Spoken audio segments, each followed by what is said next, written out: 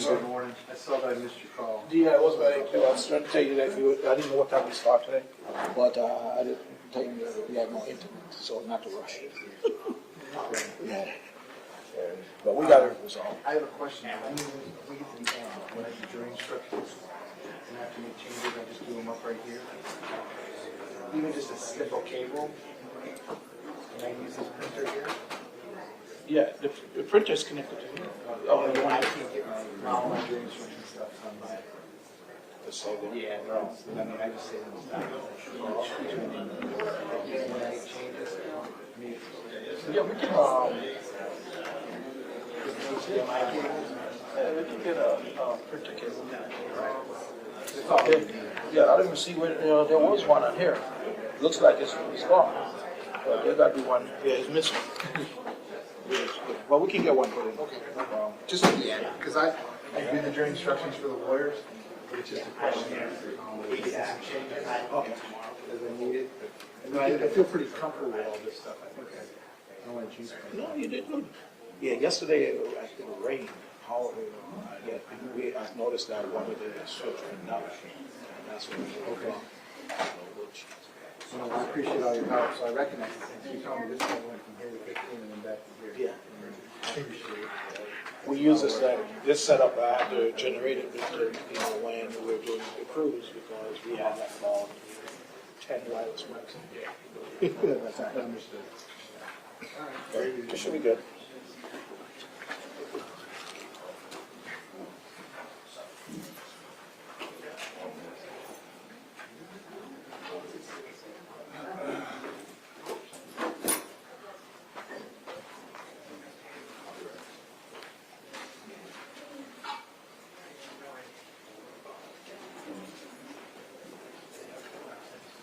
What do you want? Sure.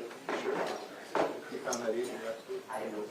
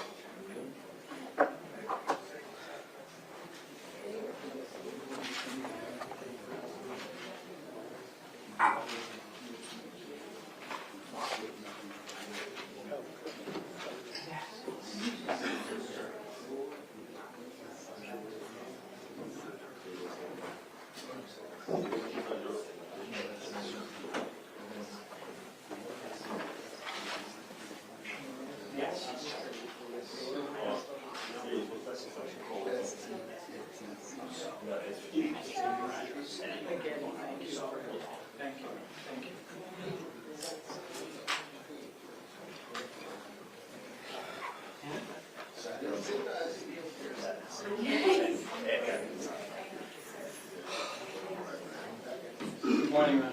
Good morning. How's it going? Great. Nice to see you. As soon as I get Mr. Clare here, and as soon as I heard that we have all the jurors back, we'll go back on the rest of this.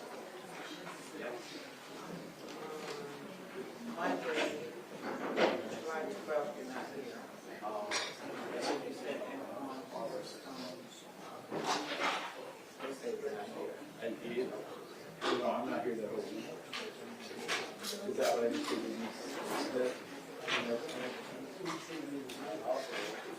Yeah, that's the guy with the passport. Yeah.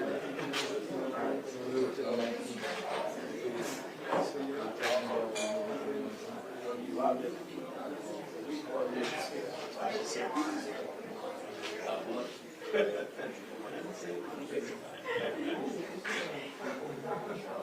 Wait till I actually get some. What do you mean? You just took with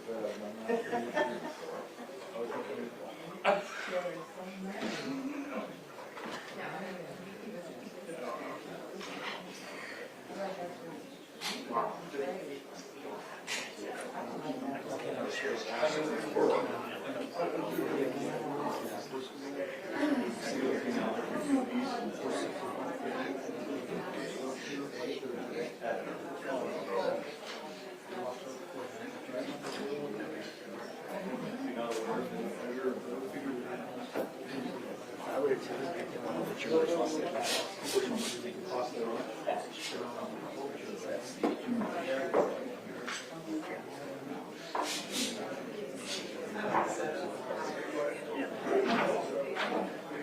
we have them all here. They're all here. You have to replace this bag. And so if you guys do the off and on TV, I'll do these two. I'll be in the back. So. These are that one. Yeah. Just give me the high side or get the batteries back.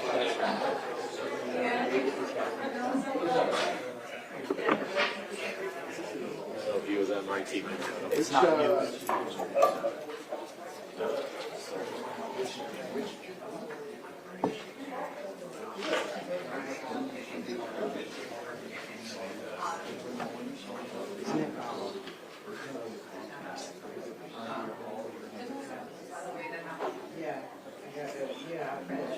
you got it. I thought it was. I gave you yours. You also have your notes. Oh, it's more out. Actually, you know what? Real quick.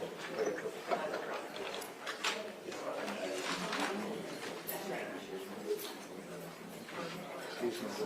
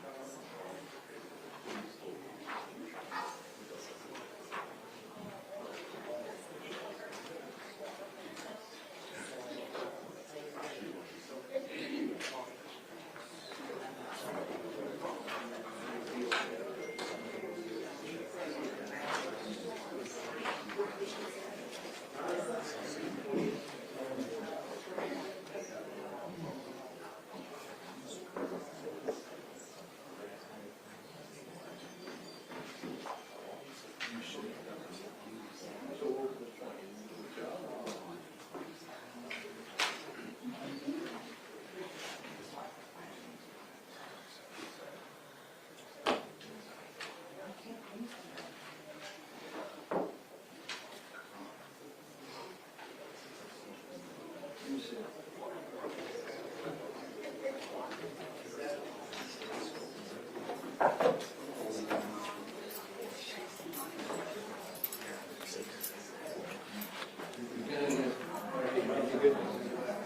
Same person? Yeah. Okay, I'm going to go back on the record. This is State versus Scot Peterson, 197166 CF10A. I have Ms. Gomes, Mr. Kilroy, Mr. Klinger present for the state, Mr. Igosh present for Mr. Peterson. Mr. Peterson likewise is present. We are outside the presence of the jury. State, anything you need me to address before we get the witness back on the witness stand and resume the direct examination? No, Judge. Defense, anything you need me to address? Okay, one thing I need to bring your attention, juror number six brought in an email today basically saying from her company that they're going to pay her for 10 days of service, 10 days, and after that they want her to start using her PTO time. I think we're on day 5 right now. It doesn't appear to me that we're going to run the schedule that we originally discussed with them, but I would certainly think we're going to exceed 10 days. She's given me the contact information of the Director of Human Resources for her company. It would be my intention at the lunch break to reach out to that person and have a discussion with them before I start using their company's name out loud in open court regarding their support of our jury system. State, any objection? No objection. Defense, any objection? No objection. Okay, so I'll make that call at lunchtime today and see what I can get accomplished. When I get any information, I will update you on that. If I can get Sergeant Heinrich back on the witness stand, please.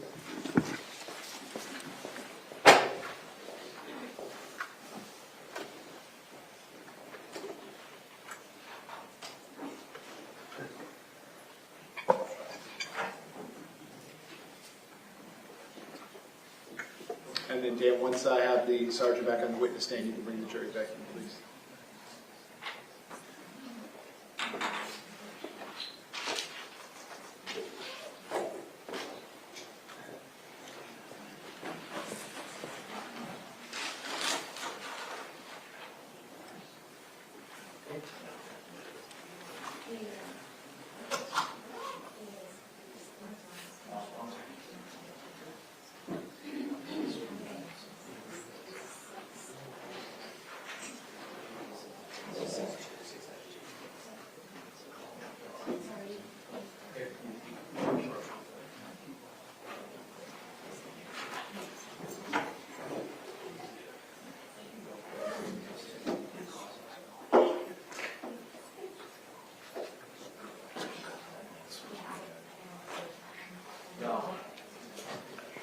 Sir, if I could have you come right back to the witness stand, again, if you'll pause, I'll put you under oath for you. Yes, sir. Swear to tell the truth, whole truth, nothing but the truth. I do. Okay, you may be seated. And once you're seated, if I can get you to scoot that chair all the way up. Yes, sir. Please bring the jury back.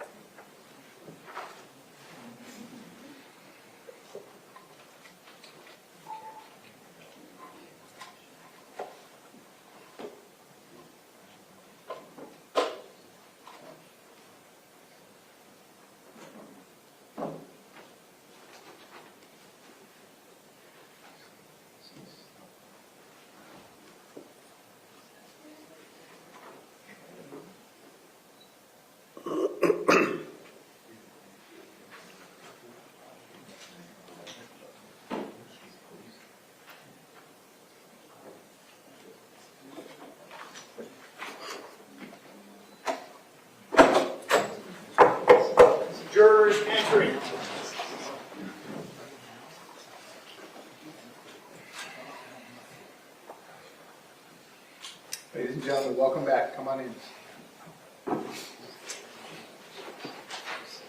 Ladies and gentlemen, welcome back. Come on in. Once you're back at those same seats, you may be seated. All right, all the parties may be seated. Ladies and gentlemen, those of you that are using the notepads, I'll give you a moment to get the notepads back out.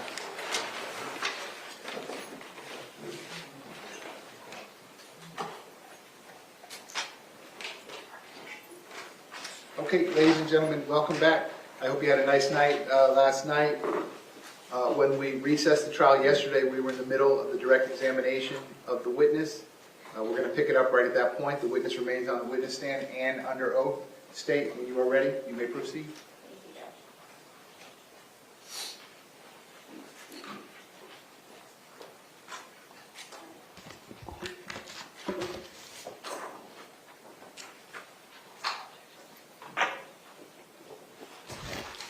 Judge, may I approach the witness? You may. Sergeant, I'm showing you what's been pre-marked as state's I. Do you recognize this? Yes. Okay. Is that a photograph of you? Yes. Judge, at this time, the state moves into evidence what's been pre-marked as state's I. Are we going in order? The state's I as state's 9. Any objection? None at all. Without objection, state's I for identification will now be in evidence. That is State's Exhibit 9.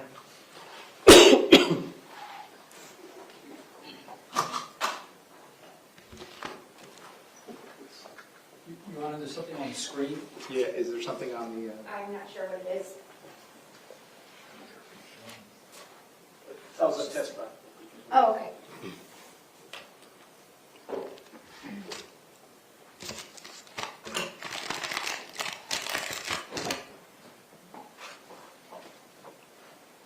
May I have permission to publish? You may.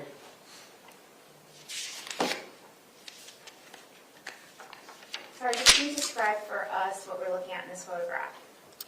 Yes, that's when I met up with Officer Coker. He's one of our former canine handlers. That was after I had returned to the building with Chief McKeon, and they determined that Nicholas Cruz was no longer in the building. I linked up with Officer Coker, and that's when we started to search the areas, like I said, in the west, I guess would be the southwest area of the school. Now, before you had determined that Nicholas Cruz was no longer in the building, is this what you were wearing when you were attempting to move closer to the 1200 building when he may have still been inside? Yes.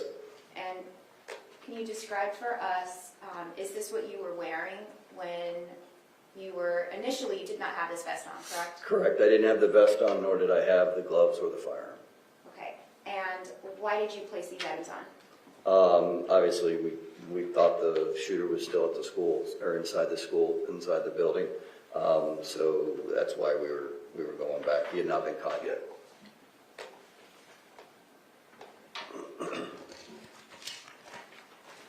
Your Honor, permission to publish what is already in evidence as states 6-2. F2, or I don't know what letter it was. It's State 6 is the 13 USB drive. Yes. Which one? Number 2.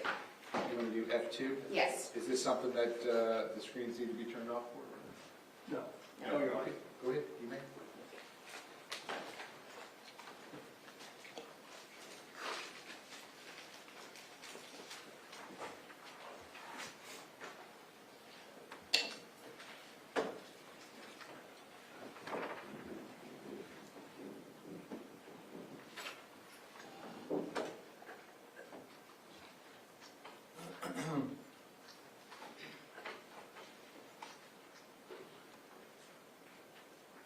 Your Honor, this isn't the wrong exhibit.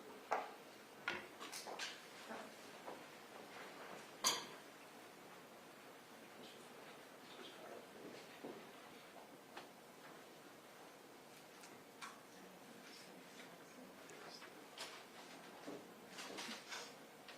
need the other one in the packet.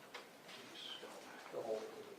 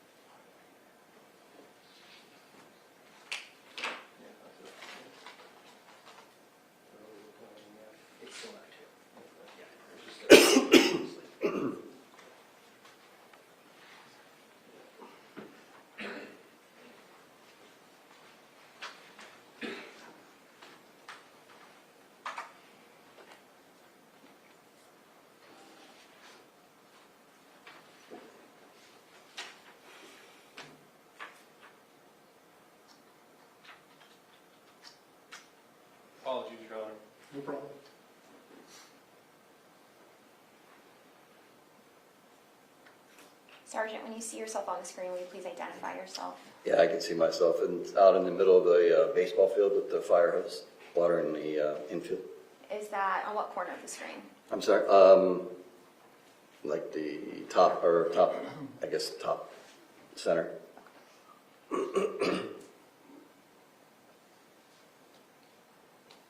At this point, this is when you're still manicuring the field? Yep.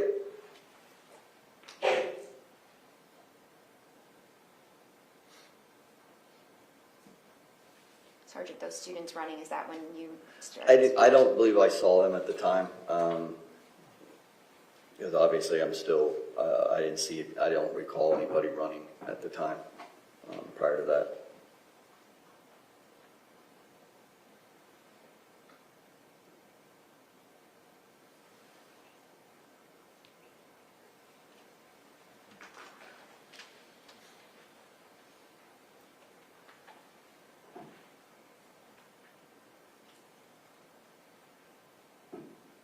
That was Elliot Bonner, the security specialist that I spoke to later. Or security monitor, I'm sorry, I think his actual title, I'm not sure.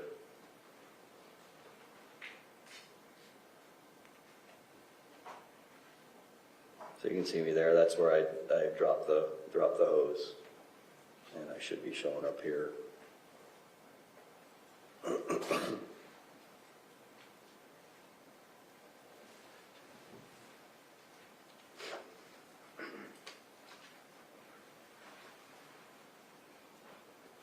Is that That's Coach Bonner? Elliot Bonner, correct, security monitor, I think Security is monitor, what he is.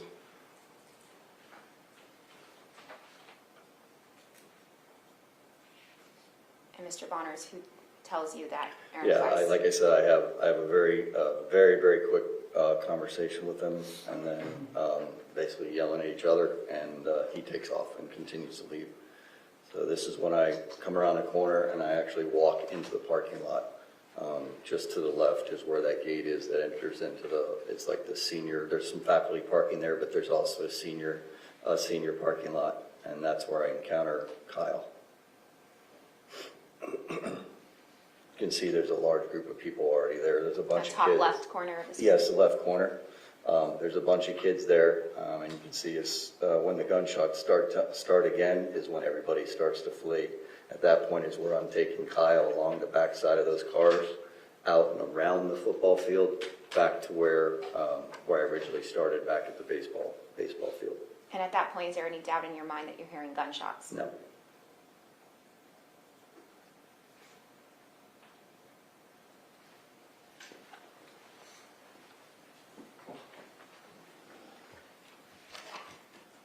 Sergeant, do you know who Scot Peterson is? Yes. Did you know him prior to this date? Yes, like I said before, my wife worked at the school for, I think, 4 or 5 years. My son was a student there. It was not an uncommon occurrence for myself to come over after school, working at my school and going and watching my wife. My wife's a basketball coach. She used to coach the basketball team there, so would come over and watch her basketball games or watch a sporting event at the school.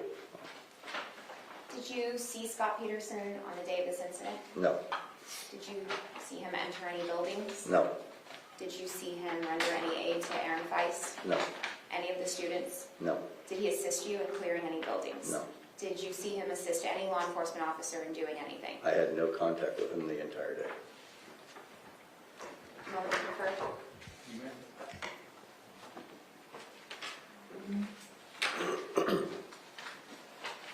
And Sergeant, do you see Scot Peterson in the courtroom today? Yes, Can you please identify him We'll by name? stipulate this as Scot Peterson.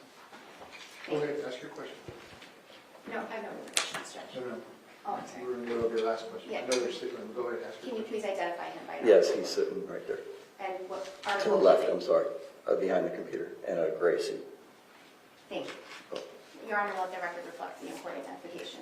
Okay, the record shall so reflect. You may proceed. Judge, I have no further questions. Cross-examination, go ahead. Thank you, Your Honor.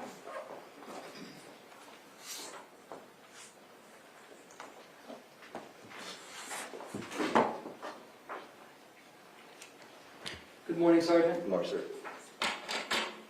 This is not the first time we've met. We met once before, Yes, and that was for a deposition, correct? yes, sir. And you had said yesterday that in preparation for your testimony, you actually read through that deposition, correct? Yes.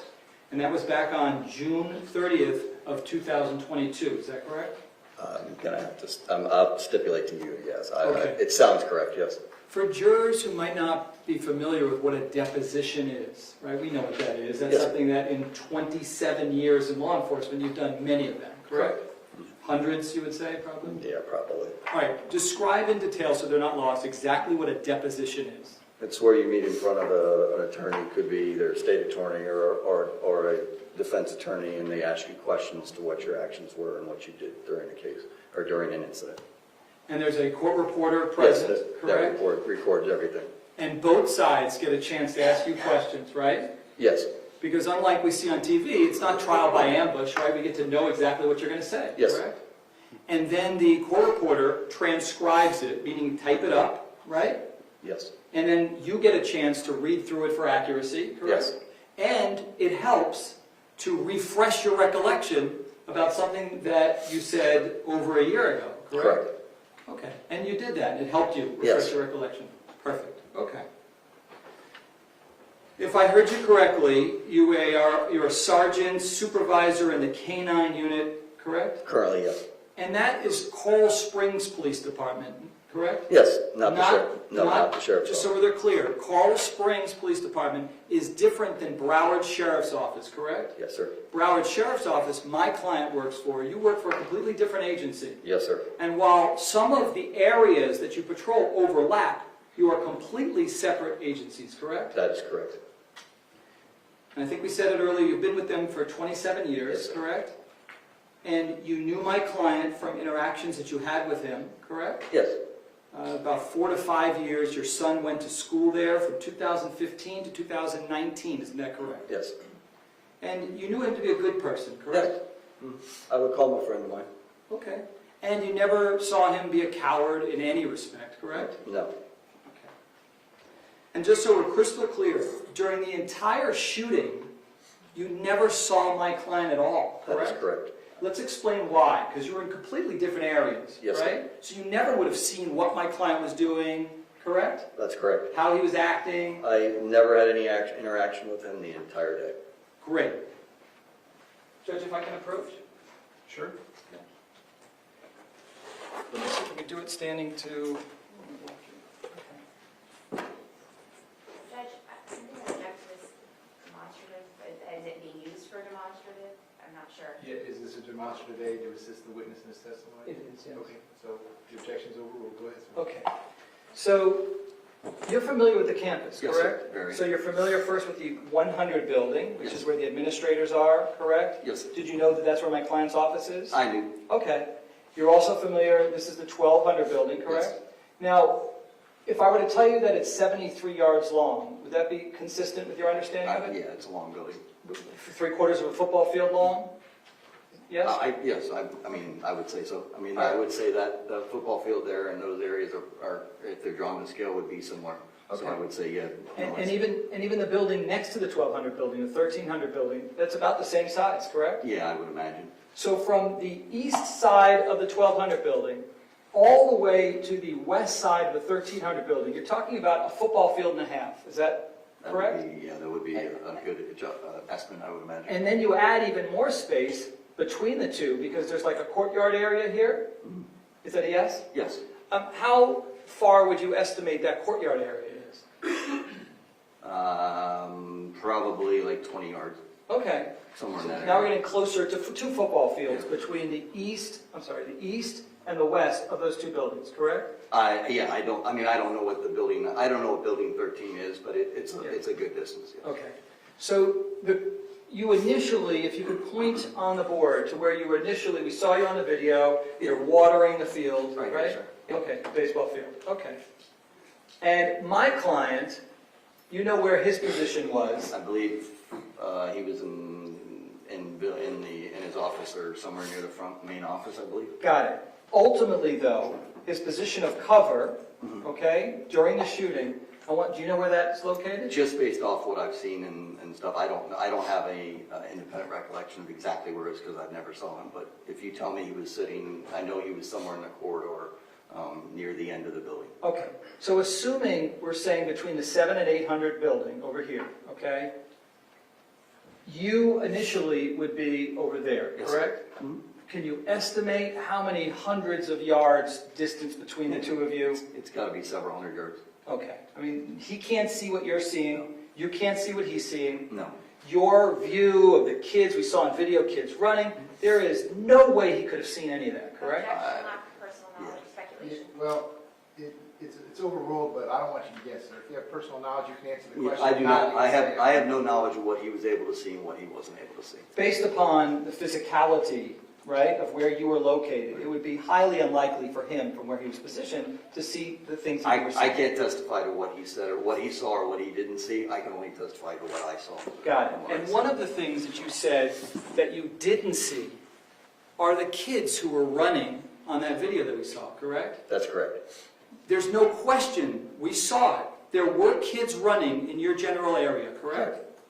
And you're saying on the record here, you didn't see those kids, correct? That's correct. You're not committing perjury, correct? No. You just didn't see them, correct? That's Right? correct. Yes.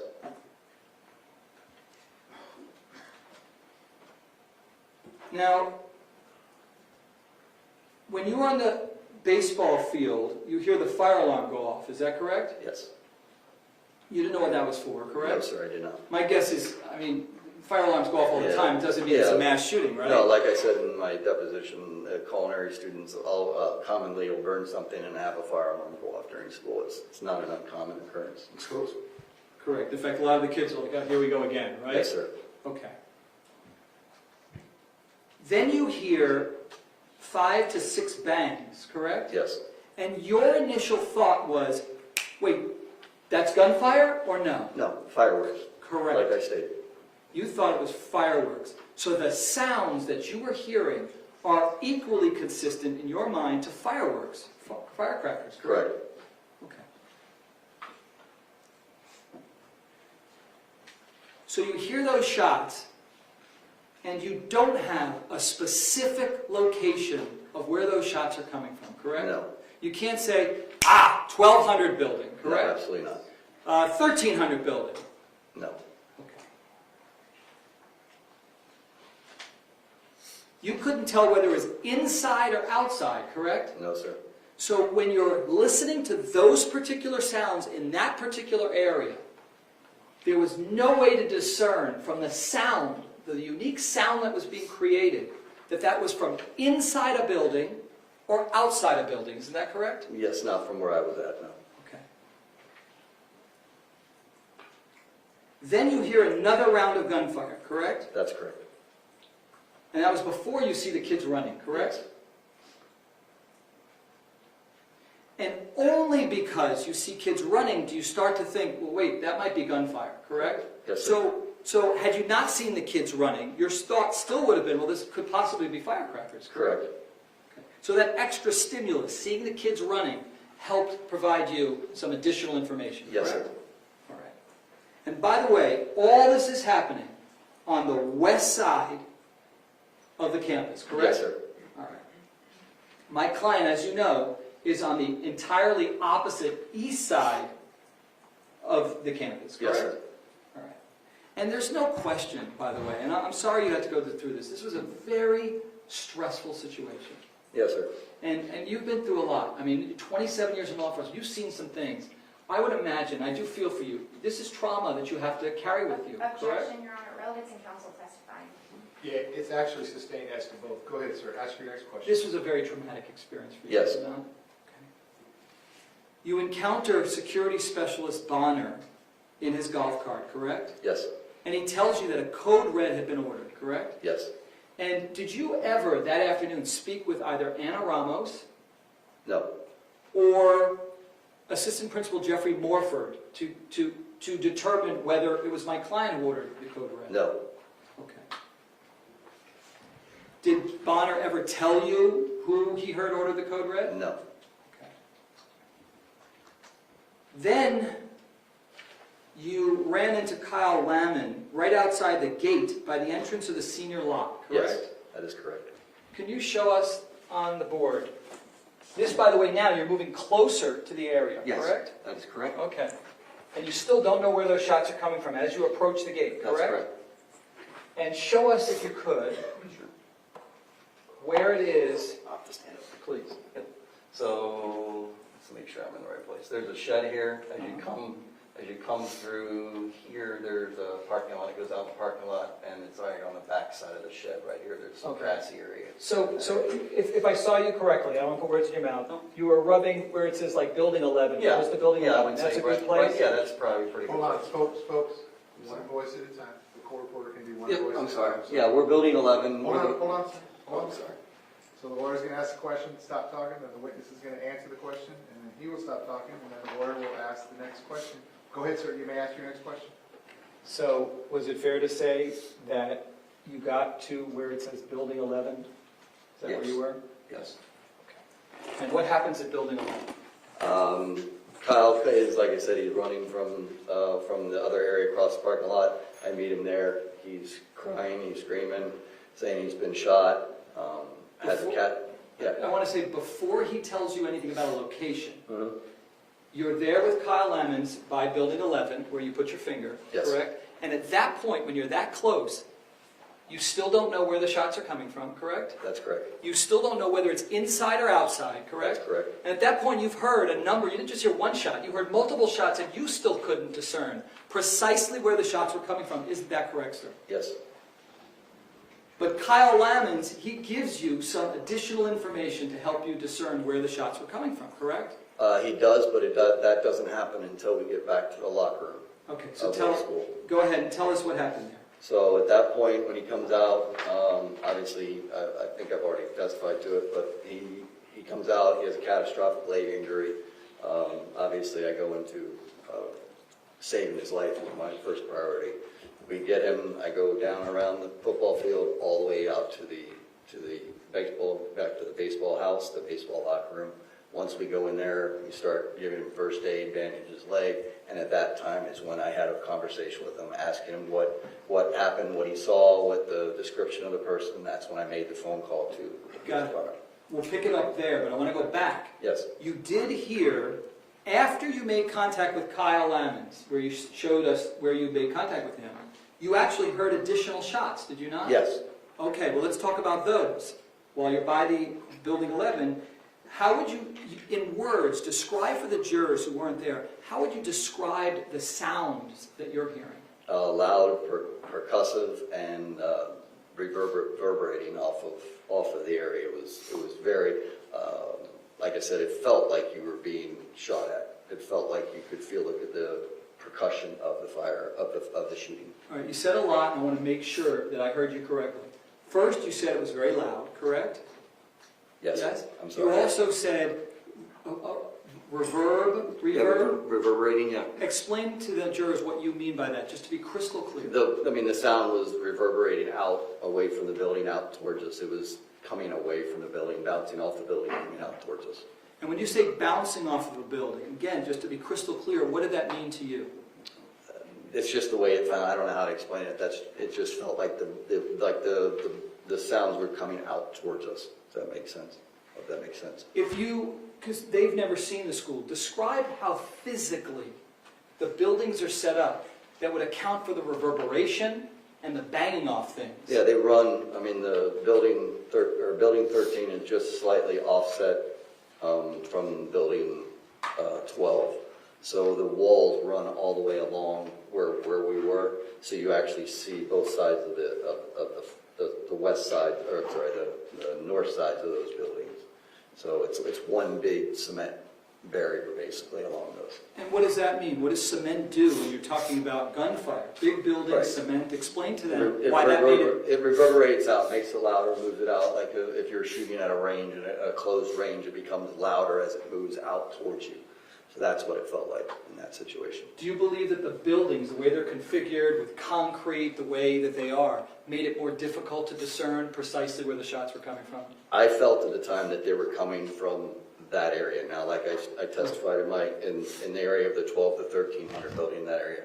I couldn't tell you whether, like I testified before, I couldn't tell you whether they were inside, outside, up on the roof, third floor, second floor, first floor, I couldn't tell you that because I didn't have any active stimulus of anything. I didn't see glass breaking. I didn't see bullets being shot around me. I didn't see muzzle flash. All I could go off is what I was hearing, and there was no other visual stimulations Okay. except for the sound of the gunfire. If you could stand up again, when you said the best you could get was to narrow it down to the area around the 1200 and 1300 building.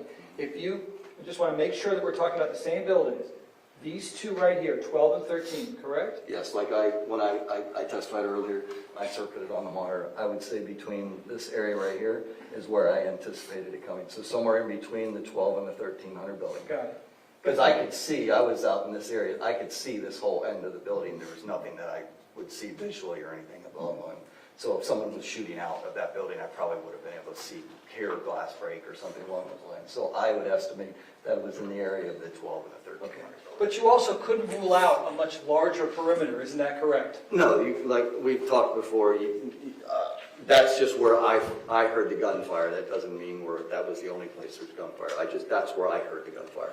But candidly, when you were actually there in real time, it wasn't in your mind narrowed down to just that large yet circular area between the 12 and 1300 building. Isn't that correct? I'm sorry, I didn't understand the question. Isn't it a fact that in real time, when you're hearing those shots from where you've described your position, you didn't narrow it down and say, well, this is only the place that those shots could be, correct? I would tell you that if I were in the same situation that I was in that situation with a firearm, I would have gone to the area that I circled. That wasn't the question, sir. And That's what I would do. I got you. That's where I believe the gunshots were coming from, so that would answer your question. Well, isn't it a fact that you also believed that the gunfire could have come from outside of any of those two buildings, the 12 and 1300 buildings? Yes? In that area, yes, sir. Correct. You also included in that scenario the top of either of those two buildings, correct? Sure. Absolutely. I guess I think I've already explained that I was not able to visually see exactly where the gunfire was. There was no other visual stimulation. I was just merely going off of what I could hear. I got you. Okay. So I'm going to just run through a number of scenarios in your mind at the time, because now we know a lot more now, correct? That's correct. You had no idea when you're in that moment what you're dealing with, correct? That's correct. In fact, now we know there was one shooter, but you actually thought there could have been more, correct? Yeah, there's always a +1 rule in law enforcement where if there's one shooter, you always believe there's a possibility of a second. It's just it's one of the training techniques that we use. And so there's always on your mind the idea that there could be multiple shooters unless and until you're told otherwise, correct? Yes, sir. And even though you're hearing shots in a general 1200 to 1300 building area, you don't know whether there's other shooters around the campus, correct? No, I did not. That's all in play at that moment, correct? Yes, of course. So some of the other things that were in play, we just talked about, the tops of either of the 12 or 1300 building, correct? Yes. You also couldn't rule out like the neighboring buildings. I know you thought maybe 12, 1300, but it also could have been like the neighboring 6th building, right?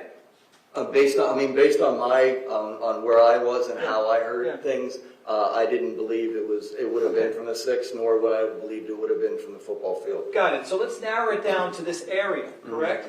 Because you're not just saying inside or outside of the 12 or 1300 buildings, you're also saying the potential areas around those buildings, correct? Yeah, the area that I circled and showed you, yes, sir. But it would also include the courtyard area, correct? In between 12 and 13? Correct. Yes. It would also include the parking lot, correct? Isn't that your testimony? Not really. I believed it was coming from where I was saying, like I said, it was reverberating down that wall. Could it possibly? I mean, I'm not going to speculate the thing, but I'm telling you what I felt at that moment and my belief at that moment.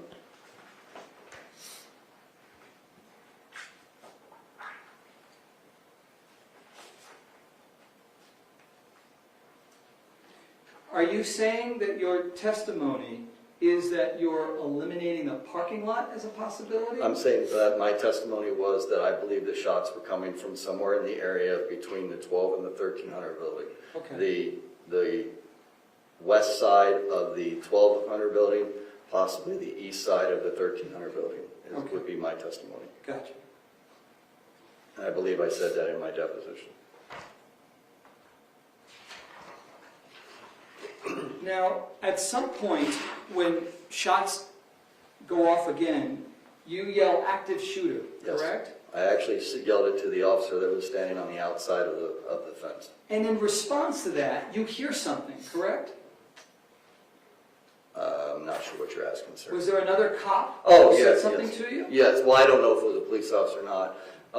When I was moving from the inside the parking lot, as I have Kyle, I'm actually yelling active shooter, active shooter, active killer. Well, I don't remember exactly what it is, active shooter, whatever. I'm screaming at the top of my lungs. Somebody tells me, and I'd have to refer to exact wordage, but something to the fact of, basically they're shooting at us, get the fuck down, something along those lines.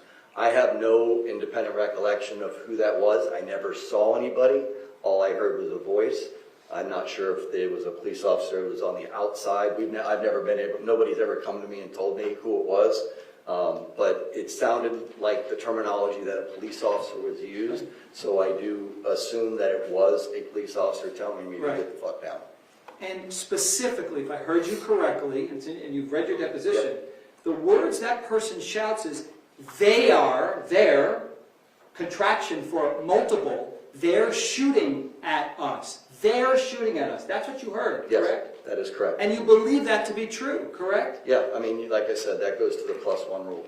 Right.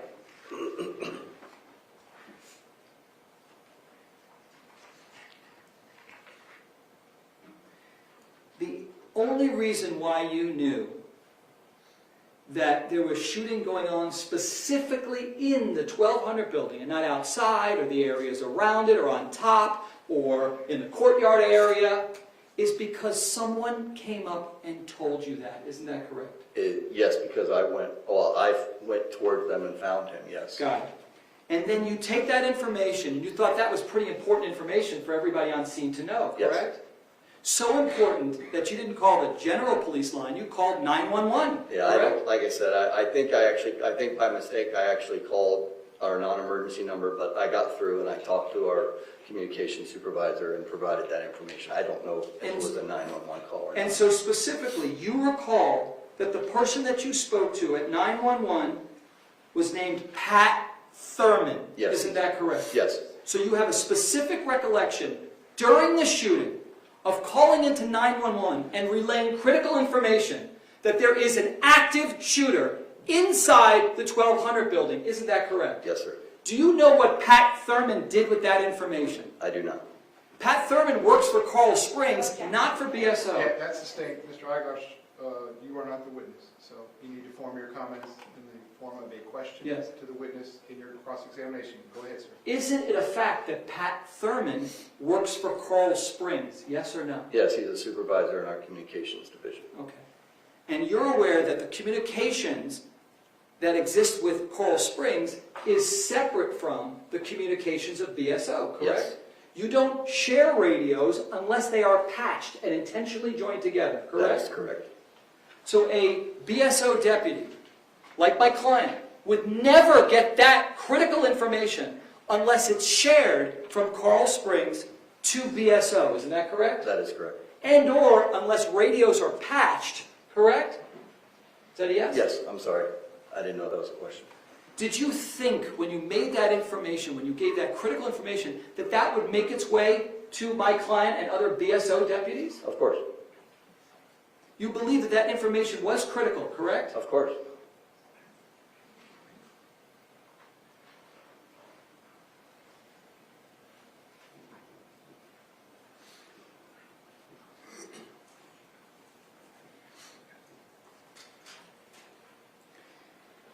You were informed that there were multiple teams inside of the building, correct? Yes, And that's why you don't go in, because there's teams already in there. correct. Explain for the jurors why it's not just a free-for-all and how there's some like hierarchy in law enforcement.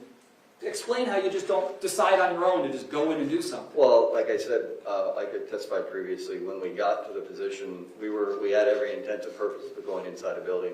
But when we met with the deputy that was on the corner, he advised there was already a large number of people in there. And at that point, because we assumed that they had already started searching the building and actually moving from floor to floor, we didn't want to cause a problem to where you had, like I said, friendly fire, things like that, where you come in and you surprise somebody that's trying to find what they, at the time, was an active killer inside that building.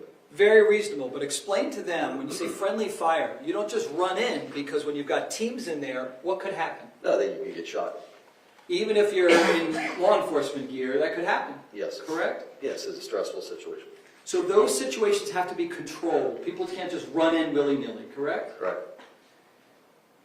And by the way, you're wearing a vest at this point. You got a vest from someone. Yeah, it's a Why SWAT did you? vest. What's that? It was a SWAT vest. Okay. One of our SWAT vests. Why did you think it was important to wear a SWAT vest? It's obvious, but again, I want to make sure everybody's clear. Because there was an active killer shooting people at our school. And you didn't know that shots, wouldn't hit you, correct? That's correct. You know that my client didn't have a vest that day, correct? I did not know that. The times that you've ever seen my client on campus, did you ever see him wearing a vest? I never actually really paid attention to whether he wore a vest or not. Now, even though there were teams going into the building, you still chose to take a tactical position of cover, did you not? That's correct. Explain to the jurors first what a tactical position of cover is. Basically, we used the building to prevent being shot. Basically, use that as cover and concealment, anticipating that either somebody active shooter would come out of the building or start shooting again from inside the building outside. So there was a genuine concern when you're on campus there during that shooting. There could be shots coming from anywhere, correct? Yeah, I mean, like I said, when we specifically got there and we looked up and we saw the windows on the third floor that were shot out, it was a very uneasy feeling of where we were, and that was the whole reason why we took a position of cover on the other side of the building. It was a much better area for us because we had actually, like I said, the building was able to provide more cover for us at that position than it was standing on which would have been the south side of building 13.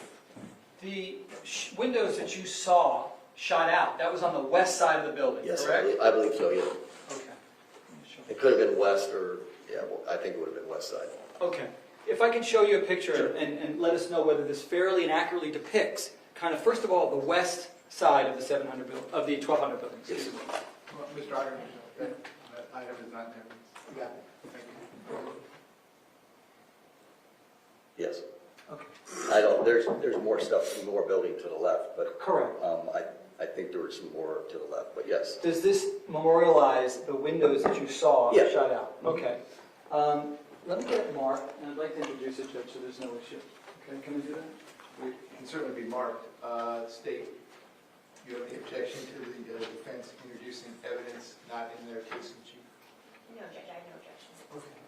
So, ladies and gentlemen, typically the way the trial works, the state puts on their case, they rest, the defense puts on their case, and we have a rule that you can only introduce evidence while you are presenting your case. However, by the agreement of the attorneys, if there's no objections, sometimes one party will introduce evidence in the other party's case. So although we are still in the state's presentation, without objection from the state, defense, you're asking to move defense exhibit A for identification into evidence right now? Yes, sir. And Ms. Gomes, you have no objection? No, Your Honor. Okay, so without objection, defense exhibit A for identification is now going to be in evidence. That is defense exhibit 1. Thank you, Your Honor. Thank you, State. Just this photo that I just showed you, Yes. just so we're clear, that is on the west side of the 1200 building, correct? That is correct. My client's on the entirely other side, the east side, correct? That is correct. Okay. There's no way physically for him to see these windows from where he's positioned, isn't that correct? That is correct. Okay. If you could take a look, show us the windows that you saw that had been shot out. I don't remember. It was on the third floor. I don't remember the numbers of one, but Gotcha. it was on the third floor, and like I said, I can't tell you specific of it. And that's fine. But one of these windows over here, Yes, correct? Yeah, somewhere along the top building of these windows over here. Okay. So, tactical positions of cover That's not being a coward, correct? Like, you weren't a coward, you took a tactical position of cover. 'Cause That's how correct. you're trained, correct? And under what circumstances do they train you to take tactical positions of cover? Lots of situations when there's, when you're in danger, when you're being shot at, well, it depends what's going on in that situation. And should you leave your tactical position of cover pursuant to the training when you still feel like you're in danger and might have potential sniper fire? That would depend, sir. Okay. You didn't leave your tactical position of cover until you knew you were safe, correct? At that situation, at that time, yeah, there was no, like I said, there was no gunfire going off, correct? Right. And no one came out with like a white flag to tell everybody, hey, it's safe, right? You had to make that determination on your own, correct? It was determined by the people over the radio system and then passed on to me. Got it. And that was your radio system, Coral Springs Radio. There was the BSO deputy and our now would be our chief that had a radio. So I was just going off of what they were telling me. I didn't have any real-time information through the radio. And by the way, you weren't the only one who took a tactical position of cover. If I heard you correctly yesterday, Captain McKeon, who's a SWAT commander, Yes. he took a tactical position of cover too, correct? Well, I don't know if he's a SWAT commander at that point, but I don't remember exactly. I'm not sure what his position was at that point. But yeah, he took a tactical position with me. But I wrote down SWAT commander, so did he become a SWAT commander? I don't want to be misquote what his exact thing is. He was in the SWAT team. He obviously had I don't know what his position, if he's an XO or if he was a commander. I'm not sure of his position at that point. That would have to be answered. I think he was a commander, but I don't know that for sure. But at a minimum, he's part of Yes. the SWAT unit. He is trained as a SWAT officer, and he took a position of cover, did he not? Yes.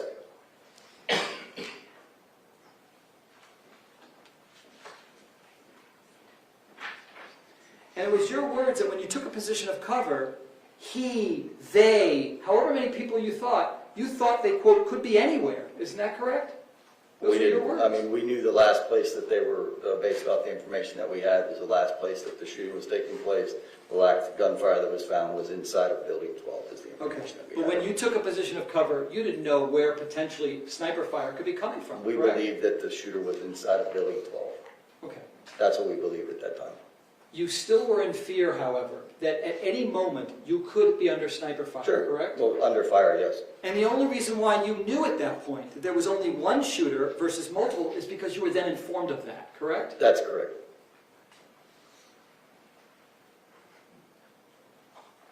One final question. You've never sat down with my client at any time to say, hey, tell me what you were thinking, what happened during this? No? Okay. I've never spoken to him. Okay. Thank you very much, sir. Yes, sir. Appreciate you. Okay, based on that, you redirect? Yes, Judge. Go ahead.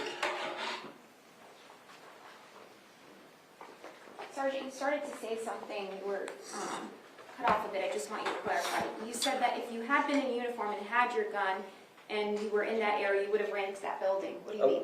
I would have ran towards that sound of that gunfire. I wouldn't have run into a building because I didn't, like I said the day before, I didn't know where exactly it was coming from. I was only able to ascertain that I felt, based on the observations that I had and the active stimulus that I had at that time, that the gunshots were coming from somewhere in the area between 12 and 1300 building in that open area. Like I said before, and I stated yesterday, is it could have been on the roof, could have been in the thing, but if I were in a situation and would have been armed in that situation, that is the area in which I would have gone to. And why do you go towards that area? Because when the gunshots are going off, you have to assume somebody's dying in that situation. Does the +1 rule relieve you of your duty to investigate the sound of gunfire? No, Why not? because there's gunfire going off. In a situation like that where we believe it to be an active shooter on a school campus, the only way to stop the active shooter is to stop the threat. The faster we get there, that's why we've gone away from the team and locking down the perimeter and waiting for SRT. You know, back in the day when I first started, we set a perimeter. You waited for the SRT team, our SWAT team, to show up, and they went in because they had all the training. That training has gone by the wayside, and we've gone to what's now known as a single officer response. So, as a school resource officer, if an active shooter event happens at your school, you are expected to go towards the sound of the gunfire and eliminate the threat. And is that training well established? Yes. Well understood? Yes. Across the board, whether it's Coral Springs Police Department or the Broward Sheriff's Office, that's what's instructed? Yes. Now, I'm going to use defense as demonstrative. You were actually a couple hundred yards away when you first heard the gunfire, correct? Yes, I was, on the baseball field. Okay, and from that distance, you still knew that those were gunshots as you moved closer? Once I got the other stimulation, like I said before, and when I first initially thought it was fireworks, because you had the fire alarm. I mean, that's what you thought. But then once you get the other stimulation of the kids running, the information from Bonner, all those things which I was able to obtain by going towards what was going on, I was able to get that information, and that was able to allow me to say, okay, yeah, this isn't just fireworks anymore, this is a much more serious situation. And whether it's fireworks or firecrackers, as a school resource officer, when you were a school resource officer, or even that day on the field, do you move towards those sounds? Yes, well, you have to go investigate it. I mean, that's what even if it's fireworks, you're going to go investigate if it's fireworks. Because throwing a fireworks into a school, setting off an alarm is a violation of school policy. Could be some criminal, opportunities in that also, as criminal investigation, things like that. You're going to go and investigate that. That information that you were able to relay to dispatch, you had that information because you moved towards the sound of gunfire, correct? Yes, ma'am. Now, Coach Bonner didn't have a gun on him that day. No, he did not. And did Aaron Feist have a gun on him? No. Did David Taylor have a gun on him? No. Did Chris Hickson have a gun on him? No. Did Scot Peterson have a gun on him? Yes. Based on your training and experience, as you got closer to the gunshots, even though you had seen this window, and at that point you know there's gunfire, you still continued to investigate those sounds and remained in that proximity, correct? Correct. The only time we stopped was once we found out that there were people inside the building already searching the building. And like I explained before, we didn't want to cause a problem with the number of people that were already inside that building. And then we were removed. Once the SWAT team got there from BSO, they went in and they took over command of that building and the search, and the two teams searched the building. I want to discuss the position of cover that you explained. You explained that if you believe you are under gunfire, it can, depending on the circumstances, make sense to take a position of cover, correct? Yes. All right. Now, does that change whether there's active stimulus of the sounds of gunfire versus no active stimulus? Yes, and it changes in the situation that you're in. We at that point when we took the thing, we knew there was people already inside the building dealing with the problem that was going on inside the building. And by us going in there could exacerbate that and cause more complex problems. So you take a position of cover. If somebody does show themselves and start shooting out the window, we would have returned fire. We would have, shot at the suspect or whatever situation thing. So that's the whole idea of taking a position of cover in that situation. And if somebody, I don't know what's going on. Maybe they're going up one side of the stairs and the guy comes down the other side of the stairs and pops out a door. We're in a position of cover then to take take the appropriate measures to take that person into custody or to use lethal force if necessary. Now, if you believe that there is sniper fire coming from the 1200 building, is it a tactical position of cover to stand in the line of that sniper fire?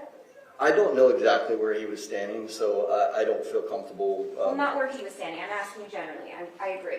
I mean, Is solid it tactical? walls, concrete, those are all considered good cover. A concealment is more like something like a tree or a bush or something like that can actually, the difference between like cover and concealment is cover is like a hard surface, like a concrete wall, an engine block of a vehicle, things like that. Where concealment is, yeah, I'm behind a hedge, but if somebody starts shooting, the hedge isn't going to stop me from getting shot. Yeah, it gives me concealment. Maybe the person doesn't see me as well, but so that's the difference before. So if he was behind a wall or a concrete, yes, that would be a place of cover. And again, let me phrase it this way. If you're not behind a wall, if you're standing exposed to potential sniper fire, is that a tactical position of cover? No. And in that sense, would it make sense to move closer to the building? I would move to the nearest piece of cover that I could, whether it be a pillar or a wall, a side of a wall, a side of a building, something that gives me that hard cover. And again, all of this is determined by whether there's gunfire or there isn't gunfire, Correct. stimulus or no stimulus. Correct. Okay. And now you, at some point, did take a tactical position of cover, correct? Yes. Did you remain in that position of cover for 48 minutes? I remained there until we were told over the radio that he no longer was in the building. And that was when I hooked up with our canine officer, Coker, and we began searching for the suspect on the southwest corner of the school. Just a moment to confirm. No problem.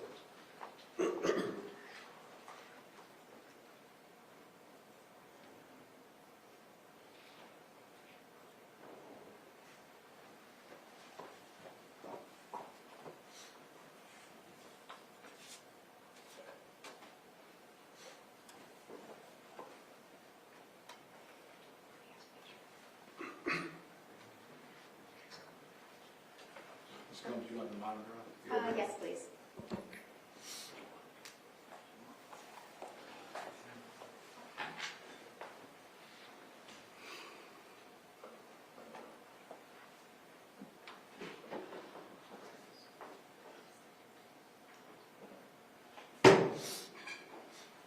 Judge, I'm going to hand this back to the clerk. I have no further questions.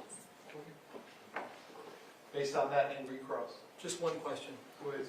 The last thing that was covered was you, if I heard you correctly, you remained in that tactical position of cover until you knew it was safe to come out, correct? Until we were told that the suspect was no longer in the building. He had not been caught at that moment when we were actually actively searching. We were told that based on the video evidence that they were eventually able to get, that he was no longer in that building, that he had left the building and was last going westbound through the school.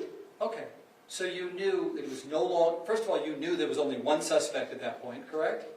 Yeah, that was all the information we had at that point, yes. And you also knew that he was no longer shooting, correct? That's correct. There were no shots for quite some time. And then you came out of your tactical position of cover, correct? Yes, once we were told that that he had left that building and was no longer in that immediate area where we believed him being in 1200 building, we then began to search the rest of the school. Great. Thank you, sir. State, is the witness excused? Yes, Judge, state the witness. Okay, you may step down. Thank you. Very much, sir. While he's doing that, State, you want to start with your next witness? Sure. Thank you. Okay, ladies and gentlemen, real quick restroom break, same admonition as always. Please don't discuss the facts of the case, the evidence, the witnesses, or the testimony amongst yourselves or anyone else until we reach the end of the trial. I'll tell you when that is. Please don't do any research directly or indirectly. If you will leave your notepads in your chairs and step in the back room.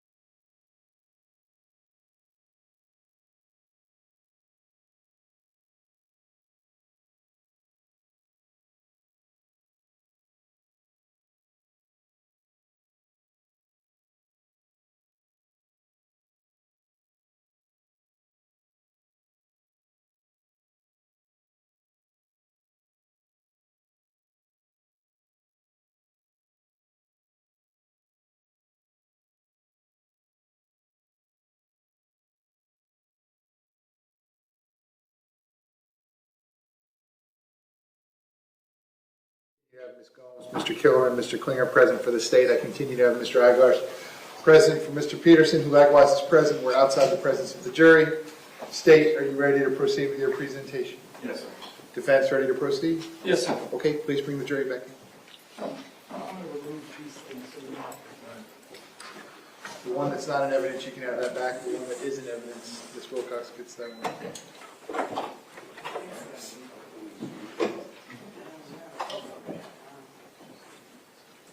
Just space it inside, see if the picture space it inside, please. Thank you.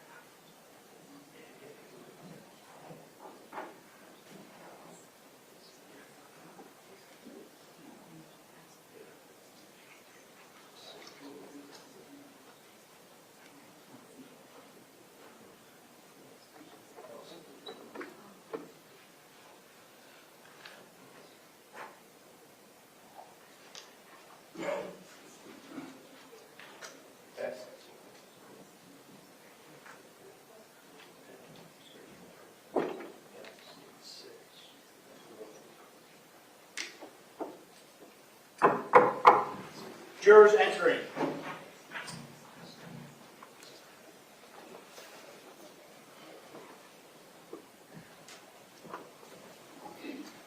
Welcome back, ladies and gentlemen. Come on in. Ladies and gentlemen, welcome back. Come on in. Once you're back at those same seats, you may be seated. All the parties may be seated. Ladies and gentlemen, those of you using the notepads, I will give you a moment to get the notepads out.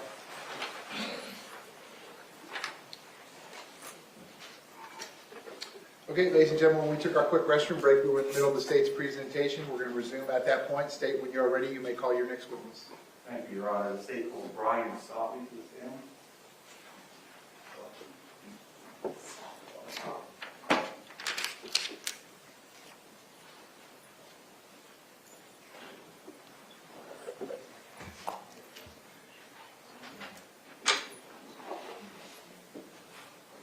Mr. Klinger, are we going to use the overhead? Are you using the overhead? Yes, sir. Thank you.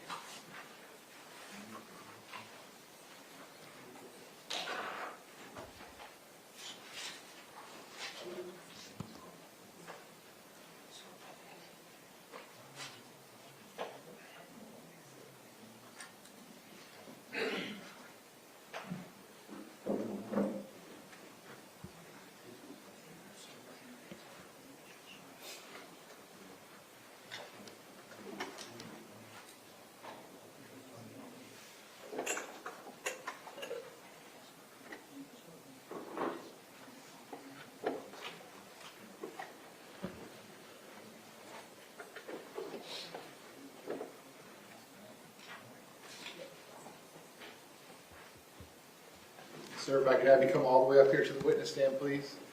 Once you reach it, but before you have a seat, if you could just stop and look at me, please.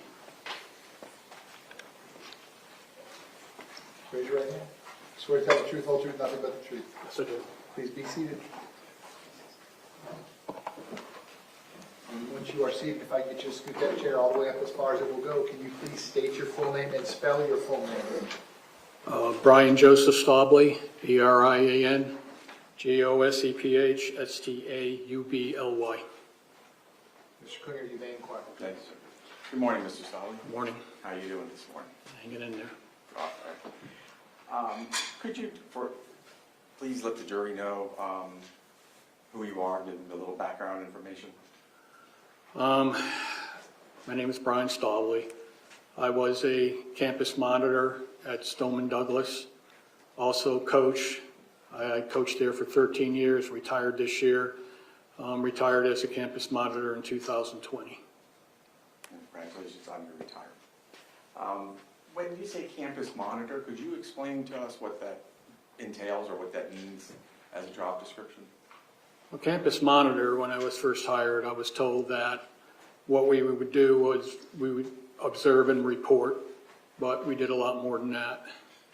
We had an area at the school we had to take care of. If there were students outside of class, we had to make sure they had a pass. We checked bathrooms to make sure nothing was going on in the bathrooms, and then if somebody needed to be taken out of class, they would call us and we'd go remove them from class and bring them to student services. Okay, so what area of the school was your assigned area? At that time, I was the 900 building, 400 building, in that area there, and over by the gym. All right.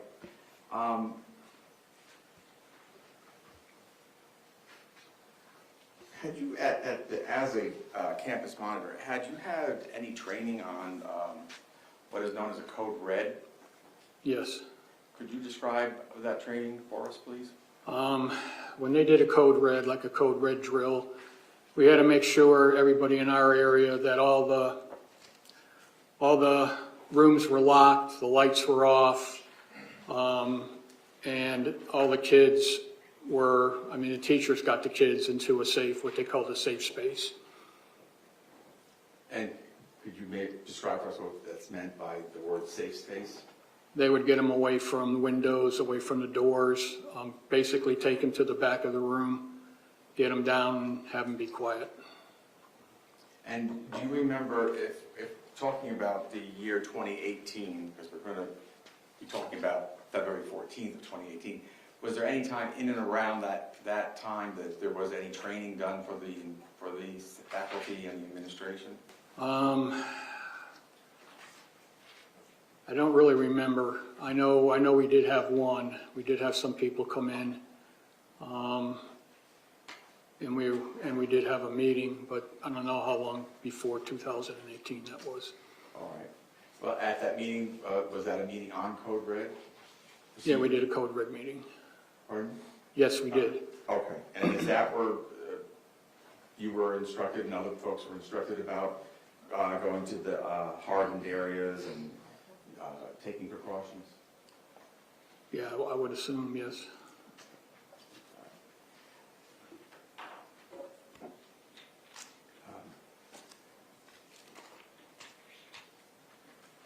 Judge, at this time, with what is already in evidence as States Composite 6, it would be number 1 out of that composite. I would like to play for the witness.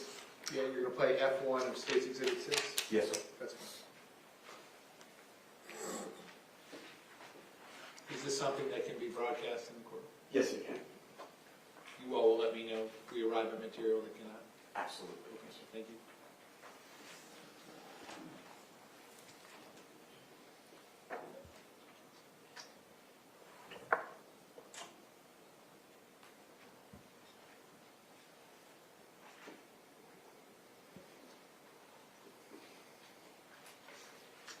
Mr. Sabisky, could you stop it for just a moment?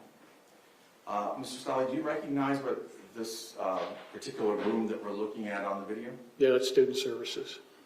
I'm sorry? Student services. Student services, and do you know what building number that would be in? 100 building.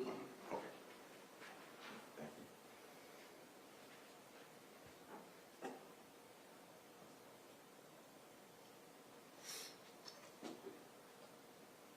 you. Is that you? Yes.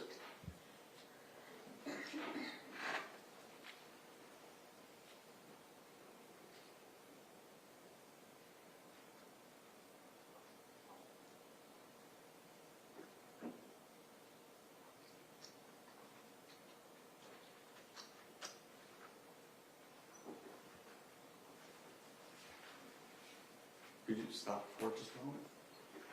Could you identify for us who we're seeing in the picture? That's Kelvin Greenleaf. Okay, and do you know what his position was at? Yeah, he was a security specialist. Okay, thank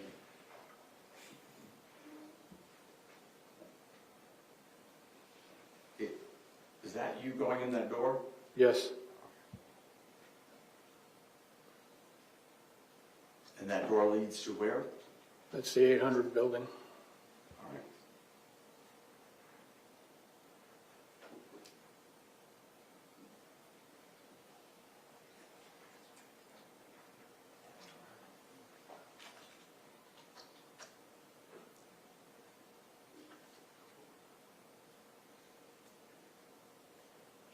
Stop it just for a moment, please. Is that you, Mr. Yes. Thomas? Okay. At that point where you are standing, the building, we're looking at it. You said that you had gone in the 800 building, the building to the other side, which would be to our right. What building is that? That's the 700 building. All right. And you've identified Mr. Greenleaf. At this point, can you see Defendant Peterson? I don't remember. I was walking. All right. Can you go ahead and...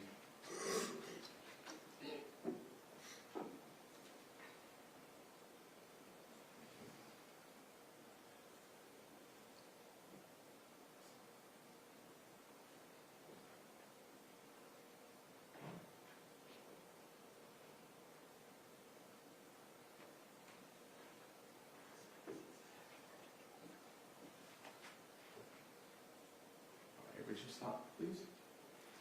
Sir, do you see yourself again? Yes. All right. Can you tell the jury what you're doing at that point and where you're going? I do believe that I heard the first gunshot, and at that point I saw some students in the parking lot. They were kind of hiding behind some cars, so I went out and tried to get them off campus, was yelling at them to run and get off campus and go across Pine Island Road. The parking lot that they were in, where was that parking lot located? That was the same, what they called the senior lot. The kids were in the north part of the parking lot across from the 1200 building. Okay. Can you continue with the video, please?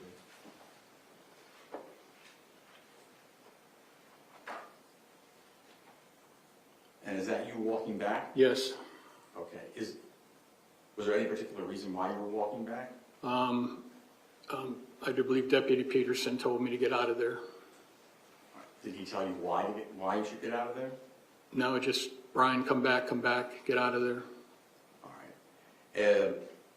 You're looking now, are you over there? Was Deputy Peterson there? Yes. Or were you just, okay. And Yeah. what's happening now? Yep. Where are you off to at this point? Well, at that point, the fire alarm had gone off, and there was,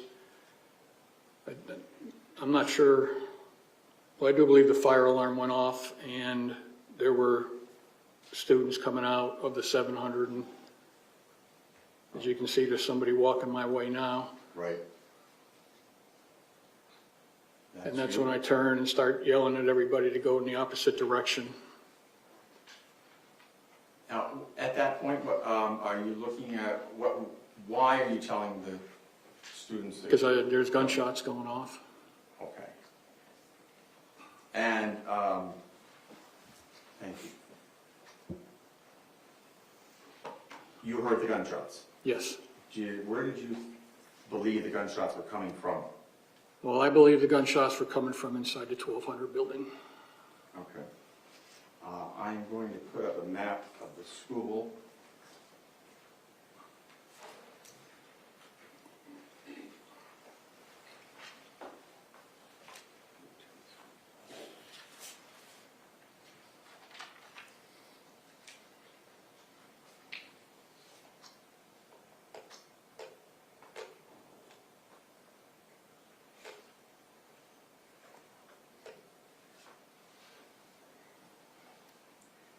In this particular diagram, can you see where the 1200 building is? Yeah, it's this building right right here. Judge, You want him to annotate it? Yes.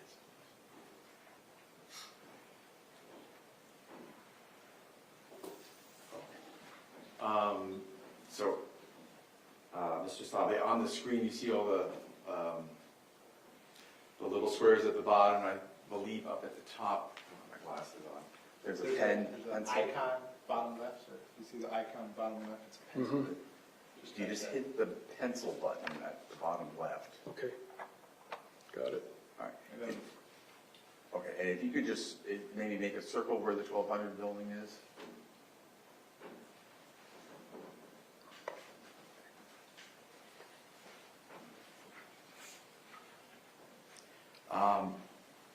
The parking lot where you said you had seen those students, can you also maybe just make a little X where that parking lot is? Okay. Thank you. And if you could just do me a favor and also maybe just mark where the administration building is?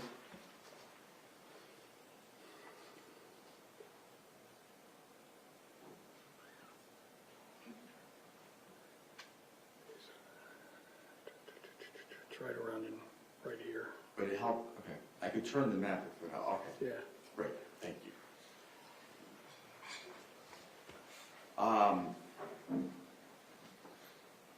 The corridor where you're standing with Kevin Greenleaf, and then later on the corridor, it's the same, is it the same corridor with them when you see the student and you tell them to get back and go same corridor?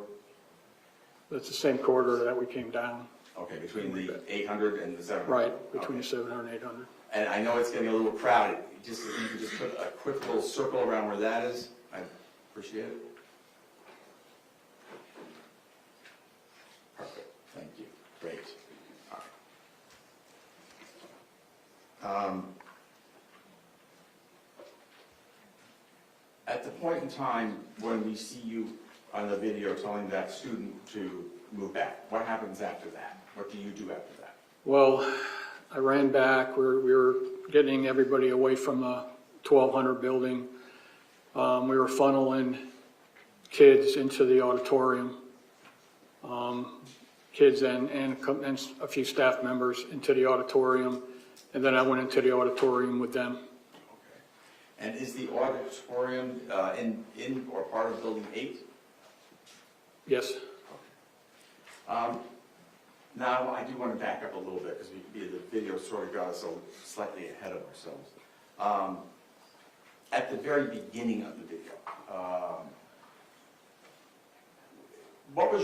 how did you first know that something was going wrong that afternoon? Well, I was in student services. I take care of the buses, so I was getting the clipboard to get the bus to take out, to take care of the buses, and it came across the radio that it sounded like firecrackers going off inside the 1200 building. Okay. Now, let me ask you a little something about the radio. Can you describe for the jury what you mean when you say the radio? Well, each campus monitor and staff members, APs and security specialists, everybody, we had radios that we'd be on a certain frequency and we would talk back and forth to each other. When you say APs, what do you mean by APs? Assistant principals and... Okay. And so everybody would be on the same channel? Yes. And to your knowledge, was any of those conversations recorded? I'm not positive. Have you ever heard a recording from the school radio? I don't remember. So the first thing you heard, after you heard on the school radio that initial information about firecrackers, what did that prompt you to do? Well, it prompted me to head down to the 1200 building to see what was going on. So that's where I headed. All right. And did you hear anything further on your school radio? Tell you the truth, I headed down there. There was a lot of chatter going on. on the radio. But once I got down there and then I saw the kids in the parking lot, and what I tried to do and what I tried to concentrate on was getting everybody away from the 1200 building, the kids in the parking lot, and then turned around and got everybody away from the 1200 building and headed south. And then we got them into the auditorium. And what was the reason why you were trying to get everyone away from the 1200 building? There was gunfire. The kids we talked about that were in the parking lot, did you see them go into the parking lot, or were they already there? They were already there. After you attempted to yell at them or to get them to move, did they move, or did they remain where they were? I do believe they moved. And can you just describe in better detail, like, what were they doing in the parking lot? They were crouched down behind some of the cars and looking at me, like, what do we do? And they were scared to death. And then they ran after you? I told them, get it off campus, run through the open gate, get across Pine Island Road. Now, we saw you as you were walking before the defendant called you back. At any point while you were walking to or from that position toward the students and then back, were you afraid of being hit by any bullets? I really didn't think about it. I was pretty sure that the shots were coming from inside the 1200 building, but I really didn't think about getting hit by it. I was concentrating on getting the kids out of there. And did you hear any sounds of bullets whizzing by your head or No. breaking glass? Anything? No.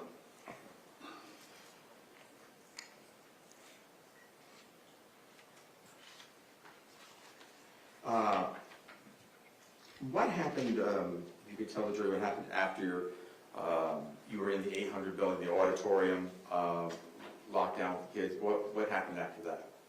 Well, we got them all in there, then we got them down on the ground in front of the rows. I forget how many rows that we had to use. And then once we got them down and quiet, and I told them, take out your phones, please text your parents to let them know you're okay. So a lot of them are doing that. And then one in front of me said, "Coach." I said, "What?" He said, "There's somebody up in the glass enclosure," which was the glass enclosure on top in the back of the auditorium. So we didn't know who was up in that glass enclosure. So I went to the back of the auditorium, and luckily, when I got to the back, there were police coming in through the front red gates. So I brought some of them in. 3 of them came in, 2 male, 1 female. The 2 males went up into the glass enclosure, and there was 1 kid up there, and they brought him down. He was just hiding up there, but he also had an ROTC shirt on. I see. Had you heard anything earlier in the day about an ROTC shirt? No. Were you then evacuated out of the building? What's that? Were you then allowed to leave the building once the police arrived? No. How? They put a female officer in the back at the entrance to the auditorium, and then I stayed with the rest of the kids that were in there and kept them quiet, kept them down. Do you know approximately how long you were in there? It seemed like forever, but it was probably about 20 minutes, maybe a half hour. Okay. And how were you let out? SWAT came in. I mean, there was a bunch of police officers that came in, and they got everybody to the front by the stage, and then they brought us out the back, and then had us walk across Pine Island. And was there anything else you did that day, or did you go home after that? No, we all had to go to Heron Bay to the Marriott and give statements. As a campus monitor, did you carry any weapons on you? No. Did anyone at the school carry a weapon? Yes, Who was that? Deputy Peterson.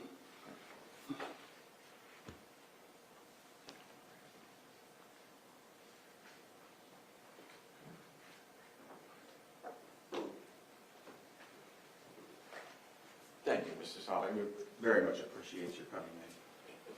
Thank you. Cross-examination, go ahead. Thank you, Ron.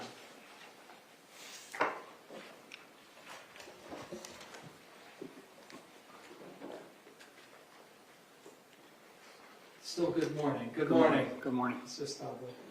First of all, congratulations on your retirement. Thank you. You were a campus monitor, if I heard you correctly, correct? Correct. And that's at Marjory Stoneman Douglas High School, correct? Correct. You worked then very closely with Scot Peterson, did you not? What's that? You worked then very Yes, I did. closely with Scot Peterson, right? You were a coach there in 2011, weren't Right. you? And then you were hired as a campus monitor in 2014, isn't that correct? Correct. How would you characterize your relationship with Scot Peterson? We had a good relationship. How would you describe his work ethic and what he did? He always was working hard. He always did his job. Was he professional? Yes, very professional. If you saw that there were kids fighting, would he get involved? Yes. Try to separate kids? Yes. You ever see him say, "Oh, I'm not getting involved, I'll stay over here"? No. Did you ever see him put himself in harm's way to stop things? He broke up fights. Yeah. Would he also then investigate other crimes that took place? Yes. And there were kids who, if they were selling drugs, he would get involved and do that? Yes. Would he do his job thoroughly and zealously and effectively? Yes. Okay. And you never saw him cower in any way, being a coward, correct? No. It was just the opposite, correct? Correct. You described a code red. When somebody says code red, who is that for the benefit of? Why would you yell a code red? Well, you're trying to get all the students and staff and everybody away from whoever you think is on campus that's going to cause a problem, that's going to be shooting into rooms or shooting. So this day, for example, my client ordered a code red. That would have been for the benefit of the kids and teachers and faculty in the 1200 building, correct? Yes. And what they were instructed to do then when there's a code red is not wander in the hallway, but to actually hunker down and protect themselves in case there was any sniper fire, or any firing into the rooms, correct? Correct. And by the way, all teachers know that if they ever leave their classroom, let's say during a fire alarm going off, they're to bring their keys with them, correct? Correct. I see you making a face. Not everybody brought their keys with them, correct? There was one that locked his keys and Tell us what happened. well, I'm not sure because Objection. It's being asked, it's speculation. Okay, sir, the objections are ruled, but I don't want you to guess. If you have personal knowledge, you can answer the question. If you do not have personal knowledge, you can say, I don't know. I don't know. Okay.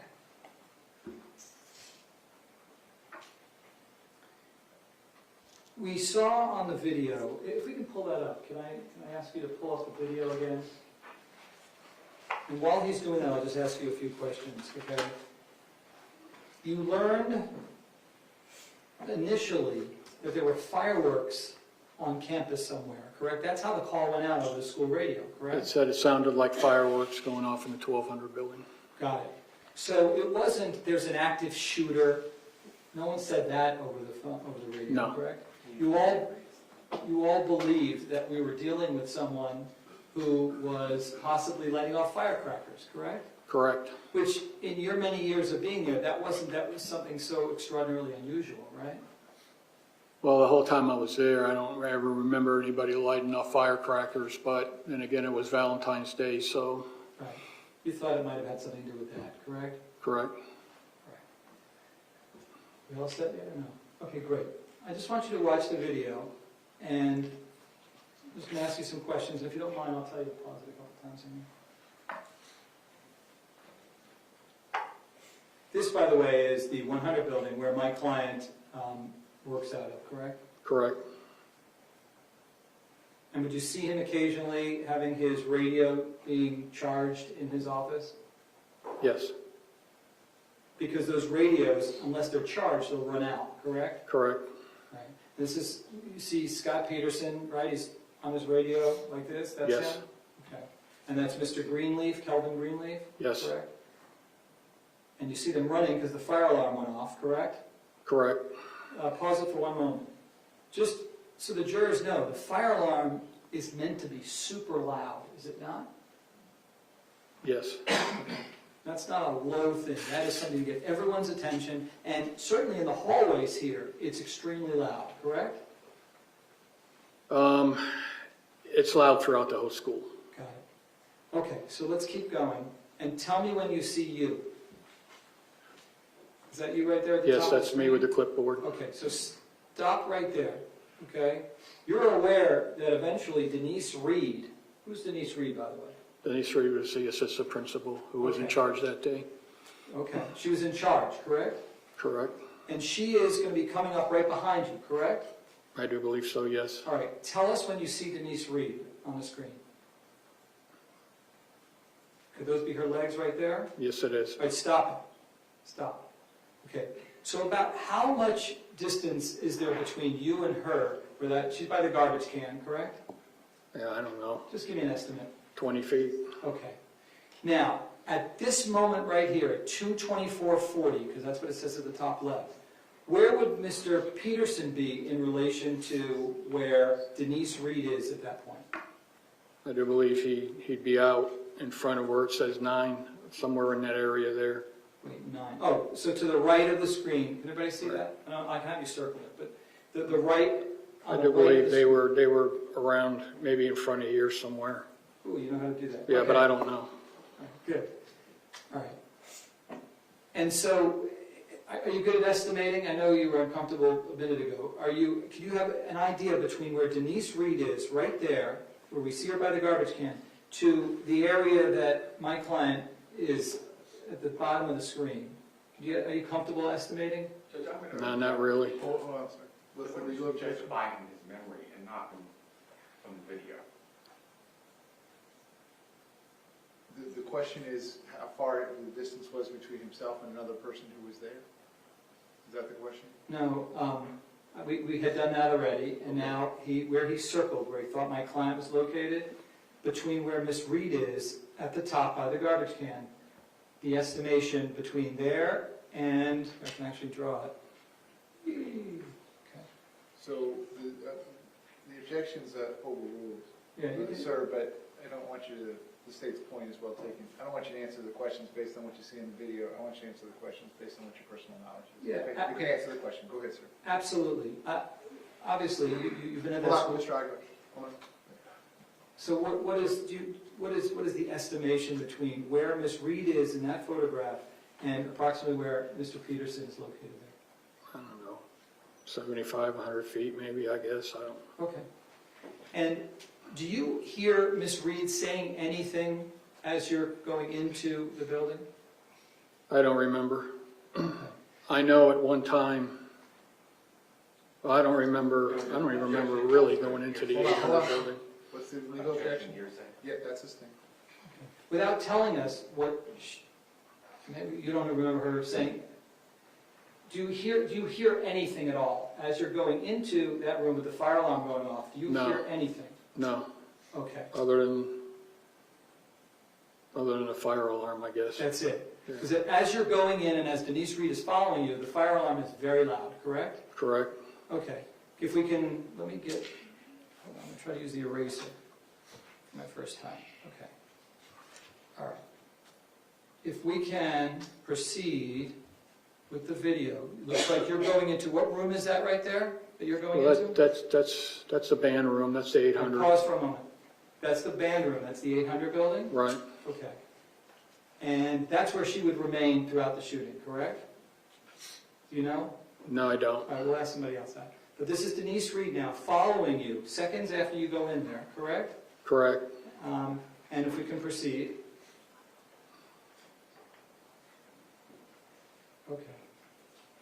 You don't, pause for a moment, you don't ever see her walking down the hall and having any contact with my client, correct? Same objection, Judge, because she testified in memory. Yeah, at this point, that invades the province of the jury, that's sustained. If he's not present, he can't tell the jury what's on the video, they get to decide that for themselves. Go Yeah. ahead, sir, ask your next question. My question is very specifically, do you recall, as you're seeing this, does that refresh your recollection as to whether you ever... Mr. Agar, the objection is sustained.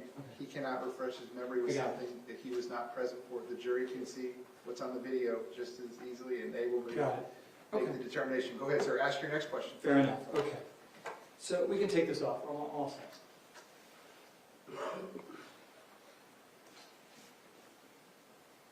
Now, when you headed towards the 1200 building, Mr. Peterson, Scott, and Mr. Greenleaf, they were already down there, correct? Correct, They were there first before you got there, correct? correct, So you did not hear the shots that killed Aaron Feist, is that correct? correct, They were there for that experience, you were not, correct? no, They had actually passed you on the golf cart, so they got there first, correct? correct, And you hear one shot when you got close to the building, correct? correct, This wasn't, you referred to it as the first gunshot, that wasn't the actual first gunshot fired, that was just the first one you heard, correct? correct, Okay. I mean, there were many gunshots before you even got there, correct?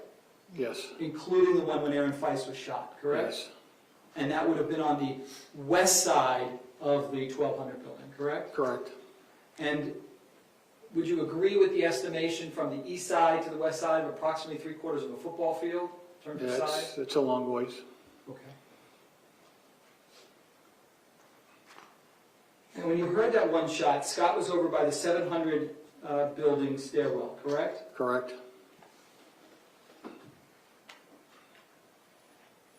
Was there or was there not any type of echo in that area? well, it was loud coming out of the 1200 building, Okay. so, My question specifically was, and if you need to look at your deposition, you remember giving a deposition? Yes, I case, did. Right? If you need to look at that to refresh your recollection, you let me know. Judge, improper impeachment. Yeah, that's sustained. Go ahead, sir, ask your next Do question. you recall whether there was a significant echo in that area? well, it was very loud coming out of the 1200 building, I understand that, and that goes to sound, you know, how loud it was. But if something could be loud, you agree, and not necessarily echo, correct? Objection to counsel testifying. Yeah, can I do a quick sidebar, please? Thank you.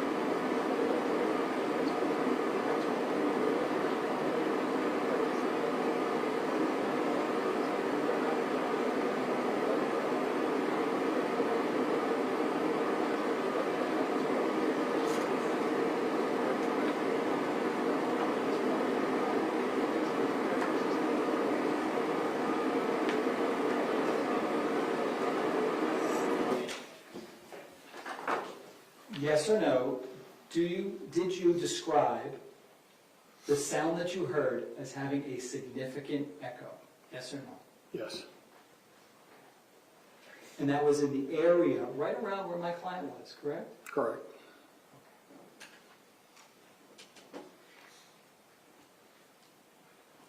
And when there was an echo, could you hear it down the hallway? No, I don't remember. What's that? It was just loud coming out of the building. I don't remember it going down the hallway. Okay. I was standing in front.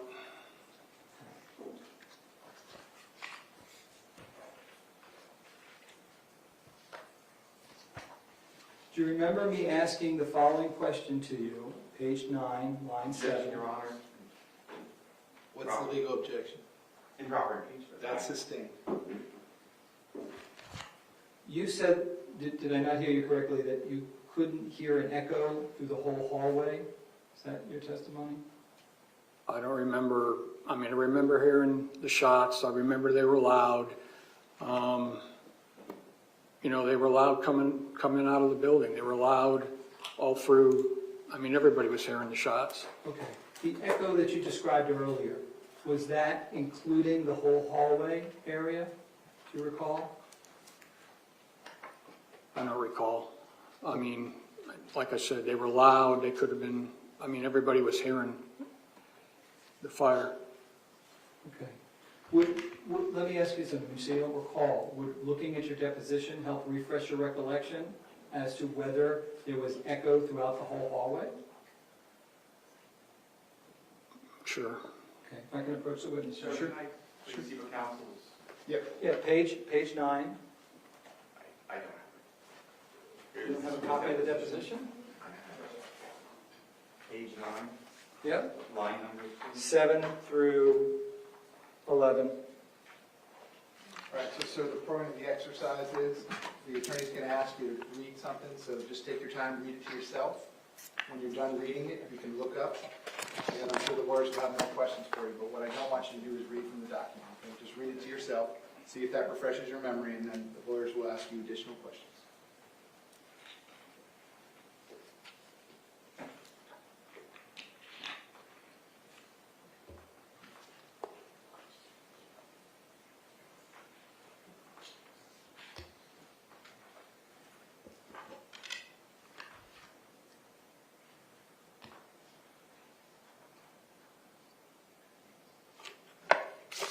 Okay. Does that refresh your recollection now? Yes. Okay. It was loud. It was going through by the 700 down Okay. where everybody could hear. So you do remember the echo traveling down the 700 building hallway, correct? I guess, correct. You also witnessed students crouched down in the senior lot, correct? Correct. If I showed you a diagram, could you show us generally where you saw? Because the senior lot is kind of large. Are you able to Yeah, do that? I already did that. I did that. But go ahead. Okay, I just wanted to see if you can do that on...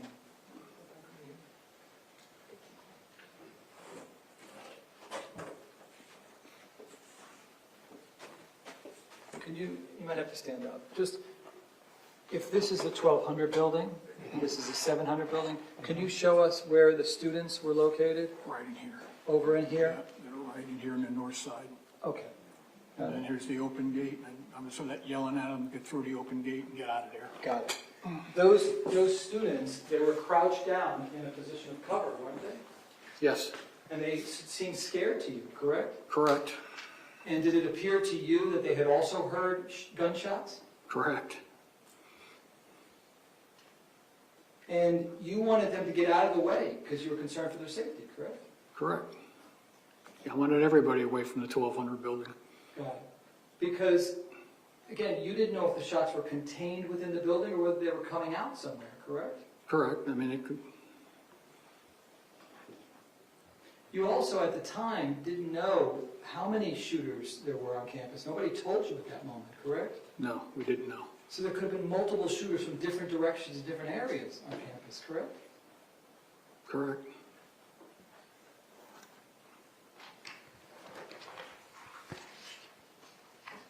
You believe that you were standing in a dangerous spot where you were near Mr. Peterson, correct? Oh, yeah.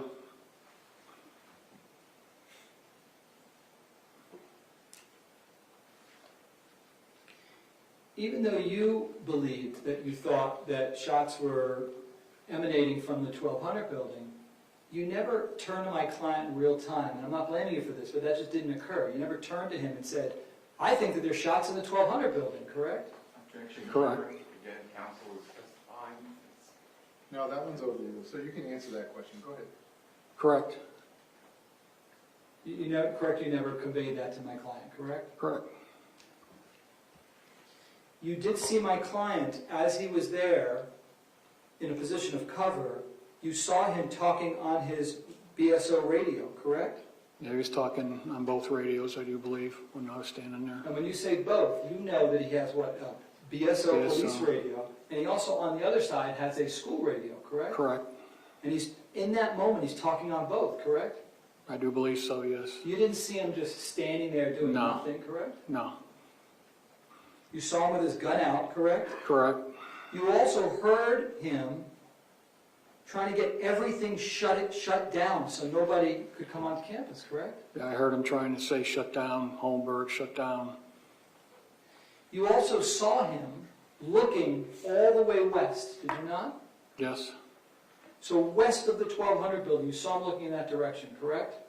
Oh, I know he was on the radio. I was concentrating on, once I saw the kids in the parking lot, then I saw the kids out from the 700 building. I concentrated on getting them out of there. And when you were interviewed by FDLE, you told FDLE that there was an echo in that area, correct? What? Give me the legal objection? Hearsay, referencing an improper impeachment. Well, no, the witness is here.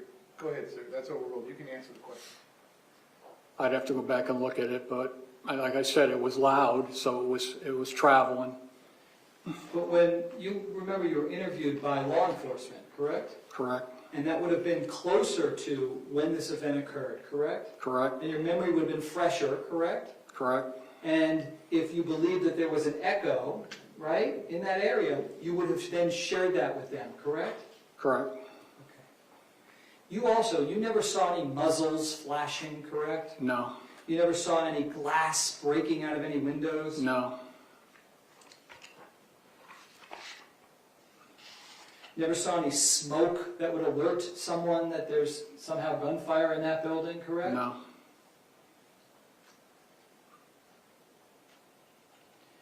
Based upon what you saw, you had a lot of opportunity to see my client. You believed he was doing everything he could that day. yes. Okay.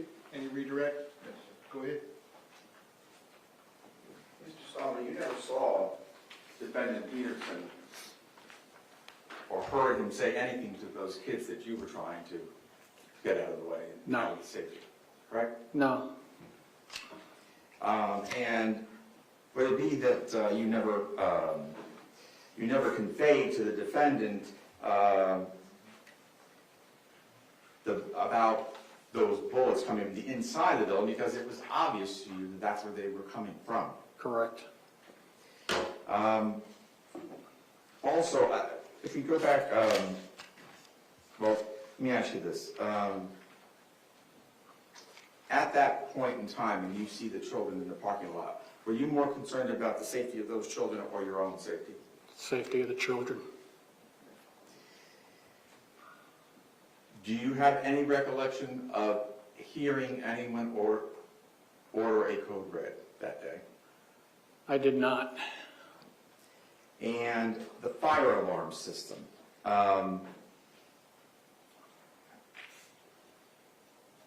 If you know, would the fire alarm be louder in the classrooms or louder outside in the hallways? It would be louder in the classroom, in the building. All right. Thank you. Based on that, any recross? No, Your Honor. Okay, State, is the witness excused? Yes, sir. Sir, you may step down. Thank you very much. Thank you. While he's doing that, State, you may call your next witness. Your Honor, at this time, to say we'd be calling Kyle Lamon.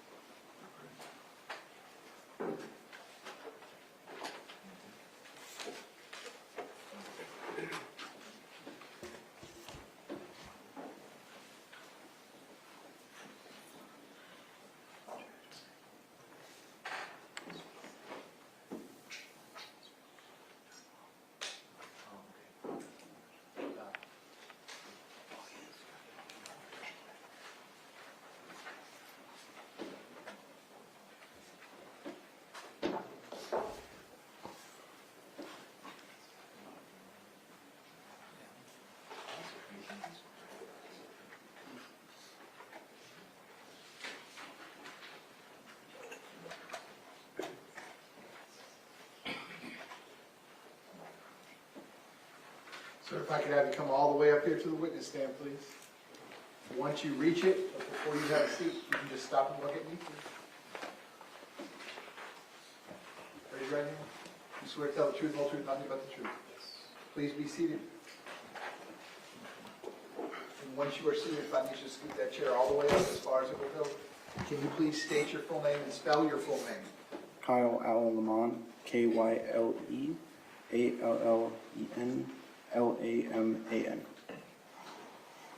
Mr. Cameron, you may inquire. Thank you, Judge. Kyle, how old are you? I am 20. 20.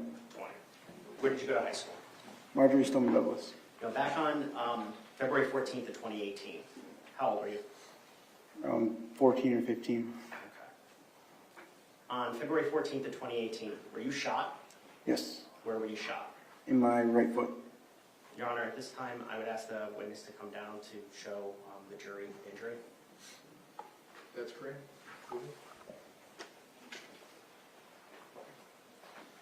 Just stand right here. Kyle, if you would please take off your right shoe and your right sock and lift up your pants. All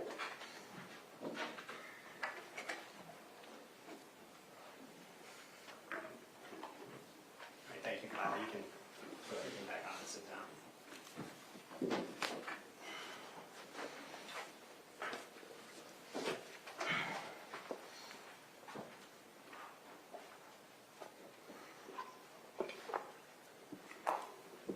How did you suffer that injury on February 14th of 2018? It was on the third floor of the building, on the 1200 building. Was this during fourth period? Yes. Okay. And what class were you in? Personalization, but it is study hall. Now, earlier in that day, was there a fire alarm that went off at MSD? Yes. Was that a standard, normal fire alarm? Yeah. Okay. And now, during a fire alarm, what were you taught as a student at MSD to do? We were told to go into the hallway to extract out of the exit doors and leave the building. Okay. And earlier in the day, is that exactly what you did? Yeah. Now, going back to fourth period, after 2 p.m. that day, at some point in time, did you hear another fire alarm go off?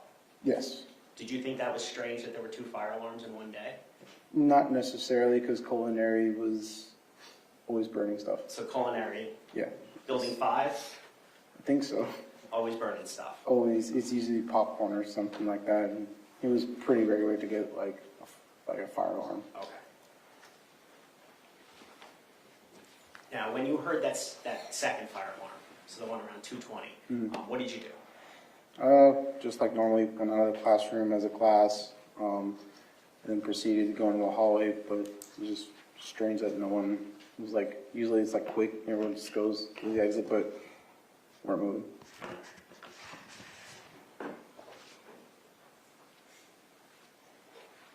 Your Honor, may I approach witness? You may. Kyle, I'm showing you what's been already previously. This states J for identification. Do you recognize this? Yeah. Are you in this picture? Yes. Where are you? Right there.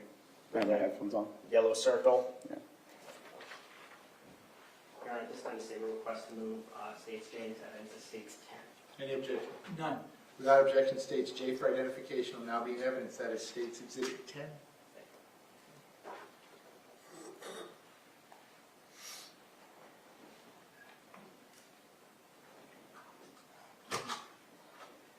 Your Honor, may I publish?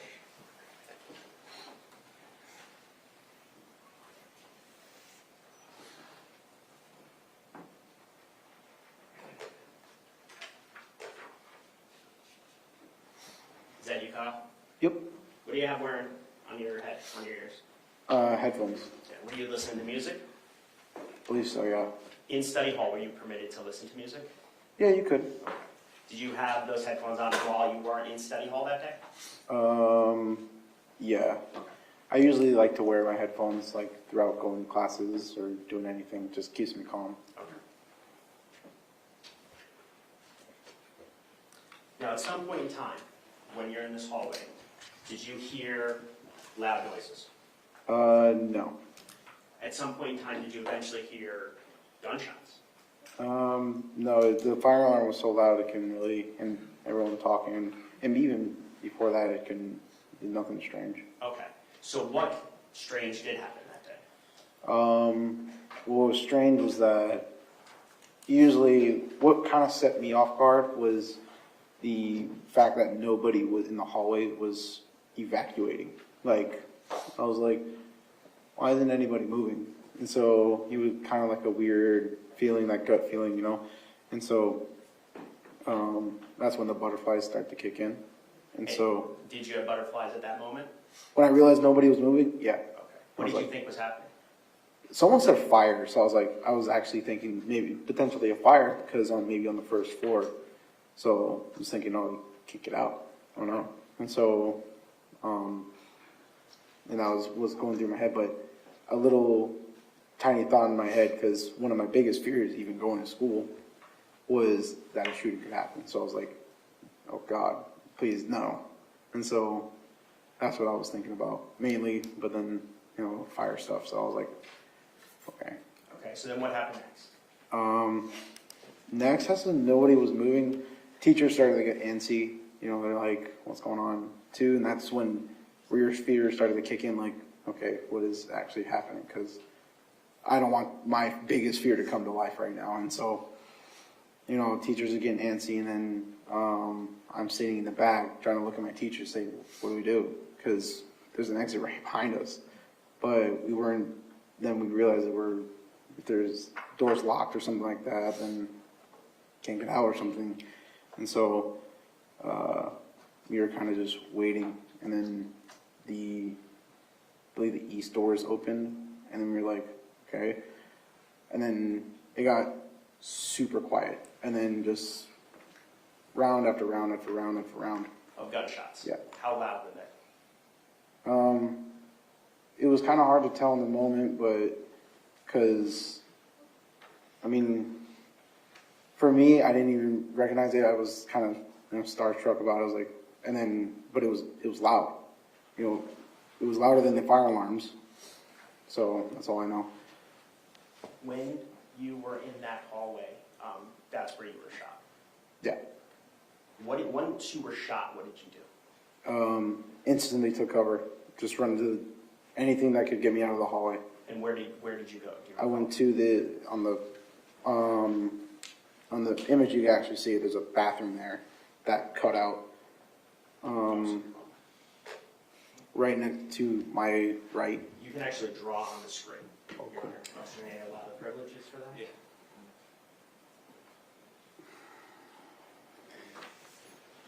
So No, that's the eraser. yeah, that's the eraser. Pencil? There you go. There you go. Can you draw where you went to? I went to this location, or either, yeah, I believe it was this one. Okay. And is that the bathroom? Yes. Okay, and are the bathroom doors locked? The bathroom doors were locked. Okay. So were you shot when you got in it to that alcove? Were you I was already hit, Okay. and I moved in there. When you were in that, we'll just call it an alcove. When you were in the alcove, were there other kids in there with you? Yes. Okay. Was Joaquin Oliver in there with you? Me personally, I didn't know Joaquin, and I didn't know him, but I found out that it was. And then one of my friends that was with me, his name is my good buddy of mine, Tyler, and he was there with me. Okay. So it was the three of you in that alcove? Yes. Okay. How long would you complete estimate of how long you stayed in that alcove? For me, it felt like 30 minutes, Okay. but in reality, I think it was like maybe like a minute or two. What were you thinking when you were in that alcove? Oh, I'm gonna die. Because I looked down I was looking down at my foot and realizing like half of it's missing. Because I couldn't see the front part because I had my shoes on, and I was wearing, can't see it, but I have Vans on, and so they're a very lower type shoe. Are they similar to the ones you're wearing today? Actually, yeah. And so they kind of look like the shoes I'm wearing today. But pools of blood, and it felt like, have you ever walked into a puddle of shoes? It's just like that, but very warm. And so that's what it felt like. And You said then, puddle of shoes, I think you meant. oh, puddle of water, sorry. So like, if you ever walked into a puddle of water and your shoes are all soaked and you're like, oh, man, the socks are all wet. Imagine that, but just instead of cold, it's warm. And all red. And I was just thinking, I don't know if I'm gonna be able to walk, like, or run, matter of fact, so I was kind of, like, I feel like I was just gonna die there and be stuck, so. At some point in time, well, when you were in that alcove, because you can't see the video, what position were you in? So, if you look over here, in this little area, this is where Tyler was. He was sitting on that wall. I was right in front of him, so I was to the right of that, right in front of that, where the door is. And then Joaquin was where the door is on the wall. So that's how we were laid out. Tyler was right here, I was right in front of Tyler, and then he was on the wall. Were you standing? Were you I was crouching? standing. Okay. I was standing the whole time, and in the video, I think you could see me peek the corners as well, just trying to see where the shooter's at. Okay, actually at this time, good point, good segue. Your Honor, I would like to show what's already been in evidence as states F3 of state 6, and we'd ask the tape Please now. have to go. Yes. Court Deputy Unit, TV.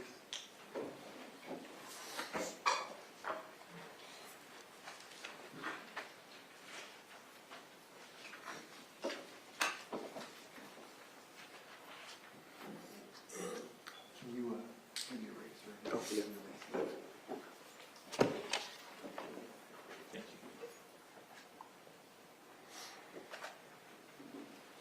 We're all set? Okay, thank you. And what is being played right now, State? The video that's already in as states F3 of state 6, it's a video inside the school. Which of the 13 in the composite state 6? Oh, I'm sorry. This is F3 of state 6. Got it. Okay, go ahead. Tyler, can you look at your screen? Hi.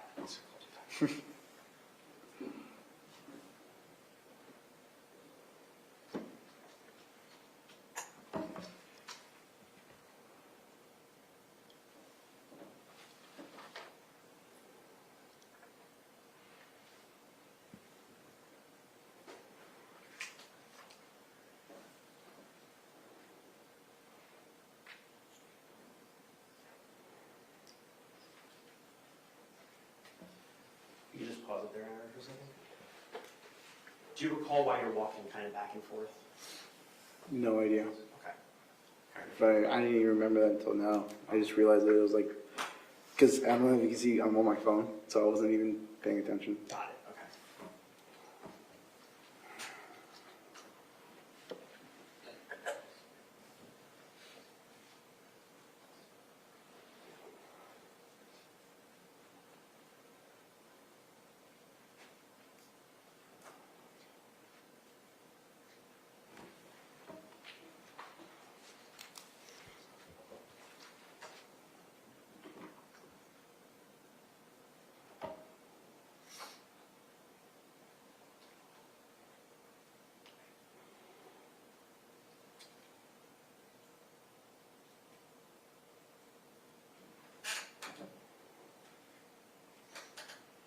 Pause it there. At this point in time, do you realize what's going on? I haven't seen this week, but fear. What do you recall what you're hearing at this point? I couldn't even remember. But mainly just like I don't know. I can't remember. Okay, fair enough.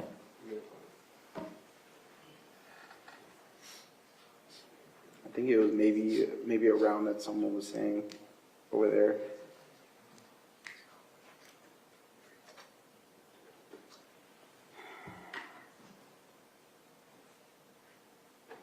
Can you pause for a second? Earlier, there was testimony that the alcove was directly to the right, but it's actually a little bit further back. Is that also the bathroom though? I'm not sure. Yeah. Like the alcove, same layout, correct? Is that a yes, Kyle? I'm sorry. Yes. Okay, you can apply.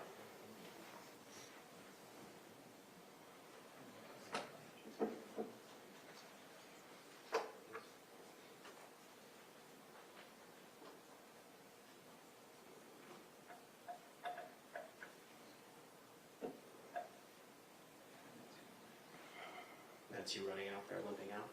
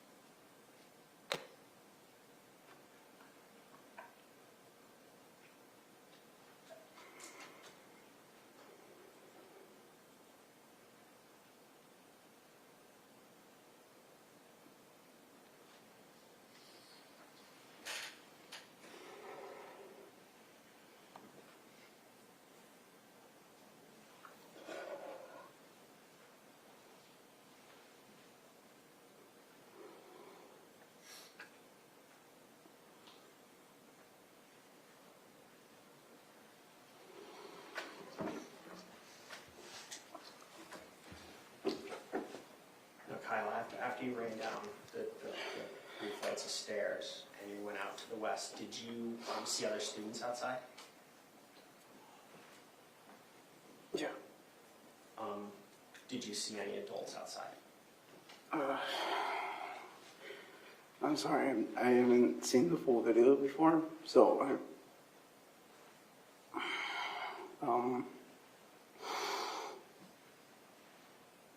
yeah, I did. I ran out and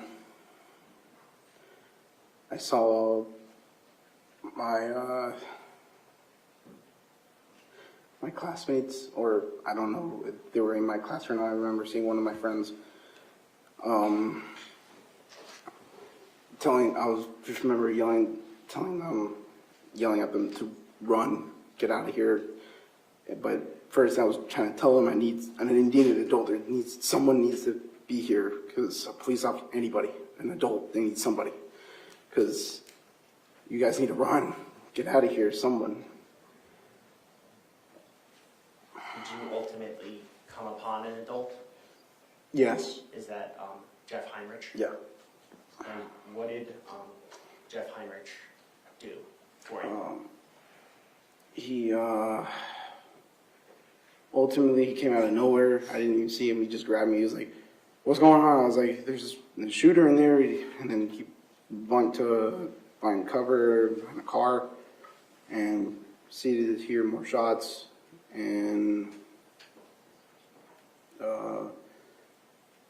just taking cover behind cars and still hearing gunshots and stuff like that.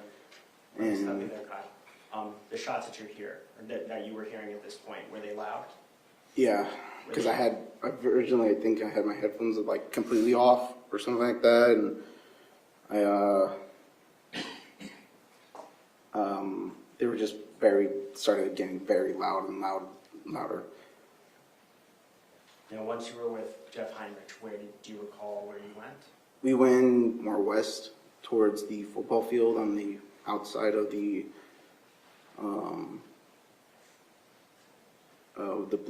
bleachers. Were you able to still walk at this point in time? Yeah, but then I started to feel the pain, and it started to hurt more, and so I started more to like limp, I guess. But then Jeff tried to get me over the fence, but I couldn't do it.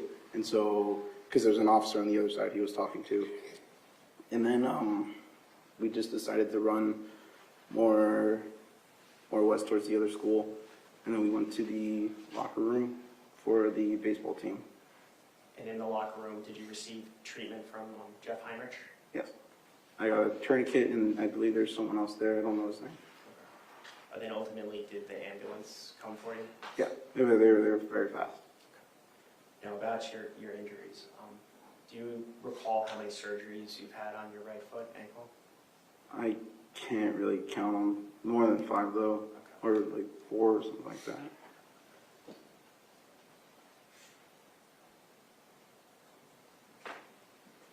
And I'm sorry to ask this question, but do you have lasting impacts on your foot? Yeah, I go through spans of pain where I can't walk for 2 weeks. I can't do the things I used to do. I'm one broken foot away from getting my leg cut off. I can't, like, every day is pain. And so whether it's walking, going up the stairs, just standing still, it hurts. And so it's very hard for me to, like, walk for very long distances without having my foot literally looking like a football, or like it just feels like very sharp needles, and that are just kind of like going up. Back in 2018, when you were a student at MSD, did you know the school resource officer, Scot Peterson? No. Had you ever seen him before? I think so, but I've never really paid attention to it.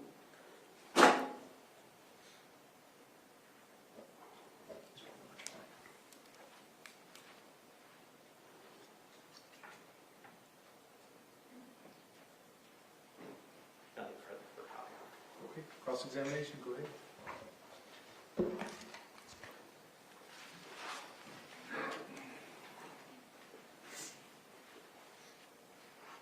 Kyle, it's nice to see you again. I promise to chat here very quickly. I'm sorry again for what you've done. Okay. Your teacher was Rosierski, correct? Yes. And you were on the 3rd floor of the 1200 building, correct? Yes. And I want to know first if you heard any of the shots that went on the 1st floor, went off on the 1st floor before the fire alarm went off. No. You didn't hear any of those, correct? No. The fire alarm was super loud, correct? Yeah. And everything seemed normal, did it not, when you all exited onto the 3rd floor? Yes. When you looked over at your friends as you're coming out of the classroom, did it look like anybody thought that there was an active shooter in the building? No. It looks like on the video everybody's kind of smiling and acting like normal, Yeah. correct? Yes. And the first time that you heard any shots or knew that there was somebody shooting is when that person appears on the 3rd floor, correct? Believe so, I'm not sure. And ultimately we see you run out and then you encounter Sergeant Heinrich, correct? Yes. And you told him very clearly that there is an active shooter in the 1200 building, correct? Yes. And you told him that because you wanted to help and hopefully he would get that information out, correct? Yes. That was your intention, correct? Yes. And ultimately he had you take a position of cover behind a car, correct? Yes. And you did that because you were concerned that you might be hit with sniper fire, correct? Yes. Okay. Kyle, I do wish you the very best. Thank you. Okay, based on that, any redirect? State is the witness excused? Yes. All right, so you may step down. Thank you very much. While he is doing that, ladies and gentlemen, looks like a good time for our lunch break, so we're going to take the lunch break. At this point, same admonition as always, please do not discuss the facts of the case, the evidence, the witnesses, or the testimony amongst yourselves or anyone else until we reach the end of the case. I'll tell you when that is. If you will leave the notepads in your chairs, they'll be waiting for you when you come back. And I hope you have a nice lunch. We will see you at the jury room at 1:45 p.m. 1:45 p.m. at the jury room. Thank you.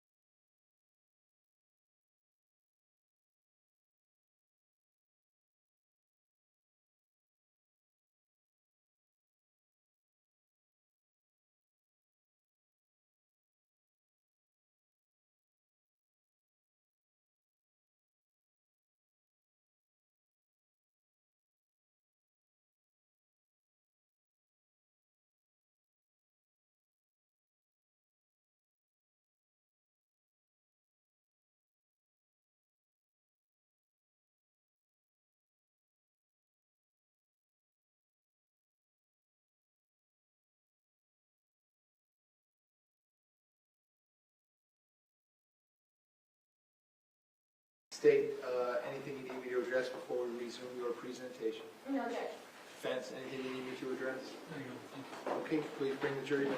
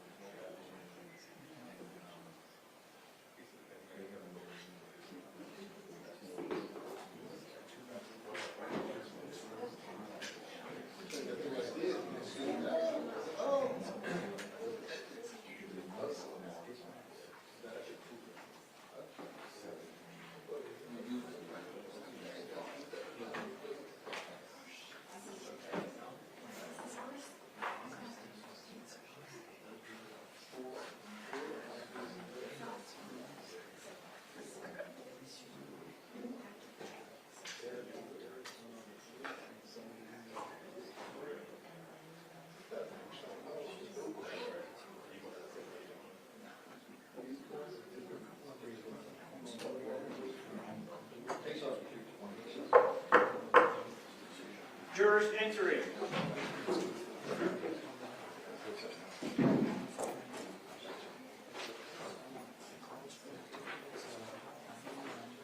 Ladies and gentlemen, welcome back. Come on in. Once you're back at those same seats, you may be seated. Ladies and gentlemen, welcome back. Once you're back at those same seats, you may be seated. All the parties may be seated. Ladies and gentlemen, those of you using the notepads, I'll give you a moment to get the notepads back out.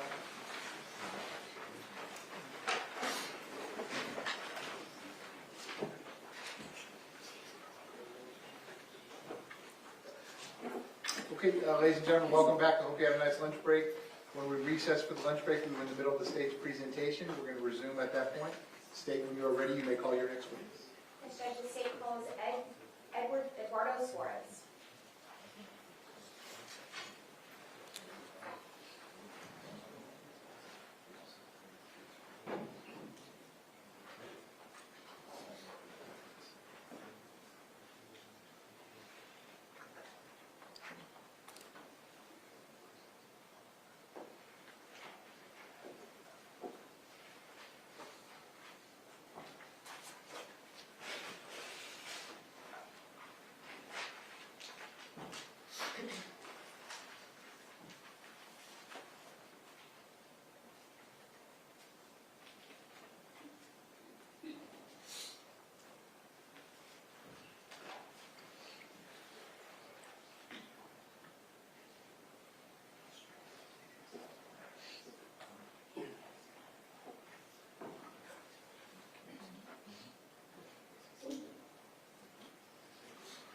Sir, if I could have you come all the way up here to the witness stand, please.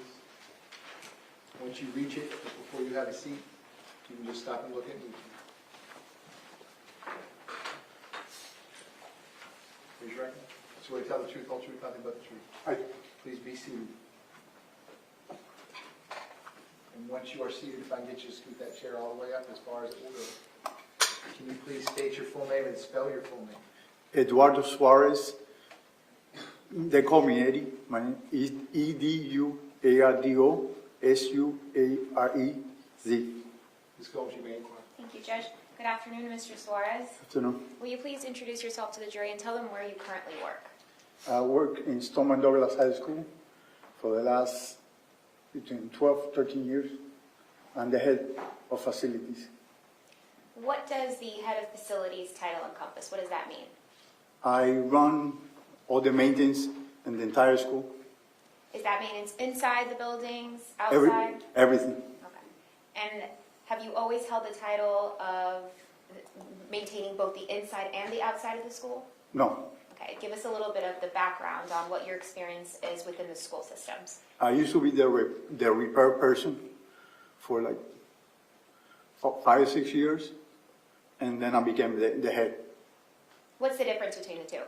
The repair person, I used to repair lights, unclog toilets, paint, do whatever it needs to be done. And do you have staff or faculty that works underneath you at the school? Yes, right now I got 16 employees. And I'd like to turn your attention now to February 2018. At that time, what was your title? Head facilities. At that time, did you have employees that worked for you? Yes, ma'am. Now, as part of your job on campus, do you get to know some of the faculty and staff? Everybody. And in February of 2018, can you describe for us what your role was like on campus as far as it relates to your interactions with the teachers, but then also how that carried into the summertime and when you weren't on campus? In the summertime, we take all the furniture, we sweep floors, fix everything that is broken, and clean the entire school. Did any of the faculty members work with you during the summer times? Yes. Can you please tell us about that? Chris Hegson used to work with me in the summertime, and Mr. Fies. So specifically, February of 2018, I'm going to turn your attention to February 14th. Did you go to work that day? Yes, ma'am. Okay. Explain for us what you were doing in the beginning part of that day. Doing all kinds of work, supervising. When they call me to repair something, I went or everything. Was it a normal day? It's a normal day. Now, earlier in the day, in the morning, afternoon, early afternoon, did the fire alarm go off? Yes, ma'am. And this is unrelated to anything that happened later in that day. Why did the fire alarm go off earlier in the day? I don't remember exactly. It was a drill or somebody pulled the fire alarm. I don't remember. But it wasn't a fire? No. Was no emergency? No. Okay. So now fast forwarding to around 2 o'clock in the afternoon that day. Describe for us what happens. Around 2:10, 2:15, maybe, give and take. They called me to the front office because my assistant that comes at 2 o'clock was not there that day. And I went, I took care of the call. When I was coming back, I stopped in front of the cafeteria to tell my guys what to do for the night.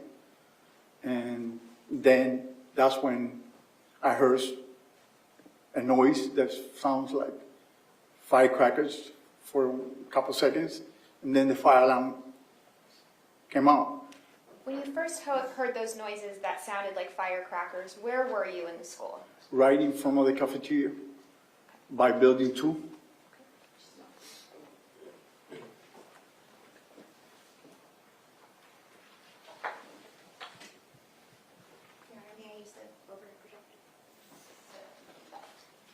All right, Mr. Suarez, I'm showing you what is already in evidence as states 1. You have a screen in front of you. Are you able to see the image? Yes. Okay, I'm going to zoom in a bit on the relevant part of the campus for your testimony.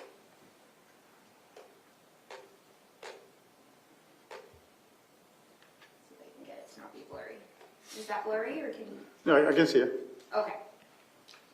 Can you do me a favor and you're actually able to use, there's going to be a marker that pops up on your screen and you'll be able to touch the screen. So if you select the pencil icon On the bottom. on the bottom left, Bottom left. Okay. there you go. Okay, now you should be able to use it. Let's see if it works. I'm going to ask you to please circle for us which building you were in when you first heard those firecracker sounds. It's not moving. It's not working. Okay. Judge, may I approach the witness? Sure.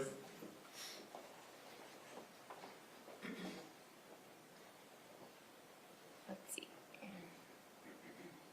There you go. Sorry. And what building is that? What building number? Building 2. Building 2. Okay. So from over in Building 2, you were able to hear sounds. Yes. And what happens next? I instruct my employees to evacuate. And then I saw my supervisor, one of my supervisors, Mr. Rosario, driving with the golf cart across the courtyard. I got in my golf cart and I went right behind him Which direction were you headed in? to between 700 and by the 1200 in that area. Why were you headed in that direction? I was following him. Is that the direction of where the sound was coming from? Yes. What, Give and take. I know it was far away. Okay. And can you show us the direction that you took using the marker?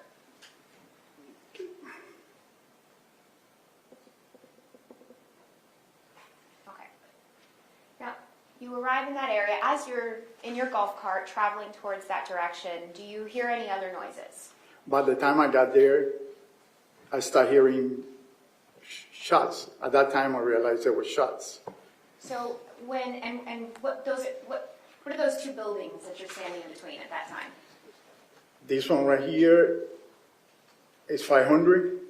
This is a gym. This is 1300. And this is 1200. Okay. So while you're standing, can you put an X in the area that you're standing when you first realize it's obvious that those are gunshots?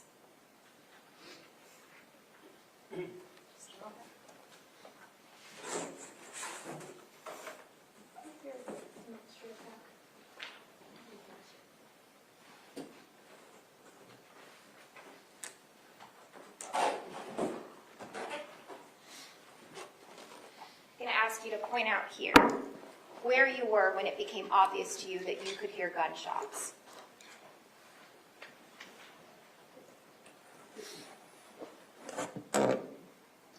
This building, I was right here. Right here? Yes. Okay. So while you were here, it became clear that those were gunshots. And which direction did you think those gunshots were coming from generally? I know you can't be specific. It Generally. sounded from my back. Meaning which way? This way or this way? This way. Okay.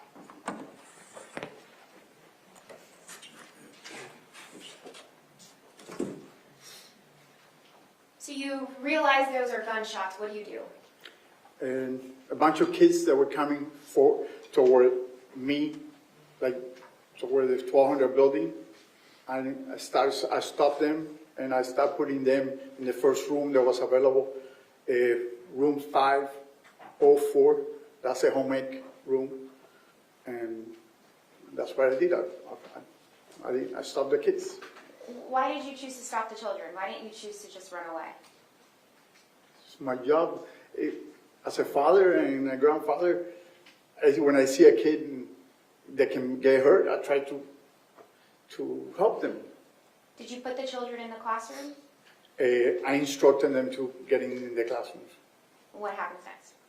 A couple minutes, when all the kids that were inside, I drove back toward to my office because I saw a kid running. I tried to get him inside. He was so fast that he was faster on the golf cart. Then when I turned, I saw everybody was evacuating leaving to West Glaze, and I met Mr. Rosario there, and a couple more APs, and some of my employees, and a few teachers, and a bunch of kids. Did you all together take a route? Yes, by the canal. Can you describe that? We have to even break some trees, to go around the canal to West Glaze. Were you eventually able to get to safety? Did law enforcement come? It was a chaos. A lot of people, there were maybe 600 or 700 kids, I'm not sure, but everybody was safe there.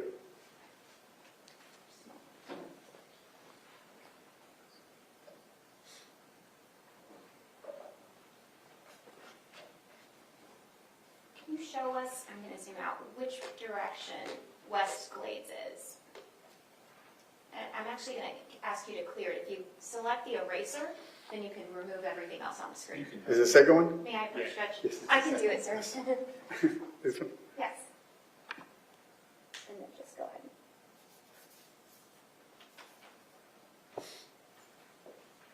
Just select the marker again one more time on the bottom. Okay. Can you show us the route that you took with those students towards West Glades and where West Glades is? I went this way, that way.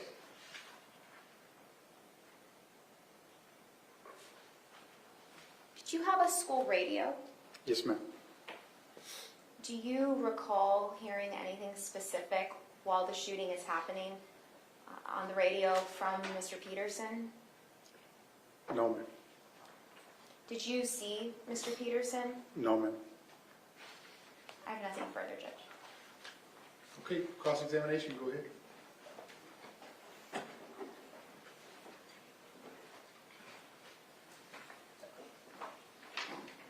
Good afternoon, Mr. Suarez. Good How are you, afternoon. sir?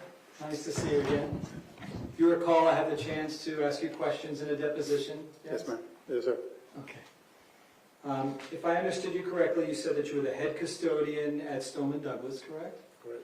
And you've served in that capacity for about 12 to 13 years, correct? Correct. And on the day of the atrocity at the school, you were the head custodian, correct? Yes. And you also knew Scot Peterson because you worked with him, correct? Yes, sir. And what was your relationship like? Like an employees, we say, hey, how you doing? And Okay. that's it. And did you ever see him break up fights? Yes, sir. Did he stand on the sidelines or did he jump right in? He jumping in. Okay, you didn't see any hesitation or anything like No, that? sir. And did you ever see him acting like a coward at any time? Objection. No, that's overruled. Go ahead, sir, you can answer the question. I never saw him. Every time they call him, he went there. Got it. And you were in front of the cafeteria, if I heard correctly, when you heard the first sounds, Right. correct? And that's about 2 blocks from the 1200 building, correct? Give and take. All right. And then the fire alarm goes off while you were driving in front of the cafeteria, correct? No, I was standing You were in front standing of there. in front of the cafeteria. And then the fire alarm goes off. Yes. Got it. And that was a loud alarm, I would imagine. Yes. Okay. Now, when you heard the sounds, I think you said that you initially thought they were firecrackers? Yes? Right. And you couldn't tell precisely where those firecrackers were coming from, correct? No, sir. And you also couldn't tell whether they were from inside or outside a particular building, No, correct? sir. And you couldn't even narrow down, if you had to guess, you couldn't narrow down where they were coming from. No, sir. All right. Describe for the jurors, as you described to me once before, like the area and why it would be difficult to know precisely where certain loud noises would be coming from. Okay, the cafeteria is surrounded by buildings. Yes. It's a courtyard in the middle. Yes. And behind the 700 is the 1200, 1300, and the gym. And those buildings are all very tall, correct? Yes, two stories. Okay. 1300 is 1 story. Okay. Well, you're aware that the 1200 buildings... It's 3 story. Got it. They're all pretty big buildings, right? Yes. Okay. And did you experience, when you heard loud sounds, a very loud echo? No, sir.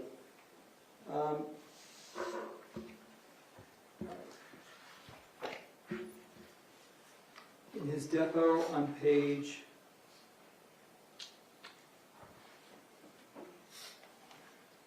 number 9, line 6, and describe it. Objection, Your Honor, improper impeachment. Yeah, that's the thing. Go ahead, just ask the witness question. Okay. Do you remember when I asked you, and describe it to me, there's like a lot of, Yeah, that's the thing. Put the deposition down, just ask him a question. Did you ever say, did you ever tell me that there was a lot of echo in that area? Yes or no? Probably, that I remember. I don't remember, it's a long time ago. Okay, But probably because it's a big area. okay, great. Now, you were headed towards the 1200 building on your golf cart, correct? Towards building 5, 6, 7, 12, and 13. That's the area that I was following my supervisor. Got it. And you weren't going in that direction because that's where the sounds led you. It's just because your supervisor was going there. Correct. Mr. Rosario, correct? Correct. And then the next time you hear shots, you were merely 100 feet away from the 1200 building, correct? Between 100 and 120. Okay. You definitely got very close to that building, correct? Right. And when you hear those sounds, you're on the west side of the 1200 building, correct? Right. Let me show you a photo that's already in evidence as Defense Exhibit 1. Is this the west side of the 1200 building? Yes, sir. So you were very close to this area, correct? Right. And you knew that my client was on the opposite side, on the east side. I did not know because I don't know where he was. At the time, you did not know, No. correct? Got it. In fact, because you didn't know where he was, you then never had any communication with my client. Never. So while you thought, hey, I think the shots might be coming from the 1200 building, that was not something that you ever conveyed to my client in real time at that moment, correct? Is that Correct. And you did have a school radio, did you not? Right. Okay, and at no time do you then ever go on the school radio and say, hey, I'm hearing shots from inside the 1200 building, correct? So at that time it was a chaos. My job was to help the kids put them in the classroom. I was not trying to 100%. call nobody or nothing else. And forgive me if in any way that came across like I'm judging you. I'm not. I just want to know factually if that's what happened. Right? Forgive me. I didn't mean that. Okay? But you didn't. You never announced over the school radio for anyone else to hear that information. No, Correct? sir. Right. You don't see any muzzle flashes from any guns. Correct? No. There's no smoke coming out of the 1200 building to indicate that there's No, shots. my back was to the 1200 building.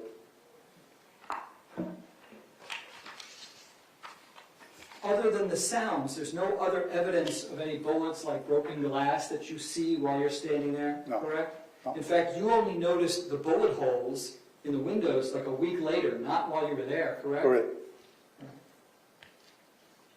And just so we're clear, throughout the entire time that you were there during the shooting, you never saw my client, correct? Never. Okay.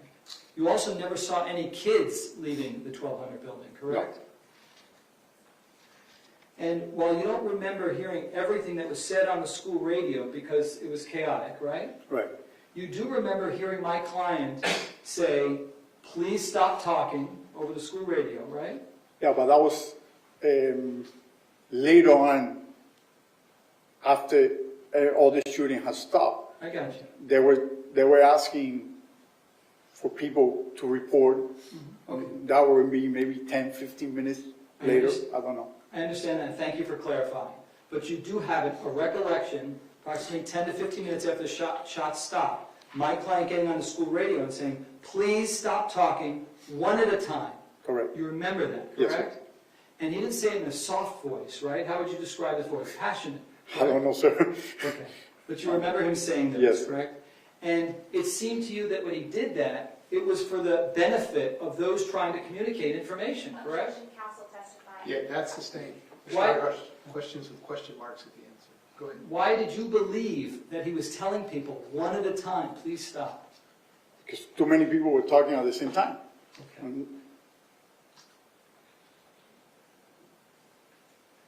And one final question, sir. Have you ever had a chance to speak to my client about what he was going through during the shooting? No, sir. Relevance. Well, it's overruled. The gentleman's already answered the question. Okay, thank you, sir. All the best. Based on that, I redirect. Yes, Mr. Suarez, I know you help those children, but in your job description, did it involve anything regarding security? No, sir. No, ma'am. Are the fire alarms louder inside the classroom or outside? Both. They're very loud. Are the 1200 building, the fire alarms inside, are they louder than when you're inside or when you're outside? Inside is very loud.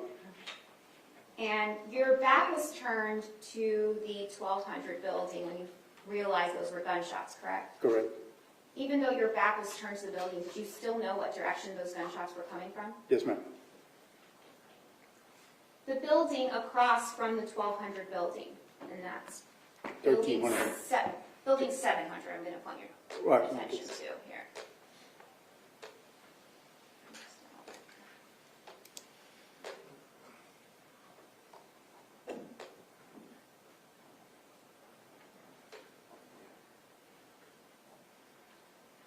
Can you please circle building 700? Can you circle it for me? Thank you. As part of your job, do you regularly paint the buildings? We paint the building, we blow the campus almost every day. And you maintain the building, make sure that it's up to date and that anything beautification that needs to happen? Right. Did you ever, when looking at the side, any side of building 700, notice any bullet holes? No, ma'am. On building 700? Never. Any deformities that would indicate that it had been shot at? No. I have nothing else, Judge. Based on that, any referrals? No, Your Honor. The state, is the witness excused? Yes, yes, Judge. That's sir, you may step down. Thank you. Very much. While he's doing that state, you may call your next witness. Yes, Your Honor, at this time, say we call Anthony Borges.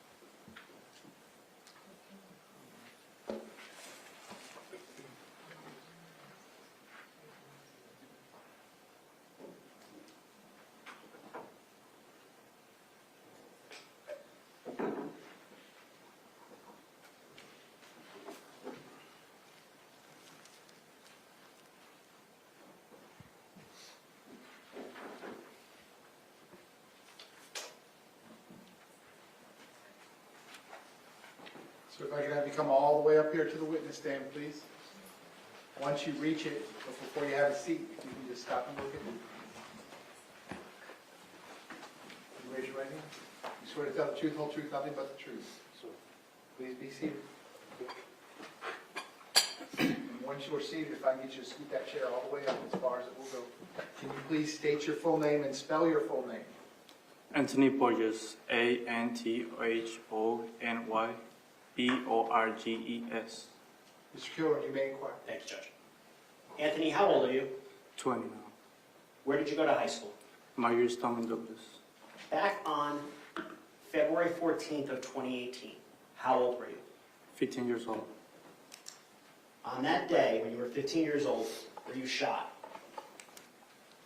Repeat that? Were you shot? Were you shot with a gun? 5 times. 5 times. Where were you shot? On my left leg, that was my first shot, and then 2 more on my lower. Can you just speak up a little bit, Anthony? I'm sorry. Yeah. I got 3 shots on one left leg, and then 2 more on my body. Your Honor, I'm going to ask the witness to step down to show his wounds. Sure, you may. Anthony, if you could please show for the jury the injuries to your legs. You can face them.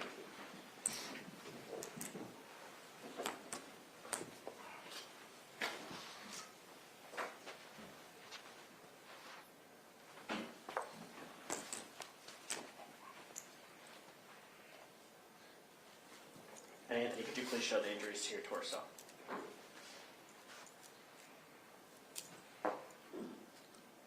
Okay, you can see it, okay?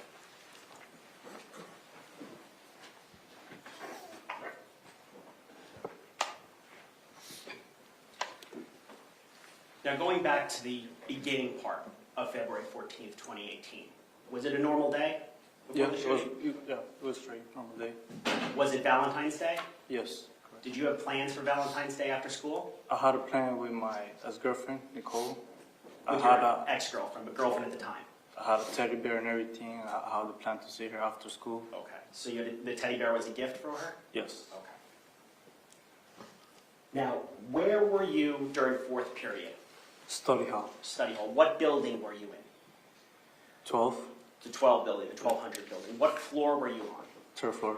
Third floor. Do you recall what class you were in? What's the number? Yes, the number, Class? sorry. No, I don't remember that. Okay. It was study hall, though. Yeah, it was study hall. Okay.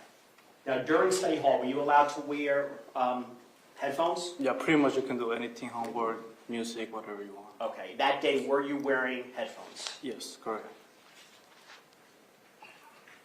Now, at some point in time during the fourth period, did the fire alarm go off? Yes. Okay. Before the fire alarm went off, did you hear any sort of unusual noises that you didn't typically hear on a normal school day?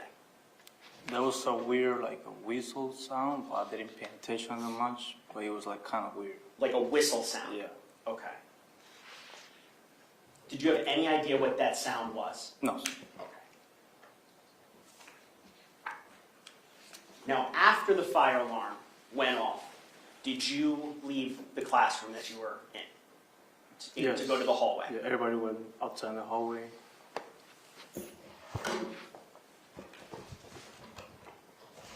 May I pursue witness? You may. Anthony, oh, it's actually not working. Mr. Chairman, just pause 1 second. Sure. You want to snap up? Yes. Yeah, get yourself together. Do it real quick.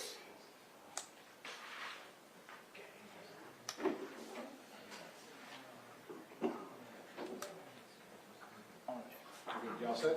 Yes. Okay, go ahead, sir. Your Honor, may I pursue witness? You may. Anthony, I'm showing you with my previously marked for identification as States K. Do you recognize this? Yeah, that's me. Can you speak up a little bit louder? Yes, that's me. You see yourself in this picture? Yes. Okay, what are you wearing? Nike hoodie with a Adidas black pants, and it was a Nike white shoes. Okay, you guys speak up a little bit louder though. What kind of shoes? Nike shoes. Okay. Your Honor, at this time the state would request to move in state what's already been previously marked as States K and as States 11. Any objection? No objection. Without objection, States K for identification will now be in evidence. That is State Exhibit 11. Your Honor, may I publish? And this can go on the screen. Understood. You may. Thank you, Your Honor.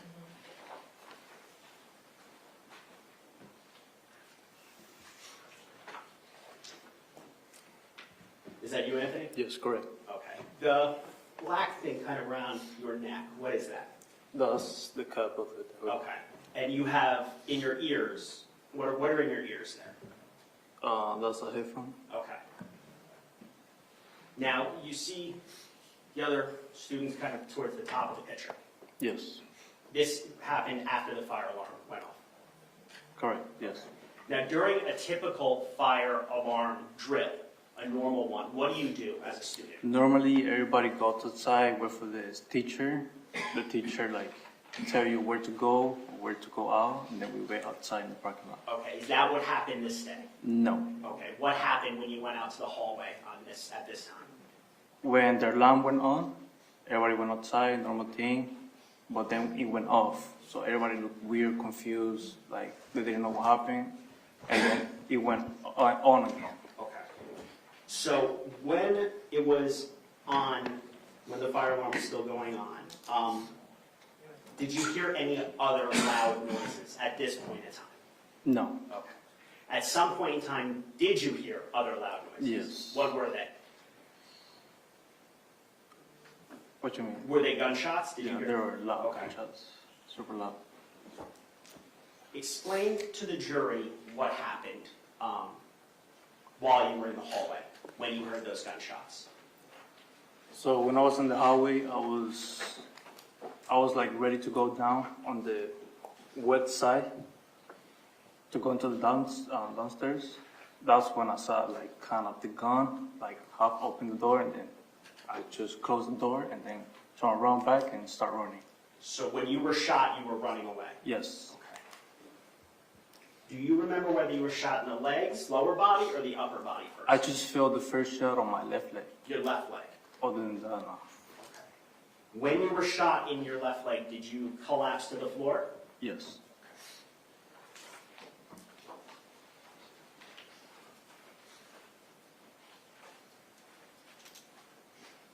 Do you want to make social witness? You may.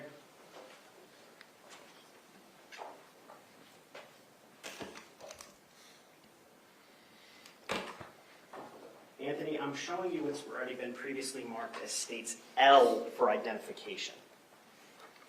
Do you recognize this? Yes, me and the middle down. Okay, so is this a true and accurate depiction of what happened that afternoon on the third floor in the hallway after you were shot? Yes, correct. Your Honor, at this time, the state would request to move in what's already been previously marked for identification, states L in as states 12. Any objection? No objection. Without objection, states L for identification will now be in evidence that it states Exhibit 12. May I publish, Your Honor, or with the TVs off? Whichever unit the TVs are off. Yeah. We need them all off.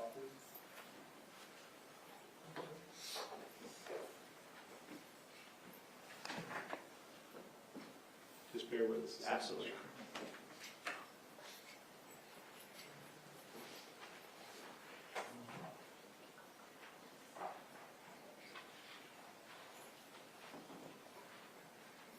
Everything's off? Your Honor, may I publish? Yeah, go ahead.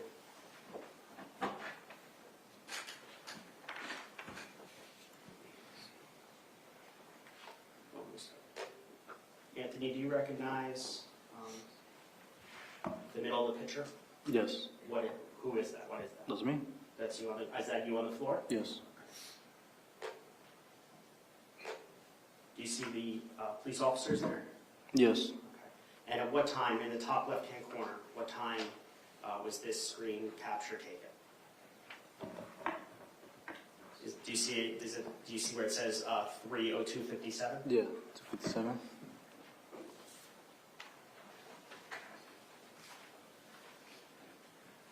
Now, what that picture showed, is that where you were on the floor for approximately 40 minutes after you were shot? Yes, correct. Now, when you were on the floor after you were shot, did you try to get up? I tried to get up and... Were you able to? Yeah, could. Can you describe for me, did you see any of your blood? There was a lot of blood around me. What, did you feel pain? Nothing, not at all. Okay. Were you in shock? Not really. Okay. What did you see besides your own blood? Were you able to look around? Yeah, I was able to look around. I was looking like a few victims. You saw a few other victims who were on the ground? Yes. Right after you were shot, did you see the shooter? I saw him when he shot me, but kind of like when I went to the floor and looked like fast. Okay. He was holding with the one hand. Did you, when you were on the floor, did he ever shoot you again? No. Okay. So the 5 shots were all one barrage? I or one guess, flurry? yeah. Okay.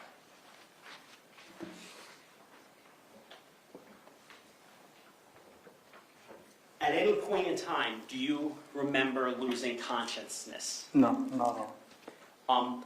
What else did you do while you were on the floor? Did you have your phone with you that day? Yes, I did. Did you make any phone calls while you were on the floor? I called my mom first. She didn't answer. I called my best friend. He didn't answer it. And then I called my dad. That's when he answered. Your dad answered the phone? Yes. Did you speak to your father? Yes. Why did you call your dad? My finals saying goodbye to him. Did you think that you were going to die? Yes. Did you have any what else were you thinking while you were on the floor on the third When floor? I threw the phone away and everything, I was thinking about like, where's the help? Where's the cops? Like, how long they gonna take this for taking me out, you know? In terms of your thought process, where are the cops, where's the help? Did you keep thinking that over the course of the 40 some odd minutes you were on the floor, or did you eventually stop thinking about that? I eventually accepted that, so I was like, you know what, I'll just chill over here. Can you just say that louder? I'm sorry. I just accepted the death. You accepted that you were going to die. Yeah.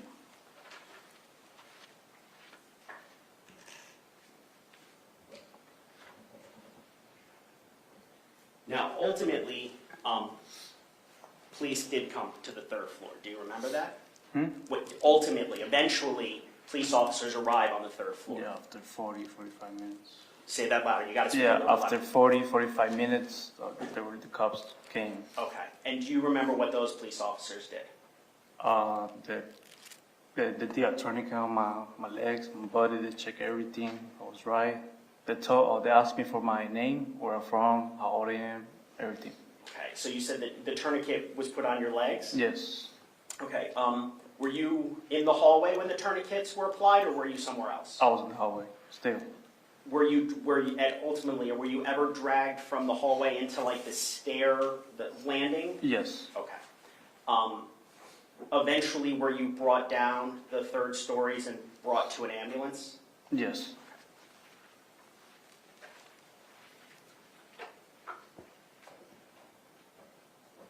Did you know who the school resource officer was at Marjory Stoneman Douglas back on that day? No, I did not.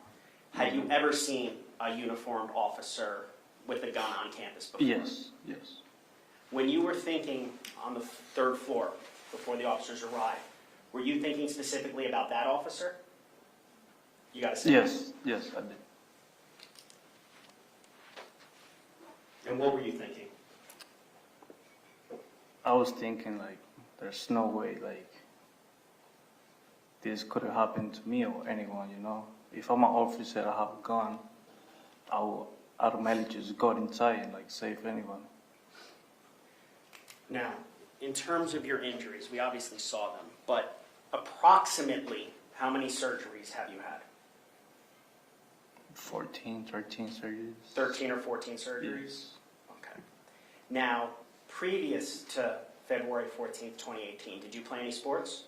Yeah, I did play soccer. That was my whole career. So that was what your dream was to play soccer? Yeah, I was literally there to be professional. I was going to Brazil and play. So let's slow down there, just because you spoke kind of fast there. Yeah. You went to Marjory Stoneman Douglas to play soccer? Yes. Okay.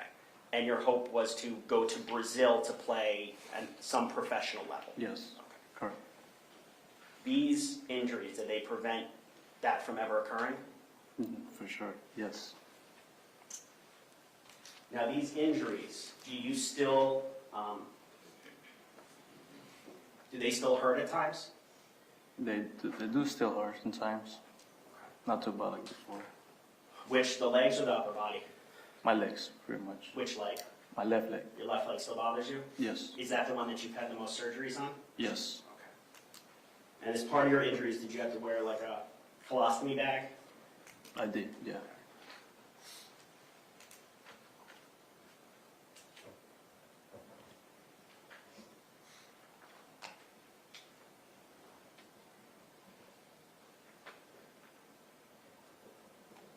Now, going back to when you were on the floor, you stated earlier that you could see other victims. Yes. Do you recall how many you could see? About 2 bodies. Do you recall what they were wearing? There was a girl in front of me wearing a pink shirt, and there was a guy wearing like a military, one of those RTC things. So was the person wearing the pink shirt, were they closer to you where you were? Yeah. And the person wearing the military ROTC farther away? Farther away, yeah. Did you see them moving at all? No, not at all. Did you think that they were deceased? Well, I tried to talk to them, but and no response, nothing. You tried to talk to them. At any point in time after you were shot, did you yell for help? I did, yeah. What did you yell? Help, help. Did And Spanish too, ayuda. In Spanish and in English? Yes. Okay. For how long did you yell help? About 3-4 minutes. Okay. Why did you stop after 4 minutes? That's when I realized that nobody gonna come inside and help you. Were you the only person in the hallway at that point in time who... Alive, yeah. Alive, yes? Mhm.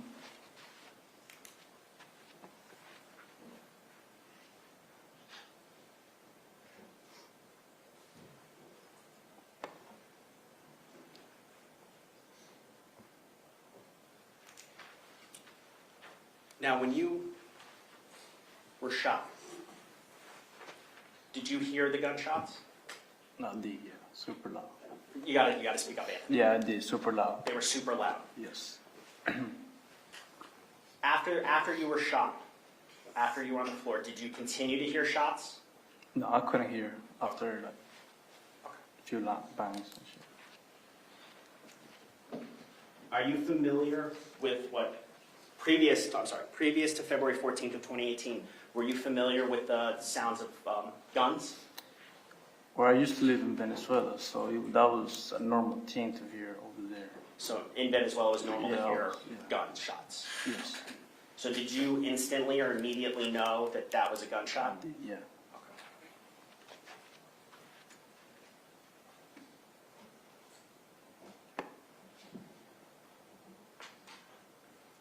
Did it sound like a firecracker to you?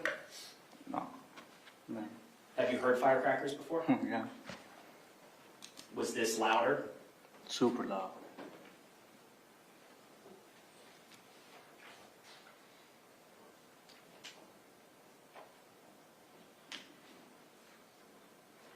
Now, going back to the injuries just very briefly, the pain in your left leg, the other things, are these injuries, after consulting with medical professionals, that you're going to be dealing with the rest of your life? Pretty much, yeah.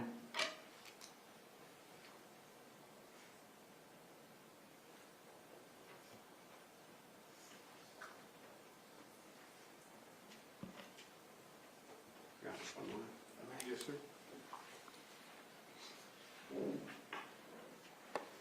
I have nothing further for Anthony at this time. Okay, cross-examination, go ahead.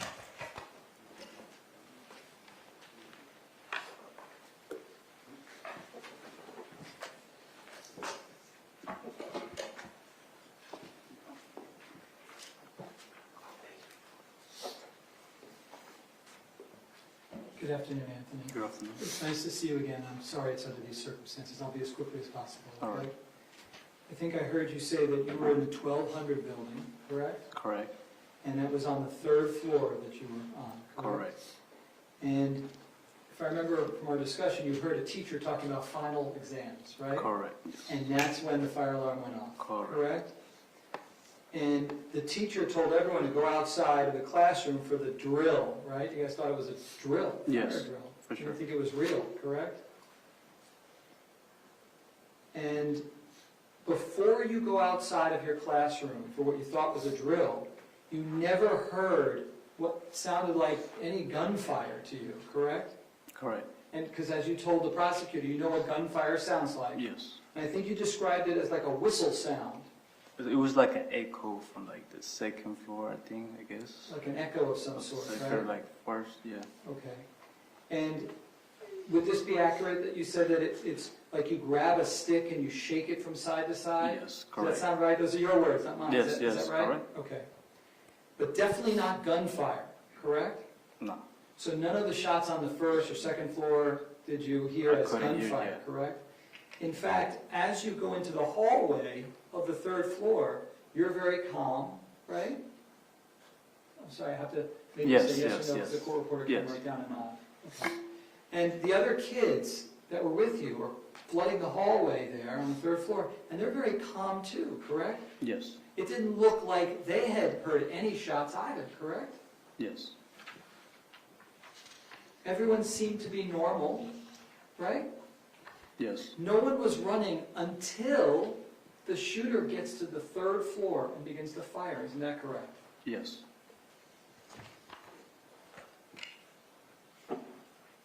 And I think you just said that after you were shot, you never heard any additional gunfire, correct? Correct. So that means that you never then heard the 2 minutes of gunfire out of the teacher's lounge that was on the same floor, correct? Objection on it, so counsel testifying? Yeah, that's sustained. So you definitely never heard any additional gunfire after you were shot, correct? I mean, how could I hear if the sound was too loud and my ear was I just... understand I think I was bleeding by my ears. that. Yeah, no, I don't blame you in any way. I'm just saying whether you heard it or not. No? All right. In fact, one final question. Of all the shots that were fired in that building, first floor and second and third floor, you only heard 4 shots, isn't that correct? Correct. Again, I'm sorry this happened to you. I wish you the very best. All right, State, any redirect? Just one question. Go ahead. Anthony, you stated you heard only 4 shots. You were shot 5 times. 5 times, yeah. That's probably like my ear went like off or anything. One more question, 2 more questions. Was the sound of the shots, were the sound of the shots so loud that it caused your ears to basically deafen? Yes. I have nothing further. Based on that, any recross? No. State, is the witness excused? Yes, yes. All right, sir, you may step down. Thank you very much. State, do you want a restroom break now, or do you want the next witness? Okay. Okay, ladies and gentlemen, real quick 5-minute restroom break. Same admonition as always, please do not discuss the facts of the case, the evidence, the witnesses, or the testimony amongst yourselves or anyone else. Until we reach the end of the case, I'll tell you when that is. If you'll leave the notepads in your chairs, step in the back for me one moment. I will be right back with you. Okay, thank you.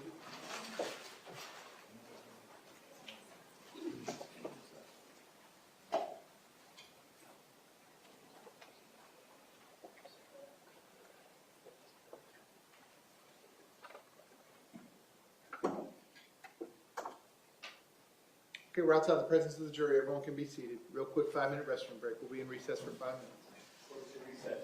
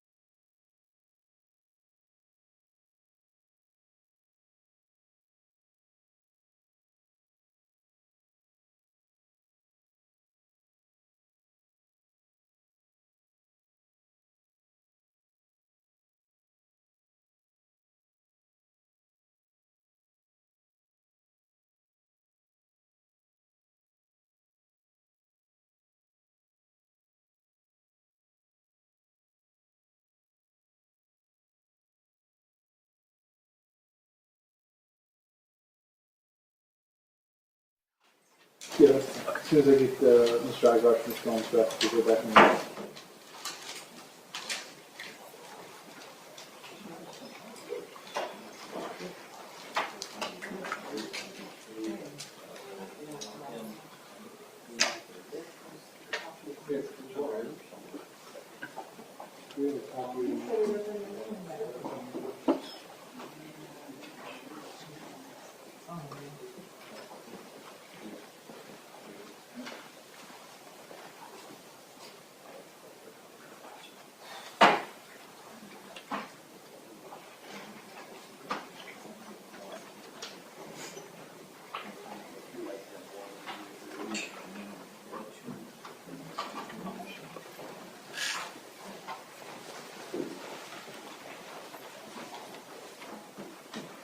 May I change the battery real quick?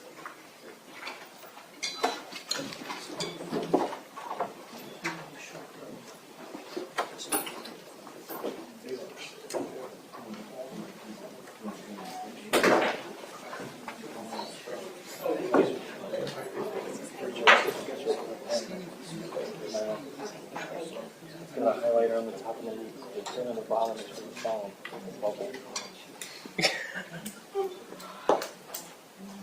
Texas guidance. Yeah. Do I keep the credit? Oh, very cool. Tell me when you're good. You're good? All right, I'm going to go back on the record. State versus Scot Peterson, 1971-66 CF10A. I continue to have Ms. Gomes, Mr. Kilroy, Mr. Klinger present for the state. I continue to have Mr. Igosh present with Mr. Peterson, who likewise is present. We are outside the presence of the jury. State, anything you need to address before we resume your presentation? Judge, not so much address, but I just wanted to make Your Honor aware of something. Mr. Igosh has agreed to stipulate to our records custodian, who's our next witness, which would have taken a substantial amount of time. Okay. We have one more substantive witness lined up for today, but after that, unfortunately, Your Honor, I Okay, apologize. so are you calling the records custodian? No, I think we're just going to stipulate he's here. If you wanted to stretch out the day, Judge, I could No. take back my stipulation. I don't need to stretch out the day. So we'll do the records. We'll do your last live witness for today. I have a short docket tomorrow. I was going to ask the jurors to return at 9:15 with hopes that we could start at 9:30. Does that work for the state? It does, Your Honor. Does that work for you? Yes, Your Honor. And just to give Your Honor. You go. Okay. Well, no, I'm talking about your issue. Right. Tomorrow, Mr. Igosh asked if he could put one witness on who's going on vacation for the rest of the summer. State has no objection. Okay. I told him after lunch, you know. Tomorrow? Yes. That's fine. Okay, not a problem. And this is the stipulation when you're ready on. Yeah, do you want to do this in front of the jury, or do you want to do it now? Yeah, sure. I just want to let you know that I spoke to Ms. Wilcox, and she said since there's 8 different packages, we're making it a composite, so they'd all be in one folder. And these are, and that state's exhibit right now. That'd be M for identification, and Yes. what is it? They consist of various records from DSO that concern training that was completed by the defendant, the contract between DSO and Parkland for SROs, and a listing of his training summary. All right, so these are, I don't even know if you call it stipulation. You want to move these into evidence, and you have no objection? That is correct. Okay, so we're not going to do it through a witness. It's just going to be moved into, you'll ask to move it into evidence. I'll ask the defense if there's any objection.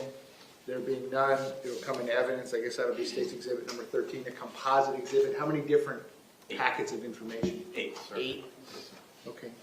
And then I'm going to ask the state, when they come back in, then I'll ask you to proceed. You can do that, and then I'll say you may call your next witness. And then you're telling me that'll be the last witness today, correct? Thank you. Yes, Your Honor. Understood. Okay. Please bring the jury in.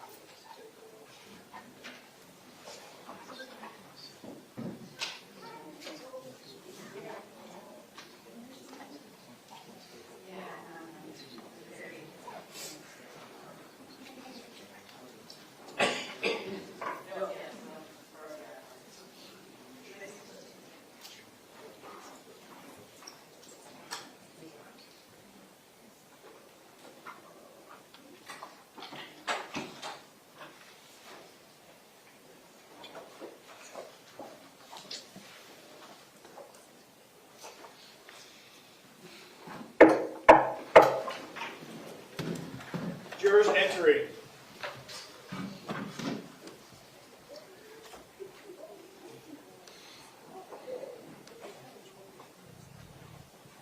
Ladies and gentlemen, welcome back. Come on in. Once you're back at those same seats, you may be seated.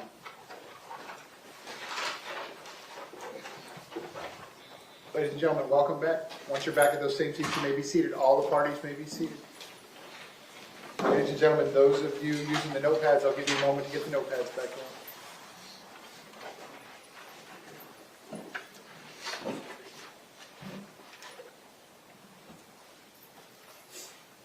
Okay, ladies and gentlemen, when we took our restroom break, we were in the middle of the state's presentation. We're going to resume at that point. State, when you are ready, you may proceed. Judge, the state calls the captain. Well, I'm so sorry. Your Honor, at this time, there's been a stipulation between the defense and the state to enter state's M into evidence. And as a composite of 8 different documents. defense, no objection. No objection. All right, so without objection, state's M for identification will now be in evidence. That is state's exhibit 13, a composite exhibit of 8 separate, I guess we'll call them business records. Yes, sir. Okay, very good. Thanks. State, when you're ready, you may call your next witness. Yes, Judge. Now the state calls Captain Nicholas Mazzei.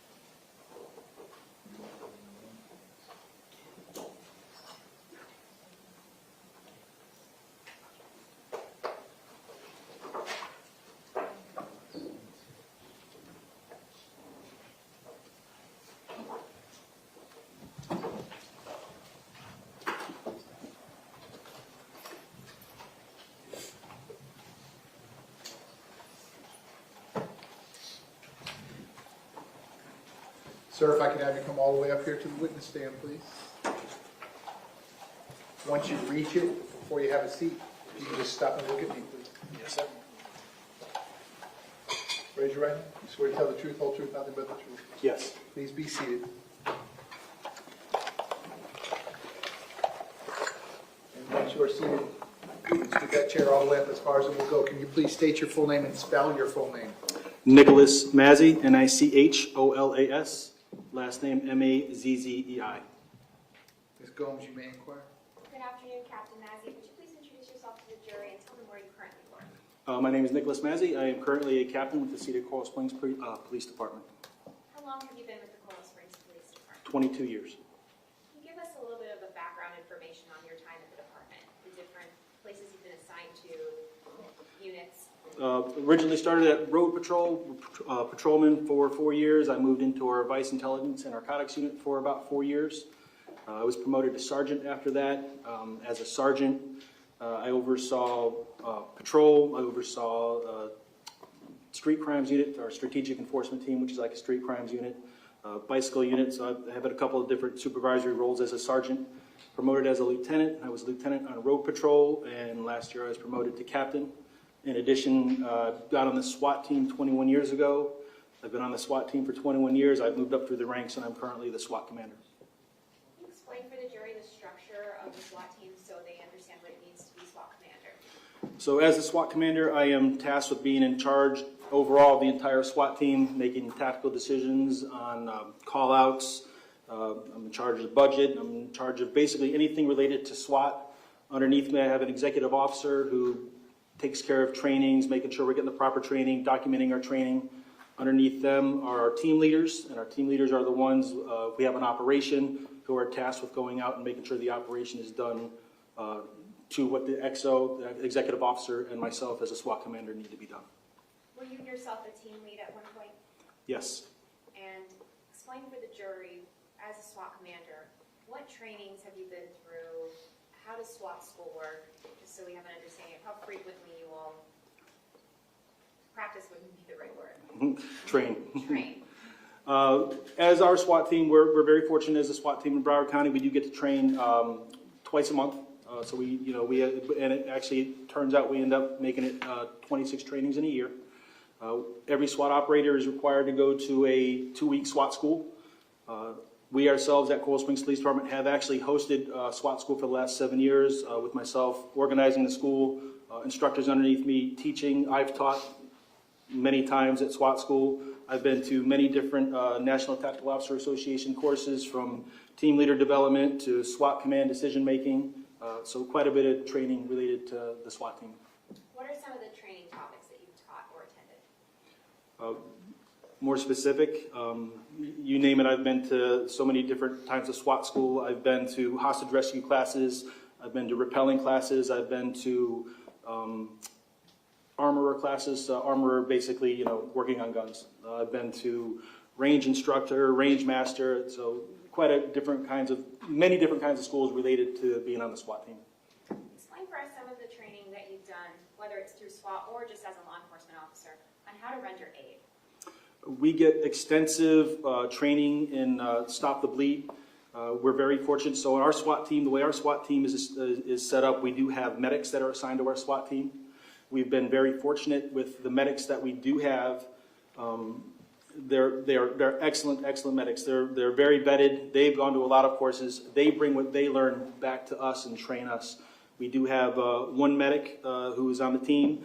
He's even gone as far as having our SWAT guys go out to live tissue classes where they actually use live pigs and do full-on scenarios and try to keep a live pig alive for 45 minutes that have been given a catastrophic injury. So we've had the opportunity to do a ton of training like that. I personally have not been to that particular training, but many of our guys have.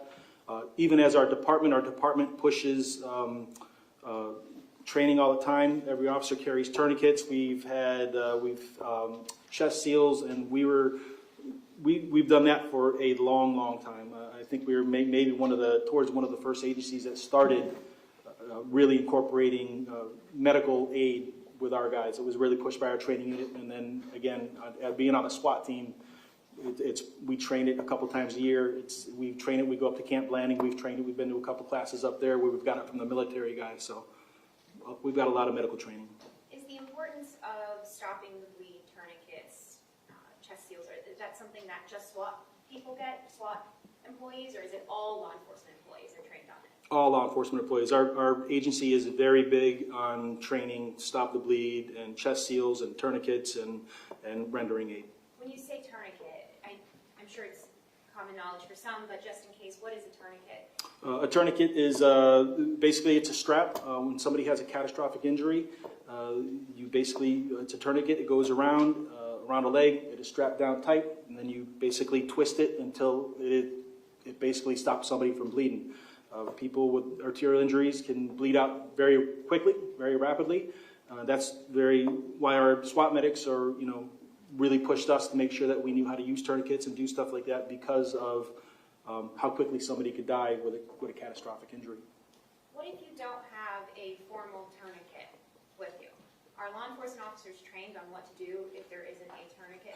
There are some measures that you could do. There are stopgap measures, in which you basically use even before you get a tourniquet on, and basically that, for instance, if somebody had a catastrophic leg injury, you might put your knee right on top of the femoral artery, in their groin to stop the bleeding until you can get someone either to you with a tourniquet.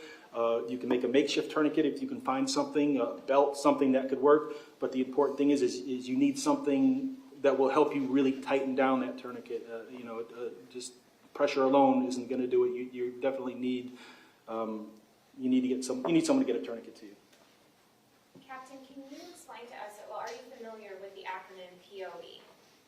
Priority of life. POL, priorities of life? I'm sorry. Yes. Yes. Yes, thank you, POL. Yes. Priority of life. Can you explain for the members of the jury what is priority of life? So priority life is basically a matrix that police officers use to establish the importance of life on a given police call. And it basically it breaks it down into 4 groups from the most important person on a police call to the least important. The most important person would be hostages, if there are any.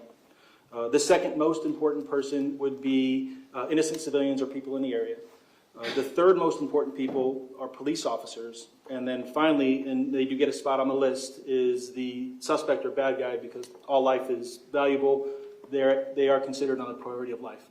And basically what it does is it establishes a matrix for the decision-making process for police officers, supervisors, tactical leaders, on what risks they're willing to take based on who they're dealing with and that priority of life. Basically, the most important to the least important when making decisions.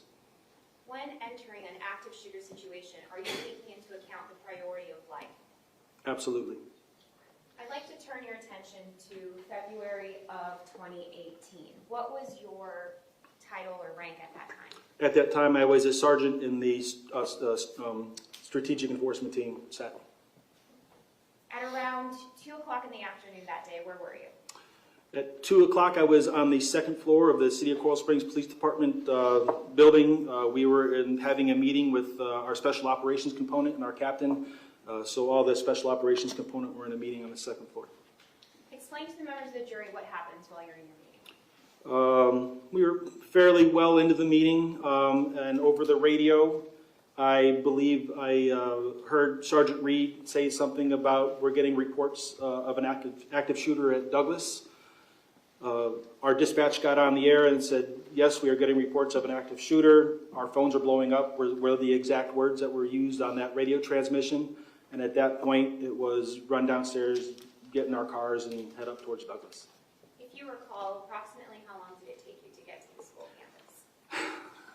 I am not quite sure of the exact time. I believe it was around 2:25 or so when Sergeant Reed made his transmission.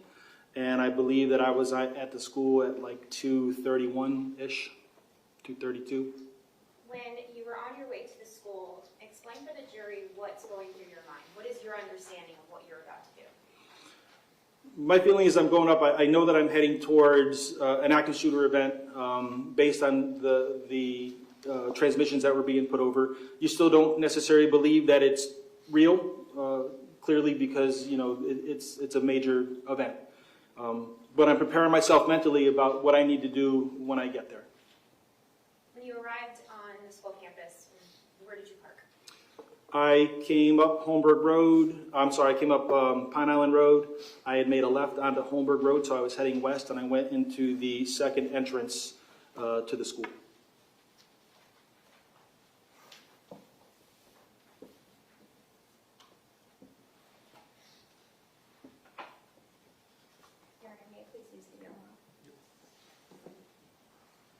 Captain, I'm showing you what's already in evidence as states 1. You have a screen in front of you. Are you able to view the image on screen? Yes.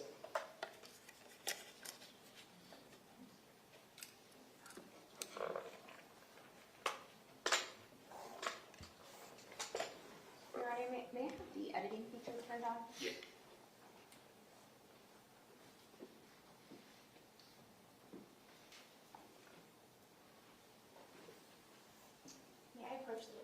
Yeah, actually, you can see if you can erase it from the previous witness. Excellent, thank you. There you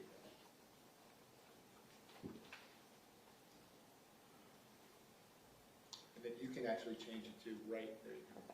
Okay, Captain, I'm going to ask you to please mark on this map. If you just touch the screen, it should. Jeez. Mark for us the location that you parked your vehicle when you arrived on campus. Right there. Actually, it might have been right outside the fence, just a little bit further back, so more. Jeez. I'll erase them. You can redo it. There you go. Right there. This can all go on the screen, correct? Yes.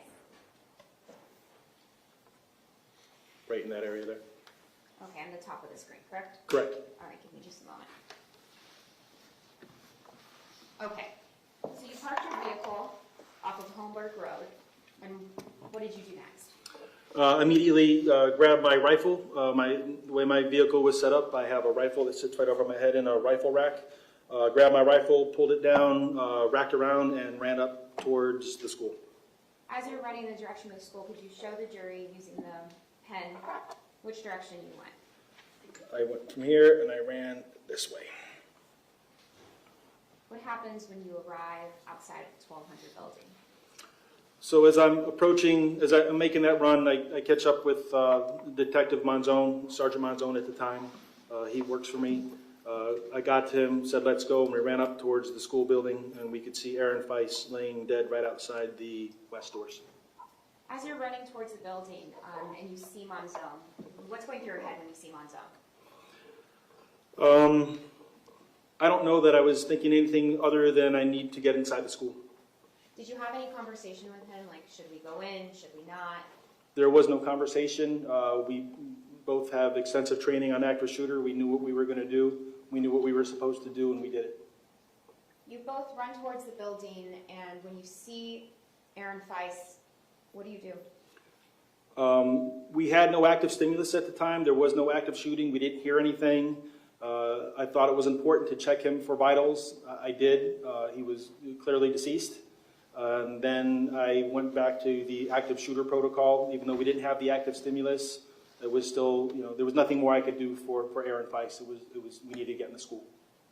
You just you prefaced the fact that you stopped to check for a pulse based on the fact that you didn't have stimulus. Describe for the jury what stimulus is, just briefly, and then why that would change the steps that you're taking. So stimulus would be screaming, yelling, shooting, most importantly shooting. If there was active shooting that we had heard inside the school, we would not even have stopped at Aaron Feist. We would have gone directly into the school and continued through the school until we located the shooter. If there's active shooting inside the school and you're alone, do you still go into that building? Yes.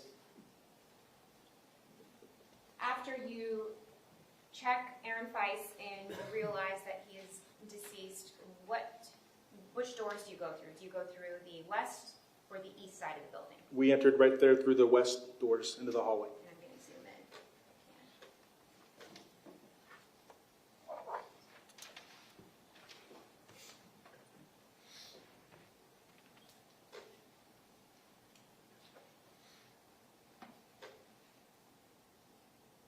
Now, before you go into that building, you said you reverted back to active shooter. Why did you do that? There was nothing that we could do for Aaron Feist at the time, and I knew that there were people that had been shot and were dying inside the school. I fully believed that there was still a shooter inside the school, and I felt that it was important to get in there. When you entered the school, explain to us what you do next. What's the order of steps you take? So we breached the door. We didn't have to breach it, but it was unlocked. The door opens up. We make entry into the school, and eerily quiet. It was kind of smoky filled. There were rifle rounds on the ground. You could smell burnt gunpowder from rifle rounds going off, and we made entry into the school. Was it clearly visible just upon looking into the hallway that something had gone awry? Yes, that and the fact that Chris Hickson was right in front of me as I made entry in there, and he had clearly been shot several times. He was still alive when I got to him.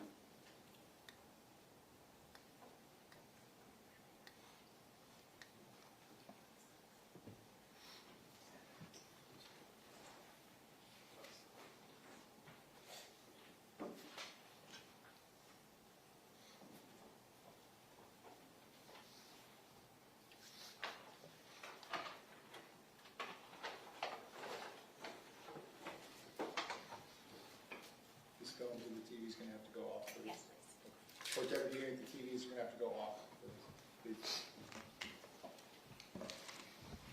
And for the court's reference, I'm now playing what is already in evidence as states 6F10.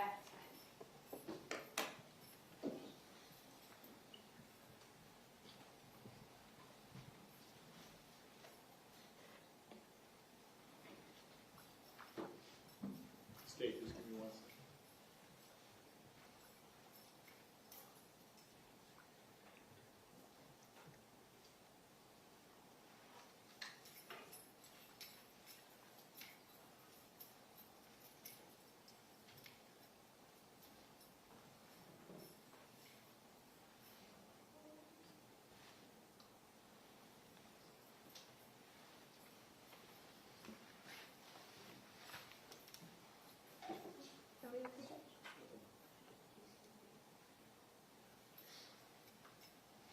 type of unit we got on?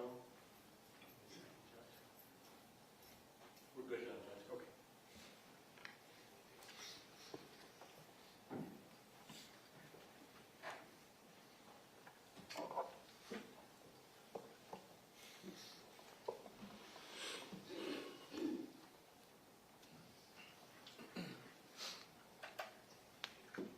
Aaron, can you go back in the files? I'm going to ask you to let us know when you see yourself on screen.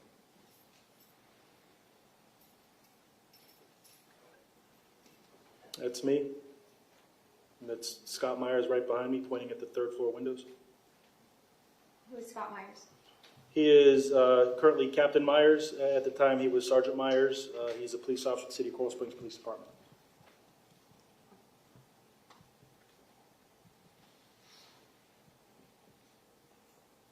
Hit pause. Judge, can we go sidewalk? Yeah, sure.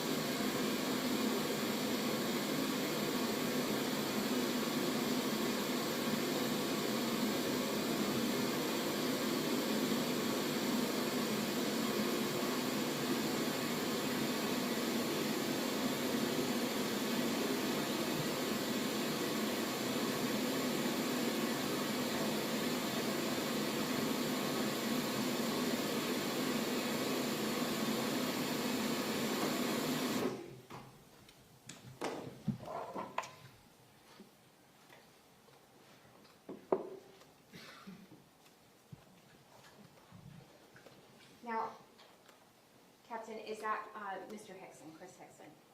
That is Chris Hickson. That is in front of me. Okay.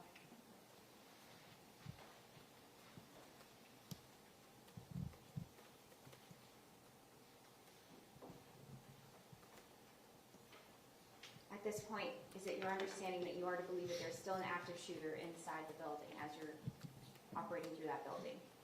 Yes, I tried to get information from Chris Hickson, but he wasn't able to talk. He could not provide any information to me. And at this point, I believe that there's still an active killer shooter inside the school.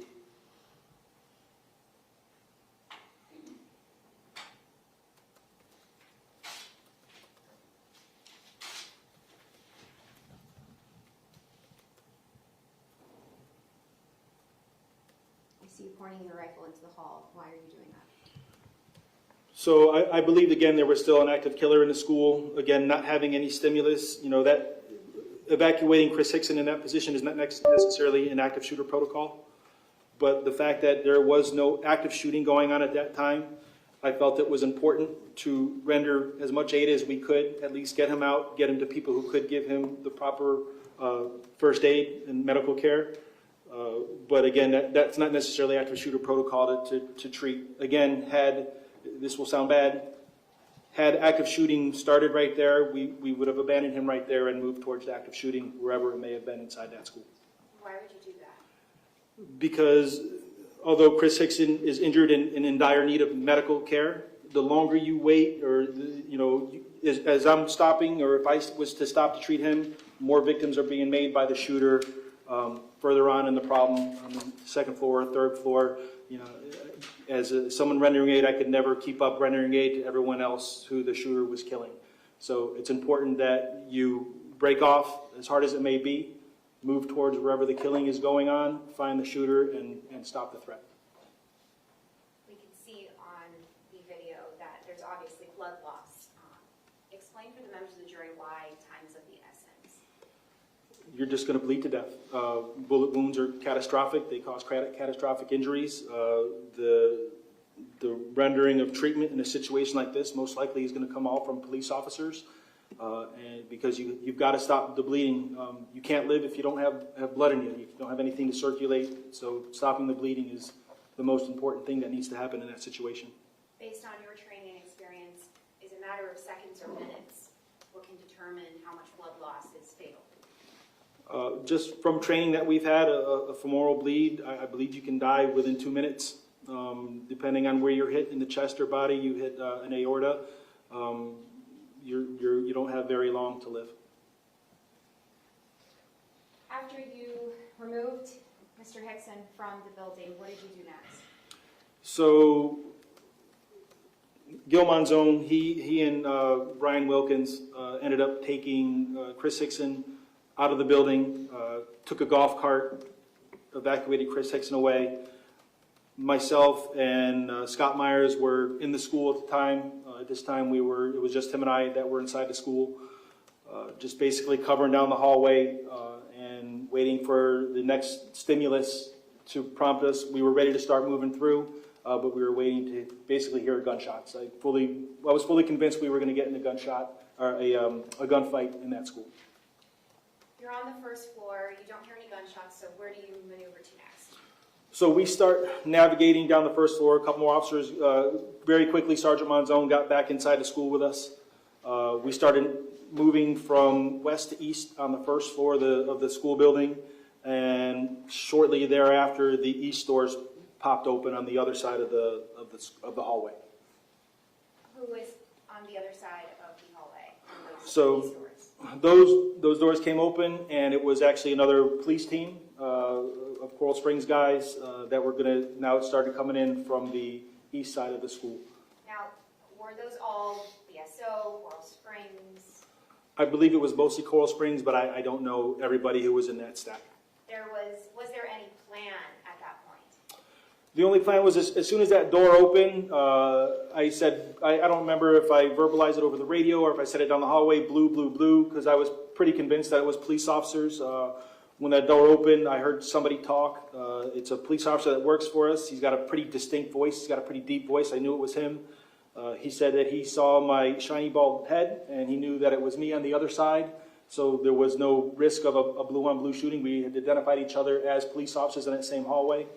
Tactically, it doesn't make sense to move two teams down a hallway towards each other. Bad guy pops out in the middle of us. Now we're just shooting at each other to address the bad guy. So I turned over the first floor to them, and I took my team and I moved up to the second floor. And you just referenced that you don't know if you were using your radio or you were shouting down the hall or speaking loudly. If your radio isn't working, what do? You have to find a way to communicate, whether it's shouting down the hallway, send runners, whatever it takes to get information to the people that need information. Is a radio not working a reason to not continue your duty as a law enforcement officer? No. Are you actually trained on what to do if your radio is malfunctioning or if you can't hear each other? I don't know that we necessarily have training on it. You adapt and you deal with it. In a situation like that, radio, not radio. I know initially that I did not have a whole lot of radio transmission anyway. I was not really going to take my hand off my weapon to work my radio, fully believing that any minute I could engage somebody. So at that point, even running to the school initially, the radio wasn't a concern for me. You move to the second floor, and what happens next? Get up to the second floor, start moving from west to east across the second floor, come into contact with some classrooms. The classrooms are locked. I made eye contact with a girl inside one of the classrooms. I kind of motioned for her to come open the door. She did great. She did not come open the door. She held true to the code red protocol. I was there in full police uniform, as you can see in that video. She would not come open the door for me. I motioned for her to come open the door. She still wouldn't come open the door.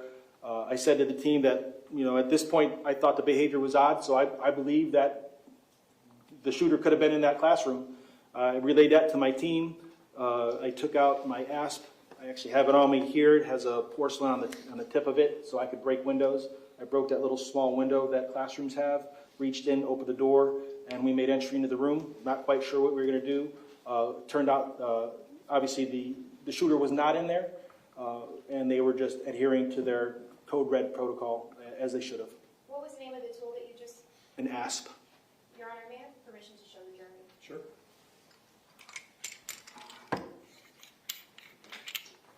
This is the porcelain tip here. I don't know if you want to touch it, see it. This is also an expandable baton. You can break windows with it. It expands to, I don't know, about this long. But this is porcelain here, used to break window in emergency situations, somebody trapped in a car, whatever it may be.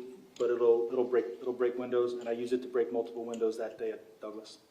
After you broke the window, that you opened the door, you look around, what do you see? There were a bunch of students in there. There was a teacher in there. I asked the teacher that if everybody in that classroom was there from the beginning. She said yes, that everyone in this classroom had been here from the beginning. So clearly the suspect wasn't in there. I don't know if there was a kid in that classroom that he had an ROTC uniform on, but a regular ROTC uniform, like the full regular uniform, not like a polo, but like the blue shirt and the like police pants. And he had that on. Pulled him out to the side because some of the intel that we had was that we were looking for an ROTC student. I talked to him for a minute. It was clear that he wasn't who we were looking for, and then we continued on clearing down the hallway. Once you cleared that hallway, did you come into contact with any victims on the second floor? I don't believe anybody was shot on the second floor. What do you do next? So as we began clearing down the hallway, I had to break multiple windows. I started losing manpower. Obviously, clearly, we had just unsecured these rooms. I did not know whether or not the shooter was still in the school, so I couldn't evacuate anybody. I didn't want to pull them in the hallway, and then next thing you know, he pops out of the next classroom over, and he comes out and he's got a bunch of targets in the hallway. So I ended up losing manpower. I started leaving police officers in room as guards at the door, and by the time I got towards the end of the hallway, I had run out of manpower. And it was right about that time that BSO SWAT team had come on scene and made contact with me on the second floor. You just used the term manpower. How important is it to have the amount of bodies that you need in order to properly clear a building? A building that size, and especially with the number of victims, especially on the first floor, people needed to be on the first floor starting to evacuate victims. The first floor was cleared fairly quickly, and there were quite a number of victims, and the more people, the better.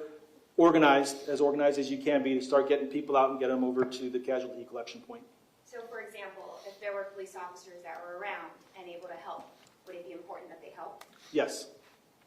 When you get to, do you go to the third floor? I made it to the third floor, but not on the initial clear. I made it to the third floor. So we had finished the second floor. The sheriff's office kind of took over clearing the third floor with the assistance of some of the CSPD SWAT guys. Once that was determined that the shooter was no longer in the school, I went back down to the first floor. We had intelligence that perhaps the shooter was on the third floor and that he was dead. I kind of wanted to see for myself, so I did go back in, and that's how I ended up on the third floor. But it was not the shooter; it was Mr. Wang. When you got to the third floor, were you needed in any way to assist any of the victims on the third floor? No, I was not. Once you understood that it was not the shooter that had been killed and it was instead Mr. Wang, where did you go to next? Where did you go to next? At that point, went back downstairs. The 1300 building was cleared pretty quickly. A TOC was set up there, which is a Tactical Operations Center. Right now, by this time, there's quite a bit of resources showing up. I am not sure if the main command post had been set up, but a Tactical Operations Center is like kind of a smaller area away from the main command post where the decisions are made as far as, all right, who's going to take what piece of the pie here and start clearing the school.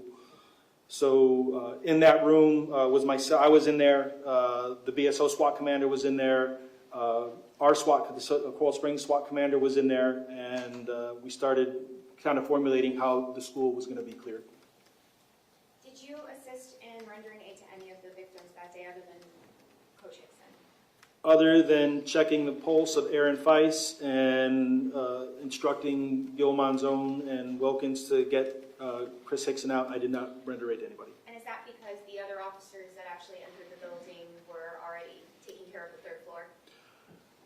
So, yes, they were already, by the time, they were already on the third floor rendering aid to the victims on the third floor. The people on the first floor had already been evacuated out. So at the time, I didn't come across any other victims that needed aid or that were alive. Prior to this date, did you know who Scot Peterson was? I did not. Just a moment here. Hold on.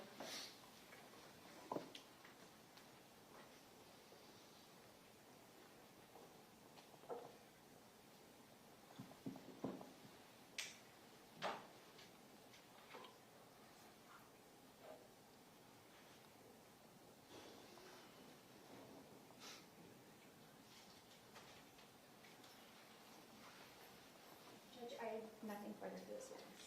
Okay, cross-examination, go ahead.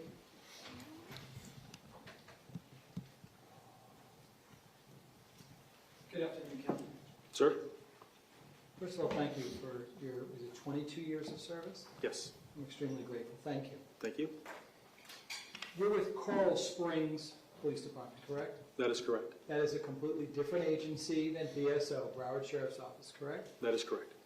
You guys have different 911 centers, correct? That is correct. And when any students, for example, made cellular calls from the 1200 building, those calls went to Coral Springs, correct? I do not know where all the 911 calls went. Okay. The information that would have come in to Coral Springs doesn't automatically get shared with BSO, correct? I am not sure at the time how the dispatch centers worked or interoperated with each other. Okay. Are you familiar with a concept called patching Yes. radios? Yes, I am. Okay, tell us how that happens. How does that get initiated? How does that work? Well, I'm not technical as far as how patching. I know that when we ask our dispatch to patch channels together, they can patch channels together. Like if they want to patch, two of our channels together, so we operate on a couple of different channels. Say, for instance, we have our Coral Springs main channel, and then we have our Coral Springs patrol TAC channel. They can patch those together. I know they can patch interagency as well. It just requires that agency to ask for the patch and then to make the patch. Okay. And it doesn't take that long to do a patch, correct? I couldn't tell you exactly. Again, not my dispatch is my area of expertise, but no. Got it. But the idea also is that when you patch radios, then you're sharing the information, correct? Correct. You're not operating separately. You're now hearing all the same real-time intelligence, correct? That is correct. Okay. Now, you arrived at the school, and it's a 45-acre school, correct? Correct. Well, I don't know the size, but I know it's a big campus. It's huge. Yes. Right? So you wouldn't have just gotten lucky to go to the 1200 building, correct? Objection, counsel testifying. No, that's overruled. Go ahead, sir. You can Go answer ahead. that question. Repeat the question, I'm sorry. You didn't just get lucky and just go into the 1200 building. You had some real-time intelligence, didn't you? Yes, I did. Okay. Now, how did that intelligence come to you? How did you learn to go to the 1200 building and not the other 45 acres? So as I was driving north on Coral Springs Drive, which turns into Pine Island once you cross under the Suarez Expressway, Tim Burton, who was a school SRO who had gotten to on the scene over there, had put over our radio that the building was a 1200 building, was the 1200 building. He called it the freshman building. And one of the biggest pieces of intel he gave it was the third-story building on the north side of the campus. And that's where he directed us to. Okay. So you specifically knew over your radio that you needed to go into the 1200 building, correct? I did. And Tim Burton is a Coral Springs police officer, is he not? He is. Okay. Were you monitoring your radio as you were approaching the school? Absolutely. And you were listening to all the things that were being said over the Coral Springs radio, correct? Yes. You would have then heard at 2:30:04 that there were 3 people shot in room 1216 in the freshman building, correct? I don't remember specifically what transmissions, but I did know that people were shot inside the 1200 building. Okay. Did you know at the time whether Carl Springs ever contacted BSO to share that information with them? I certainly did not know that. Did you know whether that information specifically, that there were 3 people shot in room 1216 in the 1200 freshman building? Whether, Well, hold on, I didn't get to the end of the question yet. Go ahead, what's your question? whether that information, did you know whether that information had ever been shared at all with BSO? It's overruled. Go ahead, so you can answer the question. I have no idea if that was shared or not. Did you think, though, as an experienced officer, that that likely would have been done?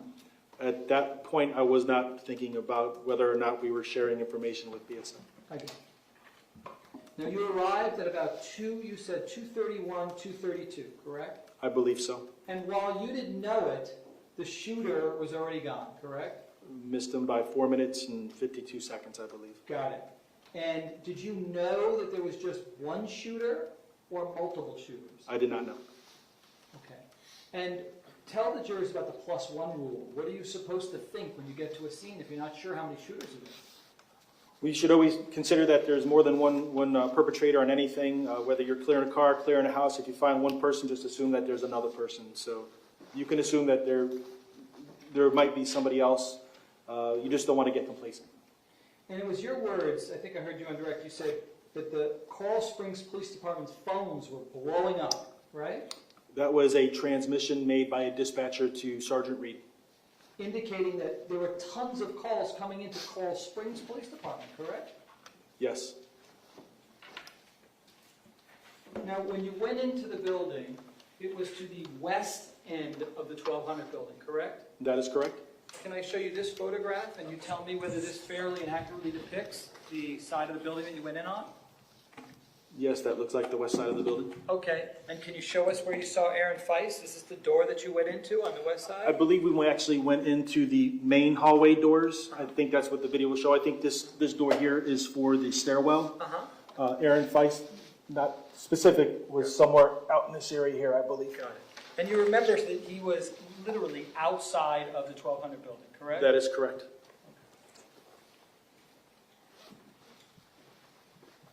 Did you know at the time when you went into the west side of the 1200 building where my client was actually positioned? No, I had no clue. Okay.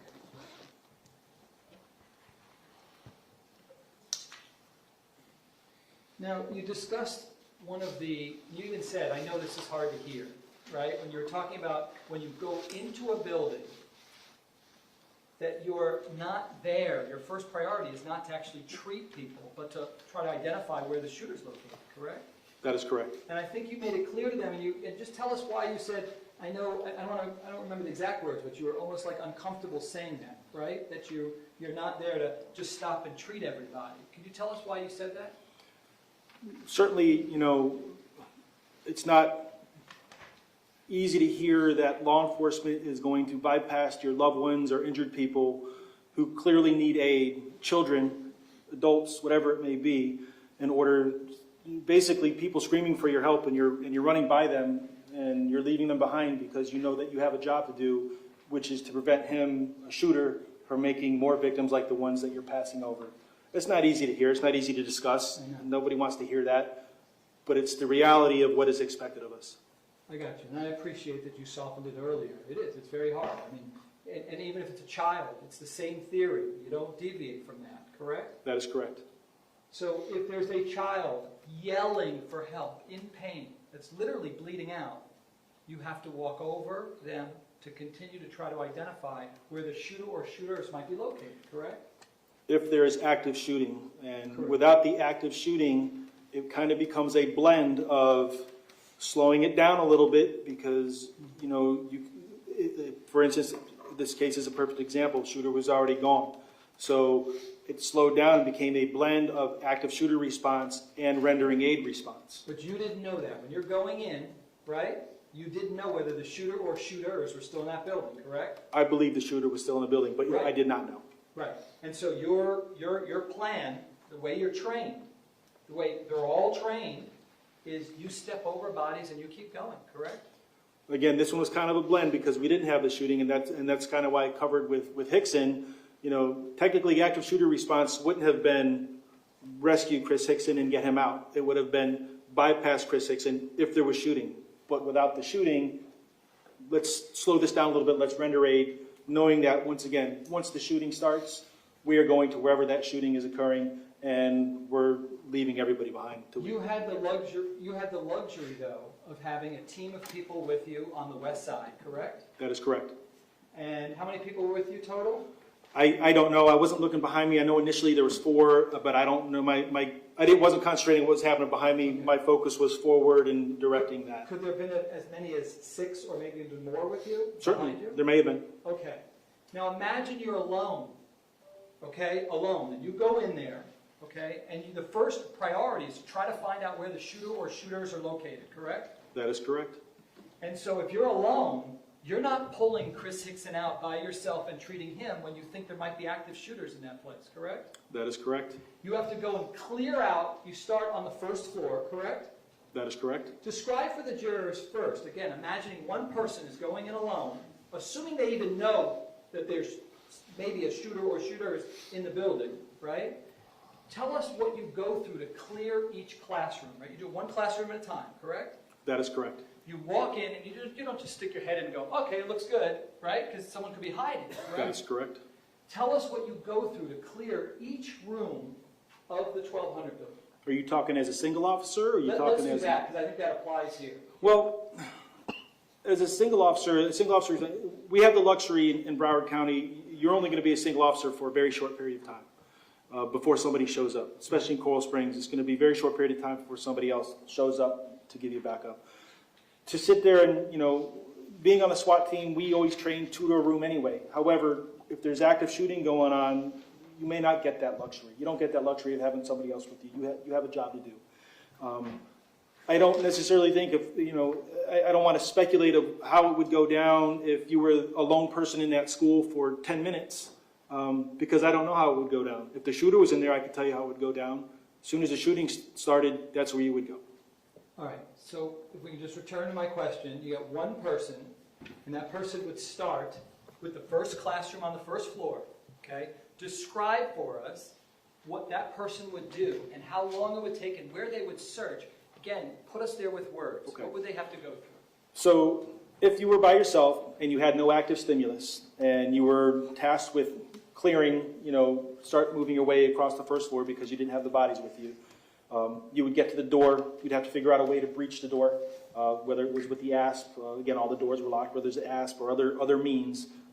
Reality is I got lucky. We were able to break the windows and get inside the doors. By yourself, you would reach in, you would open the door. Again, single person entry in a room isn't what you want to do. It's not what we ever train on a SWAT team. Why? Why would you want to go in by yourself? Because there's hard angles that you're going to miss. You're going to miss it. What happens if you miss it? You could get killed. You get killed. A bad guy could be. If you come in and there's a hard angle to the left and you decide to take the hard angle to the right and he's behind you, you could get killed. And I'm assuming you had a vest on, right? I did. Any other gear that would have protected you? Nope, I did not. You didn't have a pistol. You had a rifle too. I had a rifle. That helps. You didn't use just a little pistol. Are you asking if I wouldn't or if I didn't? There was a reason why you chose to use a rifle instead of your pistol. Why? I believed I was going to get in a gunfight with somebody, and rifles are better than pistols. Got it. And so a single person goes into a room, and again, what are they physically doing? Are you looking at every possible place that somebody could be hiding? Again, a single person isn't necessarily going to go into a room. It's not necessarily going to happen that way. The reality is if a single officer, active shooter responds, you're going in and you're going to start searching. You probably will end up staying in the hallways to start searching through a school to try to find a shooter. Because if the shooter's on the 3rd floor and I'm trying to get into every alcove, every room, every bathroom, and everything, I don't know what's happening on the 3rd floor. I may get clues as I move through. I may run by a classroom and I may hear, he's in here. I may hear screaming. I may hear something that would then prompt me to direct my attention to that room. Now, if that did happen and my attention is directed to a specific room, there's also a hierarchy of how you're going to deal with your threats. So if I breach that door, I go in that room, that real threat is going to take priority over any geographic threat. So if I go in there and the bad guy's in there, he's a real threat, I don't care what's on my left, I don't care what's on my right. As a sole officer, I'm still going in, and I'm going to deal with that. I understand. But when you walk in and you stand in the hallway, and there's no real-time intelligence to tell you where to go, what specific classroom, because you had the benefit of knowing specifically that kids were killed in a specific room, 1216, I think it was. But let's just say hypothetically, you just go into the 73-yard building, and you look in the hallway and you don't see any shooter. You have to assume that there's shooter or shooters located potentially in any single classroom, correct? That is correct. Because at any moment they could come out and kill you, correct? That is correct. And if you're not wearing a vest, you will likely die with an automatic weapon, correct? Correct. So before you start walking in a hallway, or before you start running around by yourself, you must go through and ensure that there's nobody who could come out of a classroom and as you proceed down the hallway, kill you. Isn't that correct? Without the active stimulus, yes. Without that active stimulus of gunfire, it would definitely pose a difficult problem. That's correct. And if you're not hearing anything from the third floor, let's say, because that was the phenomenon that they were dealing with, you couldn't hear shots. Objection, counsel test. Yeah, Mr. Igosh, this seems to be an ongoing thing. The state objects and I sustain it, you keep doing it. So am I not making myself clear on these rules? I'll keep going. Okay. No, sir. I want you to finish and answer my question. Am I not making myself clear on these rulings? Yes, sir. Okay, so it's improper for me to make statements in front of the jury. You are not the witness. You are the lawyer. Ask the witness a question that ends in a question mark. Go ahead, sir. Did you know whether the students on the third floor could hear the shots on the first or second floor? I don't know. Okay. So if somebody cannot hear any shots on the second or third floor as they go through the first floor, they've got to clear the first floor thinking that there might be shooter or shooters on the first floor. Isn't that correct? Correct. And then they've got to move to the second floor and clear every classroom, and assuming it's one person, they've got to go through and do it by themselves. Correct? I don't want to speculate what it would be for, again, what might have been if only a single officer showed up, because I don't know what might have happened if a single officer showed up and only was there by himself and had to clear that entire structure by themselves. That would take an inordinate amount of time for somebody to, first of all, it could never be safely done because every room you go into, you're exposing yourself to an angle. So I don't want to speculate what a single officer would do trying to clear that building without hearing gunshots to draw them anywhere. Right. So when you say an inordinate amount of time, what do you estimate it would take one person to be able to clear the first floor alone? Let's start there. You know? Objection, speculation. Yeah, that's a statement. How long did it take you, with the team of people you had, to clear the first floor? I did not clear the first floor. I partially cleared the first floor, then we moved it up to the second floor. All right. Why did you only partially clear the first floor? The other team came in from the east side and it created a blue-on-blue situation where we'd be moving down a hallway towards each other, and so that's bad tactics. I got you. So how long did it take you to clear half of the first floor with your team? I don't even know if it was half. It was a section of the first floor. I couldn't speculate. It's on video. You would be able to see how long it took. I don't even think we made it into that many classrooms on the first floor, my team, until we went up to the second floor. Is there any way that you can at least just give a ballpark as to how long you think it took to clear just a portion of the classrooms on the first floor with your team? Objection, asked and answered. No, that one's overruled. Go ahead, sir. You can answer the question. I would be guessing. Repeat the question. I'm sorry. Yeah.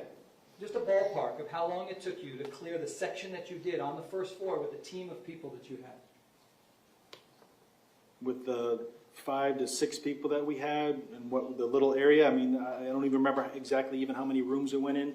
I really would just be guessing. I don't know. I know when we made entry into the classrooms, a single classroom would take a minute or two. Okay. And so if we apply a minute or two to each classroom with a team of 6.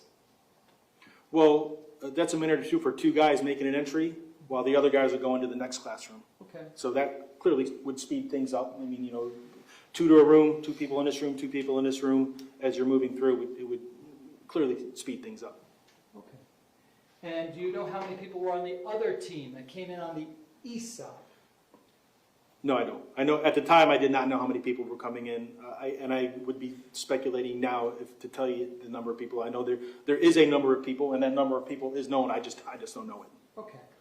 And they were clearing half of the first floor, that team. You cleared a few classrooms on the first floor, correct? I don't even know if we made it into a classroom on the first floor. I know we had made the entry into the school. We had started moving towards the first floor. Within a minute or two, obviously, extracting Chris Hickson.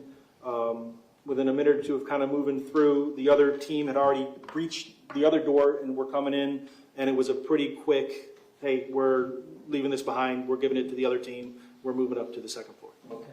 And did your team clear the second floor? Yes. How long approximately did it take your team, and how many people was the team consisting of now? I don't know the exact number we were up to. It was more than 6. Okay. More than 6 people clearing each classroom on the second floor, correct? Correct. Approximately how long did that take? Again, it would be on video, exactly how long. I don't have a number in my head. I know as we started to go through, clearly we were slowed down by having to breach windows, slowed down because I had to leave bodies behind in those classrooms to protect the students in those classrooms, not knowing, and then we finally got to, and we were delayed as well when we started getting the intel, the delayed intel that the shooter was on the 3rd floor, coming down to the 2nd floor. Turns out they were watching a video that was 20 minutes delayed, but we were on the 2nd floor, all lined up in the hallway, truly believing he was going to come down to the 2nd floor, and he never showed up, and that's we pretty much realized. So we did get delayed there for a very short period of time, maybe 2 minutes.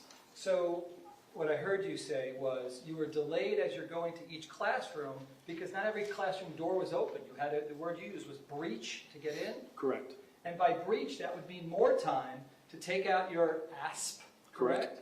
And then open it up, and then smash the window, right? Correct. To get in, right? Yeah, that's sustained. What would be the steps? You tell us what the steps would be to breach and to get into a classroom. As described earlier, remove the asp, take the cap off, break the window, clear out the window with the other end of the asp, reach in the door, open the door. Okay.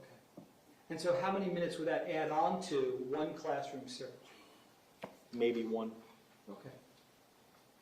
And were you able to just give me a ballpark estimate of how long it took you to clear the 2nd floor with your team of 6? I really don't have a concept of time for moving through. I do know couldn't even tell you the exact number of rooms that I went into. Obviously, high stress, a lot going on. Clearly, the whole thing's on video. The video will tell you every room I went in. It will tell you how long I spent in every room. I can tell you that it would take 2 minutes for 2 guys to go in, clear a room, make contact, maybe quickly debrief a teacher, maybe see if anyone is injured, and move on to the next one. Okay. And then you do that on the 3rd floor as well, correct? I never made it to the 3rd floor except for what I described earlier. Okay. Just a final question for you. Did you ever see my client at all while you were there? I did. You did or did not? I did. When did you see him? As described, when we were the Tactical Operations Center, the TOC was set up in that 1300 building. Was in there, again, with the BSO SWAT commander, the Coral Springs SWAT commander, other BSO guys, other Coral Springs guys, formulating the plan. Officer Peterson did come in there. I don't remember the exact conversation. It had more to do with the layout of the school and drawing a map of the school. I'm glad you brought that up because I didn't know that you were there for that. You were there when he was actually drawing out and trying to be of service as to the layout of the school, correct? Objection, counsel testifying. Yes, that's sustained. Did you see my client draw anything? I don't know if he drew it or if he was describing it to the BSO SWAT commander. He might have drawn it. It would have made more sense for him to draw it than to try to describe it. So I imagine that he drew it, but I don't remember specifically. Did it appear that he was being of service to fellow officers? He was certainly trying to give intelligence at that time, yes. Okay. Sir, I thank you. Thank you for your service. Thank you. Okay, based on that, a redirect? Yes. Go ahead. When you finally saw Scot Peterson, approximately how long after the shooter had left the building was this? I don't know what time it was. It was after we had cleared the 1200 building. Rescue operations had already been initiated. There were already people being brought out. I had already gone up to the 3rd floor and seen Mr. Wang. I had already come back downstairs. We had already cleared the 1300 building, and that's why the TOC was set up there. I couldn't give you an exact time frame, but it was a significant amount of time. So it was after all of the rescue had already taken place that Mr. Peterson left his position and went into a room full of cops, and that's where you saw him? That is where I saw him. Does the +1 rule alleviate you of your duty to run into the direction of shots being fired? It does not. I want it to be crystal clear to the members of the jury because you keep explaining the difference of when there's stimulus and when there isn't. Do you slowly go alcove to alcove, room to room, floor by floor, if there's active stimulus? No, you do not. You run direct to threat. So would you be going alcove to alcove, room to room, if there's active stimulus, or would you be skipping past some of those steps, just like you skipped past Chris Hickson, and heading directly towards the sound of gunfire? You would run past everybody towards gunfire, and again, it's just direct to threat, so there's not more victims being made. So in that entire hypothetical that you just did with the defense attorney about how you cleared the first floor and how you would clear and how long it would take, was that all under the hypothetical of if there's no stimulus? Yes.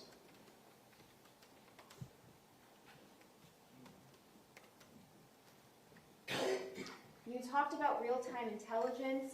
Are the sounds of gunshots real-time intelligence? Absolutely.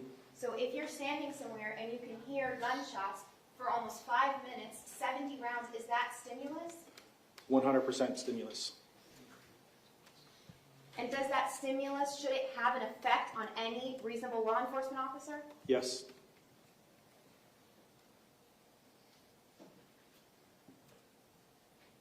You were asked about whether you might get shot. Is the fear of getting shot a reason not to enter inside that building? It is definitely not a reason not to enter that building. I have nothing else. Based on that, any recall? No, Your Honor.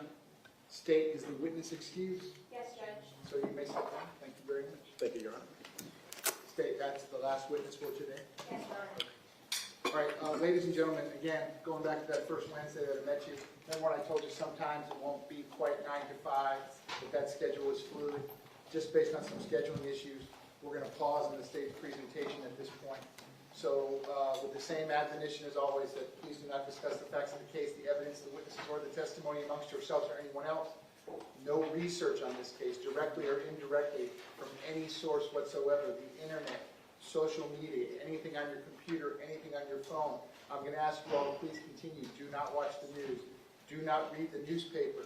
There's a hockey game on tonight for those of you that might be your type of thing, maybe or maybe not. I know it didn't work too well with the basketball game last night, but we'll try again tonight. In any event, please, no media of any kind. Tomorrow I have a very short docket. Otherwise, I'm going to ask that you all be back at the jury room 9:15. 9:15 tomorrow. And the one juror that does have an issue regarding the employer, I am working on that.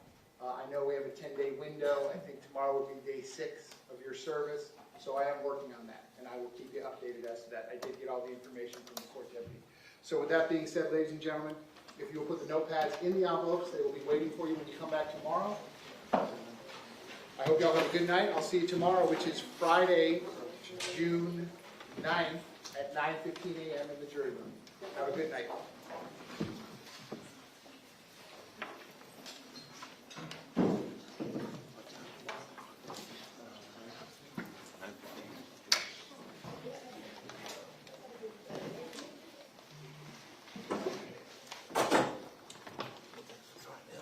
Okay, we're outside the presence of the jury. State, anything you need me to address before we recess until, let's call it 9:30 tomorrow? Defense, anything you need me to address before tomorrow? Yes, Your Honor, I'd like to do a sidebar, though. Well, the jury's not here, so fire away. What's up? I would still prefer to do it sidebar. Okay, that request is denied. The jury's not here. Yes, sir. What can I do for you?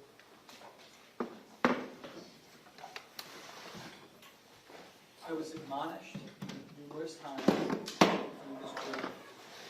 I want to do everything in my power with as much respect I have for this court, not to deviate from the rules that the court has set up. Not my rules. The rules of trial practice and procedure. Judge, I'm being completely sincere, and this is why